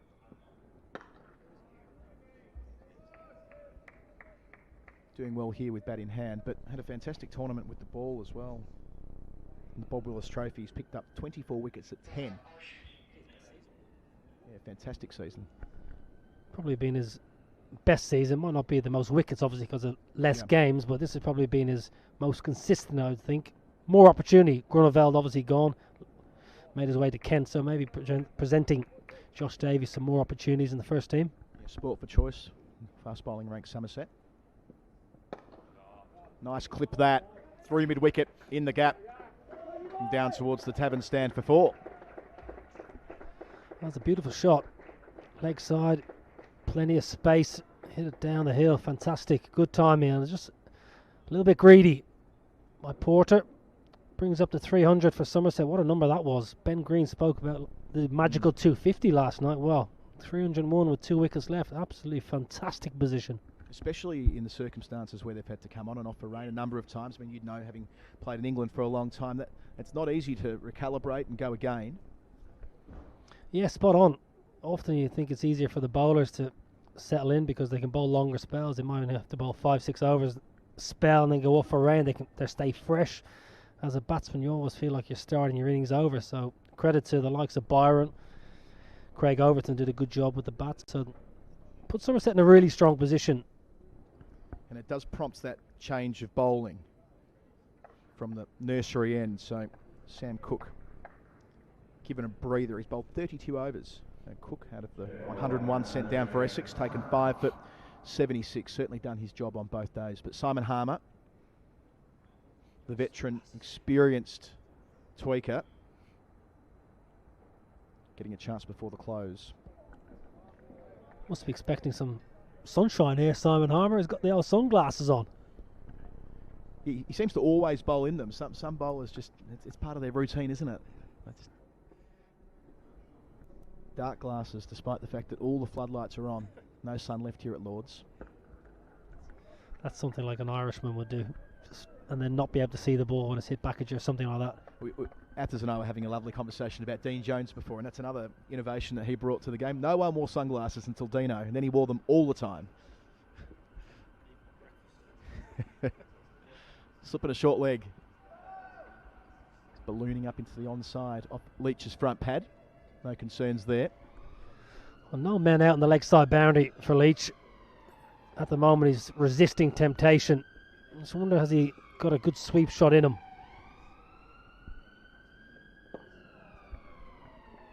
If not, well, Harmer and Essex might as well attack a bit more. Get another couple of men in and around the bat. If Leach is only going to poke and prod, Essex can close in a little bit. Oh, shout for leg before, and he's given. Leach has gone for 3. Harmer into the attack and gets himself his first wicket. Somerset 301 for 9. Still a little bit of time left tonight. If they can get this final wicket, it'll be a nasty little session. Interesting to see how Somerset approach this next period, Niall O'Brien. Well, there was a bit of a fairly convincing appeal. Just straight on, slid straight on. Jack Leach played for turn. Not going to turn a great deal up that hill with this new ball. The new ball's only 11 overs old, of course, so just slides on. Does for the tail ender. It's a good wicket for Essex, and they'll be hoping to wrap this up. Flip side, Somerset won't be overly disappointed if they get bowled out here and have a couple of overs at Essex. Yeah, Leach certainly knows how to hang around, but won't get to the close. Jack Brooks, your old housemate, walking out to the middle here, Nobby. Yeah, they call him the Ferret, the headband warrior. More nicknames than you can shake a stick at, this lad. Of course, made 72 against Glamorgan in the first round of the Bob Willis Trophy, putting on a century partnership with Stephen Davies. So he'd fancy himself in terms of how he's gone this year. Plenty of experience, 36 years of age now, Brooks. Been in the first class game for over a decade. Knows how to win a trophy as well, of course, that success he had with Yorkshire. Yeah, he joined Northants basically on trial when I was playing for Northamptonshire. Bowled a couple of overs in the nets and got about 25 wickets in a space of 10 minutes, and everyone just said to the coach, David Capel, at the time, Capes, you got to sign this man. And he hasn't looked back. Genuine 50, 60 wicket a season type bowler, fantastic cricketer, great bloke in and around the sheds. Jack Brooks, Rosa century to his name. Doesn't let you forget that either. So he'll start off with a deep mid-wicket on the rope and long on, well, I was going to say 3/4 of the way back, but now pushed all the way back in front of where the hovercraft is. Oh, through him. Bowled first ball. So Somerset are all out for 301. Brooks gone first ball. Davey, the not-out man, on 17. But as you foreshadowed, Niall O'Brien, this will give Somerset a fantastic opportunity after the 10-minute changeover. They will get 5 overs this evening. No, take away 2, actually, won't it? It'll be 3 overs they should get. I'll get clarification from those who are doing the sums to our right to make sure of that, but at least 3 overs to see whether they can get an early breakthrough. Yeah, not the end of the world. Essex have asked for the big roller as well, so they want to flatten this track out. Made the signal to the ground staff. Not the end of the world for Somerset. A wonderful batting display, must be said. Played really, really well to get up over that 300 mark. Essex fought back with that second new ball, taking plenty of wickets. Essex trudging off. Opening batsman will have a job to do here. Be interested to see if Essex send out the 2 openers, or if they send out a night watchman who's crept into the game in the last couple of years. Sam Cook, fantastic. 5-wicket haul, wonderful, wonderful spell. Bowled brilliantly with good pace, good skill. Kept the attack going. Porter bowled well, he took 2 for 85, but Sam Cook was the pick. 5 for 76 off 32 with 10 maidens. Yeah, economical and efficient, taking wickets on both day 1 and day 2. And importantly, as you say, Niall, with that second new ball where Somerset were cruising, courtesy of the century maker Eddie Byram and Craig Overton. But in the 91st over, so the first where the second new ball was available, that was the end of Overton's stay when he was out leg before wicket to Porter for 66. Byram fell in the next over. Sam Cook trapping him leg before for 117. At that stage, the score was 270 for 7. Lewis Gregory was the third man out leg before in quick succession, also to Cook to give him his 5th wicket. He was on 9 at the time. Jack Leach and Jack Brooks were out in consecutive deliveries, both to Simon Harmer, who will be on a hat-trick in the second innings, I should add as well. And Somerset were all out for 301. Running through the bowling figures again, Jamie Porter, 2 for 85 from 29 overs with 9 maidens. Cook, the pick, 5 for 76 from 32 overs, a mighty effort, 10 maidens along the way. Aaron Beard, a fraction expensive, 1 for 68 off 11, but it's worth noting that he did pick up the captain, Tom Abel, yesterday morning. Simon Harmer, those 2 wickets at the end, 2 for 36 off 20, the ever reliable. Dan Lawrence, 1 over, none for 2. And Paul Walter, none for 29 from 9 overs as they were working towards the second new ball. So we're going to see Alistair Cook walk out shortly. Niall O'Brien, a man who knows what the job here. Of course, so many times he's walked out for England with a couple of overs to face. He won't feel too stressed out about the situation, I'm sure. But if the weather's anything like it was this morning, tomorrow, they can feel their boots here as well.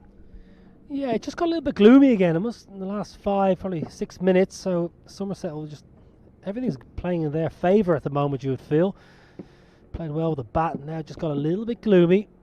And they'll just be thinking in the sheds, right, we get 1, we get 2. Cook, Brown, Wesley. If they do get the chance at the number 3 and 4, Wesley and Dan Lawrence, well, they'll have to just battle down the hatches. It's a tricky little 10-minute.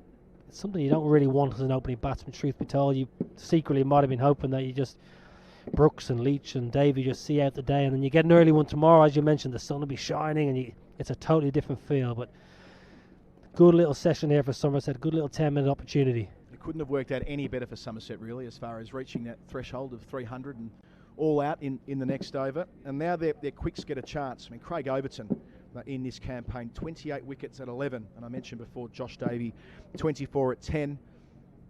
Jack Brooks, 13 at 17. I mean, they've been in just tremendous nick. Of course, they lost Jamie Overton along the way to Surrey, but each time that Somerset have had the chance with the new ball, they've made it count. Only one time across the 10 innings where they've bowled in the tournament, the side's made 200 against them. Well, that's good numbers. Good numbers for all the bowlers, and as a team and as a bowling unit, well, if they restrict Essex to 200 here, the game is Somerset, surely. So, big 10-minute spell, but Somerset will attack. They'll bowl a full length. Jack Brooks attacks the top of the off stump at nippy pace, lively pace, hurries onto the bat, always challenging the forward defence of the batsman. So there'll be nothing easy. You'll be very uncomfortable, you feel, for these Essex batsmen, but same time, a lot of class, a lot of experience. Nick Brown's a fine player. Had a probably quiet year or so with the bat, but he is a good cricketer. Very, very good left-handed batsman. Wesley Lawrence. A long batting line of Essex, to be fair. Ryan Tenduscarter, Adam Wheater, Harmer can bat, so they've got a long batting lineup, but that 301, that looks a really, really good score to me. So to clarify, there'll be 3 overs before the close here on the second evening here at Lord's. All the lights are on. It's very cloudy, it's very gloomy. We've got the 4-way shadows over the Somerset field as they go through their paces and their catching and so on. All the coaching staff wearing bobble hats, of course, but not the players. They'll have to warm up their hands after sitting and watching for the majority of the day. Who gets the new ball here? Again, they're a bit sport for choice, aren't they? I expect Overton will get the first over and the third over, but Brooks or Davey? Well, I wouldn't be surprised if Jack Brooks gets it, although he has bowled first change a bit. Overton's had a good day with the bat, so maybe you chuck him the new ball. Davies had a good season, very good season actually, in truth be told. So yeah, they're sport for choice. I think whoever gets it will just challenge that. You got 18 balls, and the captain and the coach will say, right, 18 balls. Make the batsman play every single ball. We don't want anything down leg, nothing wayward, no easy leaves. Make it as uncomfortable as possible. There'll be a few shouts from the fieldsman. Give the guys a day off. Give the guys a night off. That means get them out tonight and they can have a day off tomorrow as a batter. So pressure on for Essex, but it should be an intriguing 10 minutes. So Nick Brown didn't play in the 4th or 5th round, and it was Paul Walter who was doing the job at the top of the order. He's been shuffled down to number 5 to make room for Brown to open alongside Alistair Cook, who was the leading run scorer for Essex in the group games, making 360 runs at 45, at an average of 45. Made a century along the way. Since his test career has ended, he's averaged 45 as well, making a healthy amount of runs both last year and this year, as I welcome Matthew Floyd back for the final stanza here at Lord's. 3 overs for Essex to bat after Somerset were all out for 301, as we were mentioning with Nobby a moment ago, Floydie. A pretty good outcome as far as Somerset are concerned, to reach 300 and almost immediately be dismissed, which means they get this brief opportunity before the close. Yeah, this is the situation you don't want as an opening batsman, isn't it? Just a couple of overs right at the end of the day, lights on. You've got a gun seam attack coming at you who are in form. I'm not too sure, actually, that Essex will end up sending out their normal openers here. We'll have to wait and see. Well, that's an interesting point. I mean, you don't often see a night watchman opener, but with 3 overs to face, we talked about Jack Leach making a Test 92 on this ground last year. That actually was as a Test opener when they were in a similar situation, facing a couple of overs before the close. So, and that worked out okay, albeit for the other side. So I wonder whether they will be tempted there. I know Jamie Porter has done the job as night watchman a couple of times in the Bob Willis Trophy. Yeah, I'm just looking at other potential options, maybe. Simon Harmer, although he bats at number 8, might be a bit too high to come in as a night watchman. They could try Paul Walter, who has been opening as a genuine opener in this tournament, but with Nick Brown back. They've fit 3 into 2, haven't they? I mean, Walter's been shuffled down to 5 for the purpose of the team sheet we saw before play, but he's had a very consistent season, both batting in the middle order and going up to the top of the list. Yeah, he's averaging 49 actually in 7 innings, so those aren't really the numbers of a night watchman. Those are the numbers of a genuine opening batsman. As we see the Somerset players out there eager to get out there, aren't they? All those fast bowlers you can see: Craig Overton, Josh Davey, Jack Brooks, and Lewis Gregory, all itching to get the ball in their hand, I'm sure. I think it will be Davey and Craig Overton to bowl these overs. Yeah, Overton with the cap off, walking towards the nursery end. And beneath us here, it will be Cook and Brown as listed opening the batting. Probably the right decision, I think. They're the opening batsmen. They're the ones who are paid to do this. The two men best equipped to deal with a new ball under lights against the top bowlers. I always think it's a bit strange. You send out a guy who normally bats at 10 or 11 in this scenario. Yes. Yes, it goes in and out of fashion, doesn't it, the night watchman? But as we were saying before you joined us, it's not a situation that will daunt Alistair Cook. All that experience as a test cricketer for so many years, been around the first class game since 2003. Over 12,000 runs at first class level. Averaging 51 since he finished up as a test cricketer as well. He was so important in the quasi-decider last year down in Taunton, where made a half century, 30 odd in the second innings, which was enough to make sure that Essex were out of trouble and were able to win the trophy for the second time in 3 years.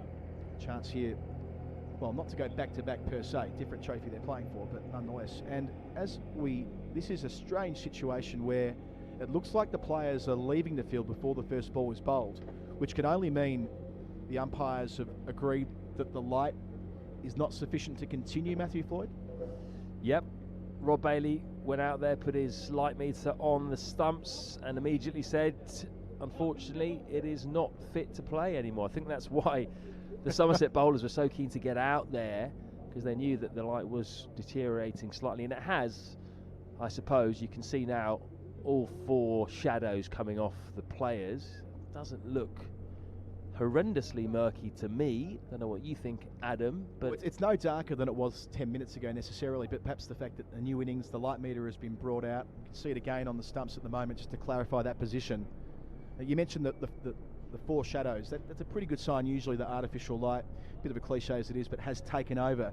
Well, it taken over a long time ago this afternoon. It's been very gloomy, but all things being equal, that will be the close.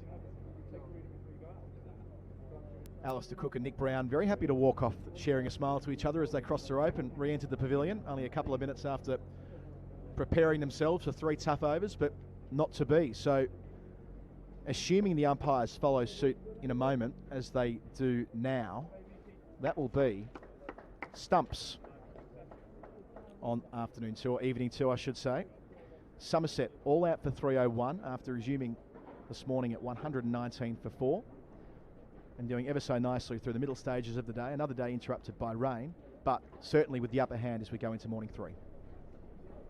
Yeah, runs on the board. I think, as Rob said earlier, they would have taken 300 probably at the start of the match, having been put into bat by Essex, and then going on to lose the 3 early wickets. 52 for 3 they were, then 139 for 5. At that stage, you'd have said Essex would have fancied knocking them out for 170, 180. And that partnership of 127 between Overton and Byron was absolutely crucial. Just got them through a really tricky period. Got them up to 266, where from there they might have been thinking, well, maybe 320, 350.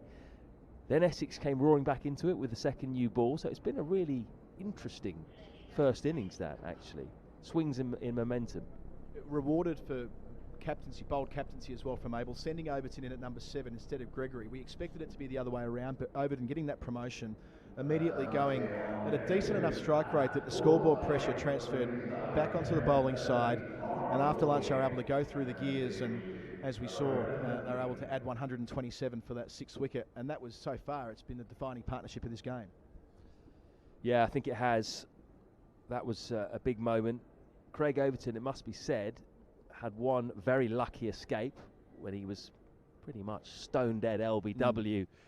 Aaron Beard was the bowler, wasn't he? Trapped him right in front, very full. I'm not quite sure why that wasn't given out rather, and the Essex fielders felt the same.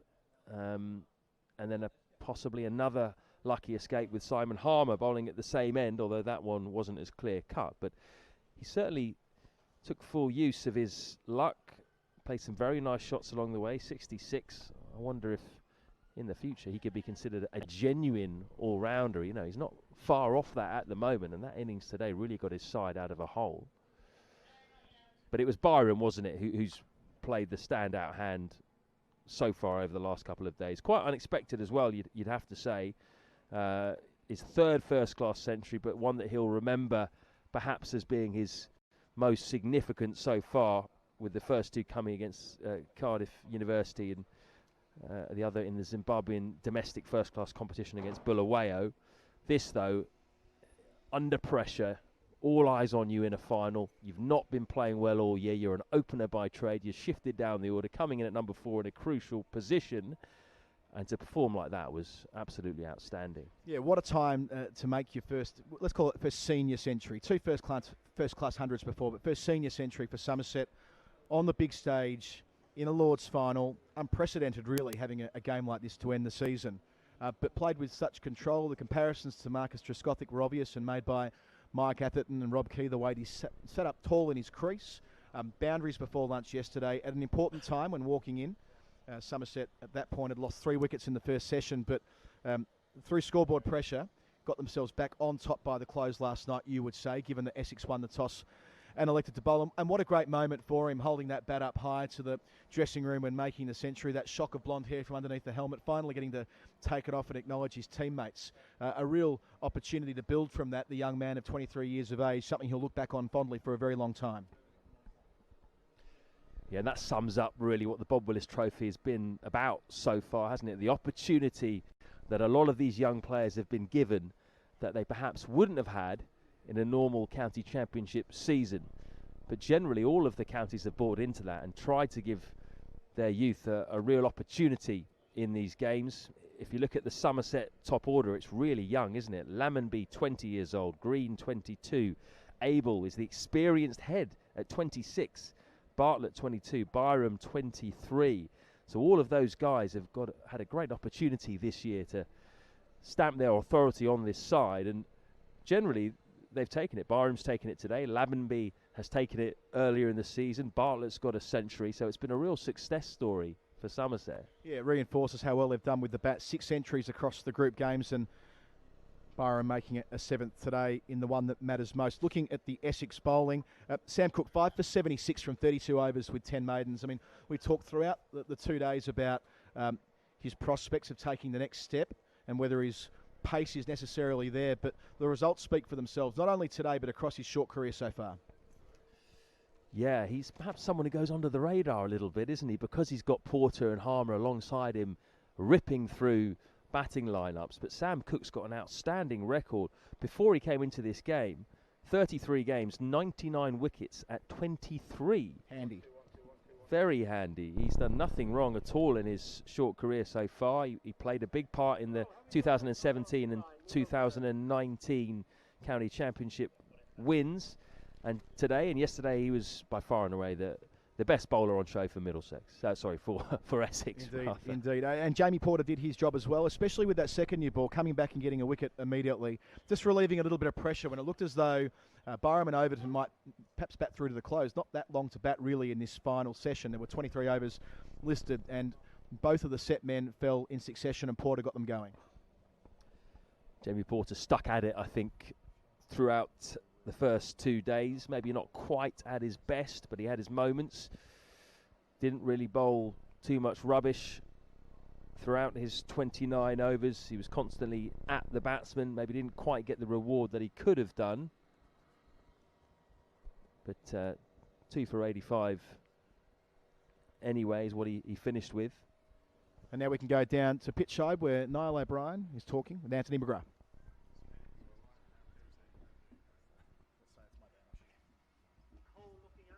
Mags, 4 down overnight. What would you be hoping for this morning? Well, we're looking for early wickets. 139 for 5, I think, when we got Steve Davis out. So again, you're looking at there potentially under 200. But you've got to give credit to Somerset. I thought Craig Overton and Eddie Byram batted really well. And then the rain break. But when we came back on 260 odd, I think for 5, you're thinking they're going to push on. But we had a great last hour there, and to bowl them out for 300. keeps us well in the game. A word with Sam Cook. I thought he was fantastic. Always challenging that forward defence. How impressed was he? He's getting better all the time. I mean, I've seen him bowl a lot worse and get more wickets. Continuously went past the bat. As you say, challenged the forward defence, challenged the technique. You know, it's been a real find for us. Him and Jamie Potter bowled superbly well. I was just glad he got his fifer because he deserved, you know, the plaudits at the end there. Overhead conditions often dictate here at Lord's. When the sun's out, it looks beautiful and batting, but when it's cloudy and the lights are on, a bit more difficult. Yeah, I mean, you know, we're late September, 10:30 start, so every morning's going to be tough, especially with the overhead conditions. Hopefully the sun will be out tomorrow, but we know Somerset have got a good attack. It's up to our batsmen to sustain the pressure and hopefully, you know, kick on with some runs. Fantastic. All the best for tomorrow. Cheers, Nobby. Thanks. Yeah, talking there about late season conditions and knowing how much movement you can get in September in this part of the world. And I mean, I suppose from their perspective, tomorrow is all the more important given how dynamic Somerset's seam attack has been throughout the competition. On only one occasion, an opposing side's made it to 200. Yeah, it's going to be really interesting watching, isn't it? The first few overs of tomorrow, you've got England's greatest ever Test batsman going out there against a really, really in-form seam attack in what you think would still be quite helpful conditions for them. They'll have a new ball in their hand, and they'll have 4 bowlers to choose from, 4 seamers, so they won't get tired. They can constantly rotate. If one guy isn't quite doing it in a particular spell, Tom Abel's got the luxury of bringing him out and bringing the next guy in. So how much we'll see of Jack Leach, I don't know. We'll have to see how things unfold tomorrow, but I think we'll see a good amount of the 4 seamers in favourable conditions first up before we see the left-arm spinner. Yeah, especially with Overton, Davey and Brooks. Their numbers this season have been quite outstanding. We expect Somerset to do well with spinners at Taunton, but due to the way this tournament happened in such a short space of time, they prioritised their quicks and they delivered time and time again. The 4 of them have taken 96 wickets at a staggering average of 12 in the Bob Willis Trophy so far this year. So there hasn't been much need for spin along the way. In fact, Jack Leach has just played 1 game and has bowled 8 overs in that game against Worcestershire. In fact, 14 overs of spin all season for Somerset. That is astonishing, really, when you think about their strengths over the last couple of years down in Taunton, traditionally, Hyderabad as it's been called, with this spin attack of Bess and Leach and occasionally Van der Merwe. Well, things have completely flipped on their head so far this year. It's the seamers that they've been relying heavily on, and that's the way they will go tomorrow to start off with for sure. And the depth in batting with Somerset, that was on show, of course, with Overton coming out at 7. But, I mean, the same really does apply to Essex. Adam Weeder, the wicket-keeper, has made in excess of 250 runs in this competition. We know what Simon Harmer can do with bat in hand as well, and they may need to draw down on that depth as we work through the next day or so. Yeah, like Somerset, you'd say that Essex have got quite a long batting lineup as well. That's why these 2 sides are here now, because they have got guys that they can rely on down the order, as you say, down to the likes of Simon Harmer and even beyond, perhaps. I should say that we are waiting on one more interview, hopefully from star with the bat today for Somerset, Eddie Byram.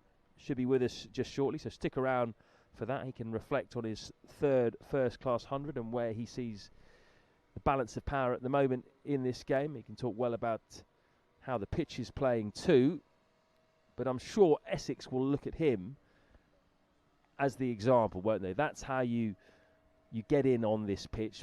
Bit of patience, put the bad ball away when you can. He didn't do anything crazy, Eddie Byram, didn't take too many risks, but he shows it's not a minefield out there if you apply yourself. And Essex have got the guys who can do that, guys with real pedigree. Of course, Cook is there, he's the one they'll look to first, but Brown, Wesley, Lawrence, Tender, Scarter, that's a very solid top order. So Eddie Byram, who of course has made his first senior century for Somerset today, making 117 from 217 deliveries, 312 minutes, 16 boundaries, a phenomenal effort. He's pitch side with Niall O'Brien. Well, come at the hour, come at the man. Ed Barham, fantastic century. How good was that? Yeah, very special day. Obviously, to get 100 at Lords is very special, and in such a crucial game, yeah, I'm very happy. You mentioned teams have struggled to get past 200. Is Yeah. that ever in your mind as a batting unit? Every run past 200 is so crucial. Absolutely, yeah. As I said, no teams got over 200 against us this season. So I think on that pitch there was definitely enough there for the bowlers throughout the day. So we definitely have to stay patient. I think me and Craig with that partnership there definitely did that, and we got our rewards. It was very evident from the moment you took guard yesterday. You were looking to be positive, even on a wicket that was doing a little bit, nibbling around, and Yeah. under lights, tricky conditions. You're always looking to score. Was that something you consciously did, or just the way you play? Just the way I play, I'd say. I've been a bit out of form recently, but yeah, today I felt pretty good, and yesterday just something clicked for me, and luckily I came away with some runs. Playing at the home of cricket in such a big game, how good a feeling is that, and hopefully putting Somerset in a wonderful position? Yeah, amazing feeling, but you know, that means nothing if we don't go on to win the game. So you know, tomorrow I'm definitely backing the bowlers. There's enough in that pitch to you know, to get out of it, to bowl a team out for under 200 as we've done all season. So we'll see where that gets us. You'll obviously be able to tell the bowlers exactly what works and what doesn't work. What are you telling the boys tonight in the bar when you're celebrating your century? Yeah, I think if you miss your length on the pitch, you can still be hit for boundaries. But if you hit your length consistently enough, there's definitely enough there. Not every ball, but I think if you stick in, you'll definitely get your rewards. Well, you got your reward. Fantastic century, wonderfully well played, and enjoy the evening and enjoy the rest of this fixture. Well done. Thank you very much. Cheers.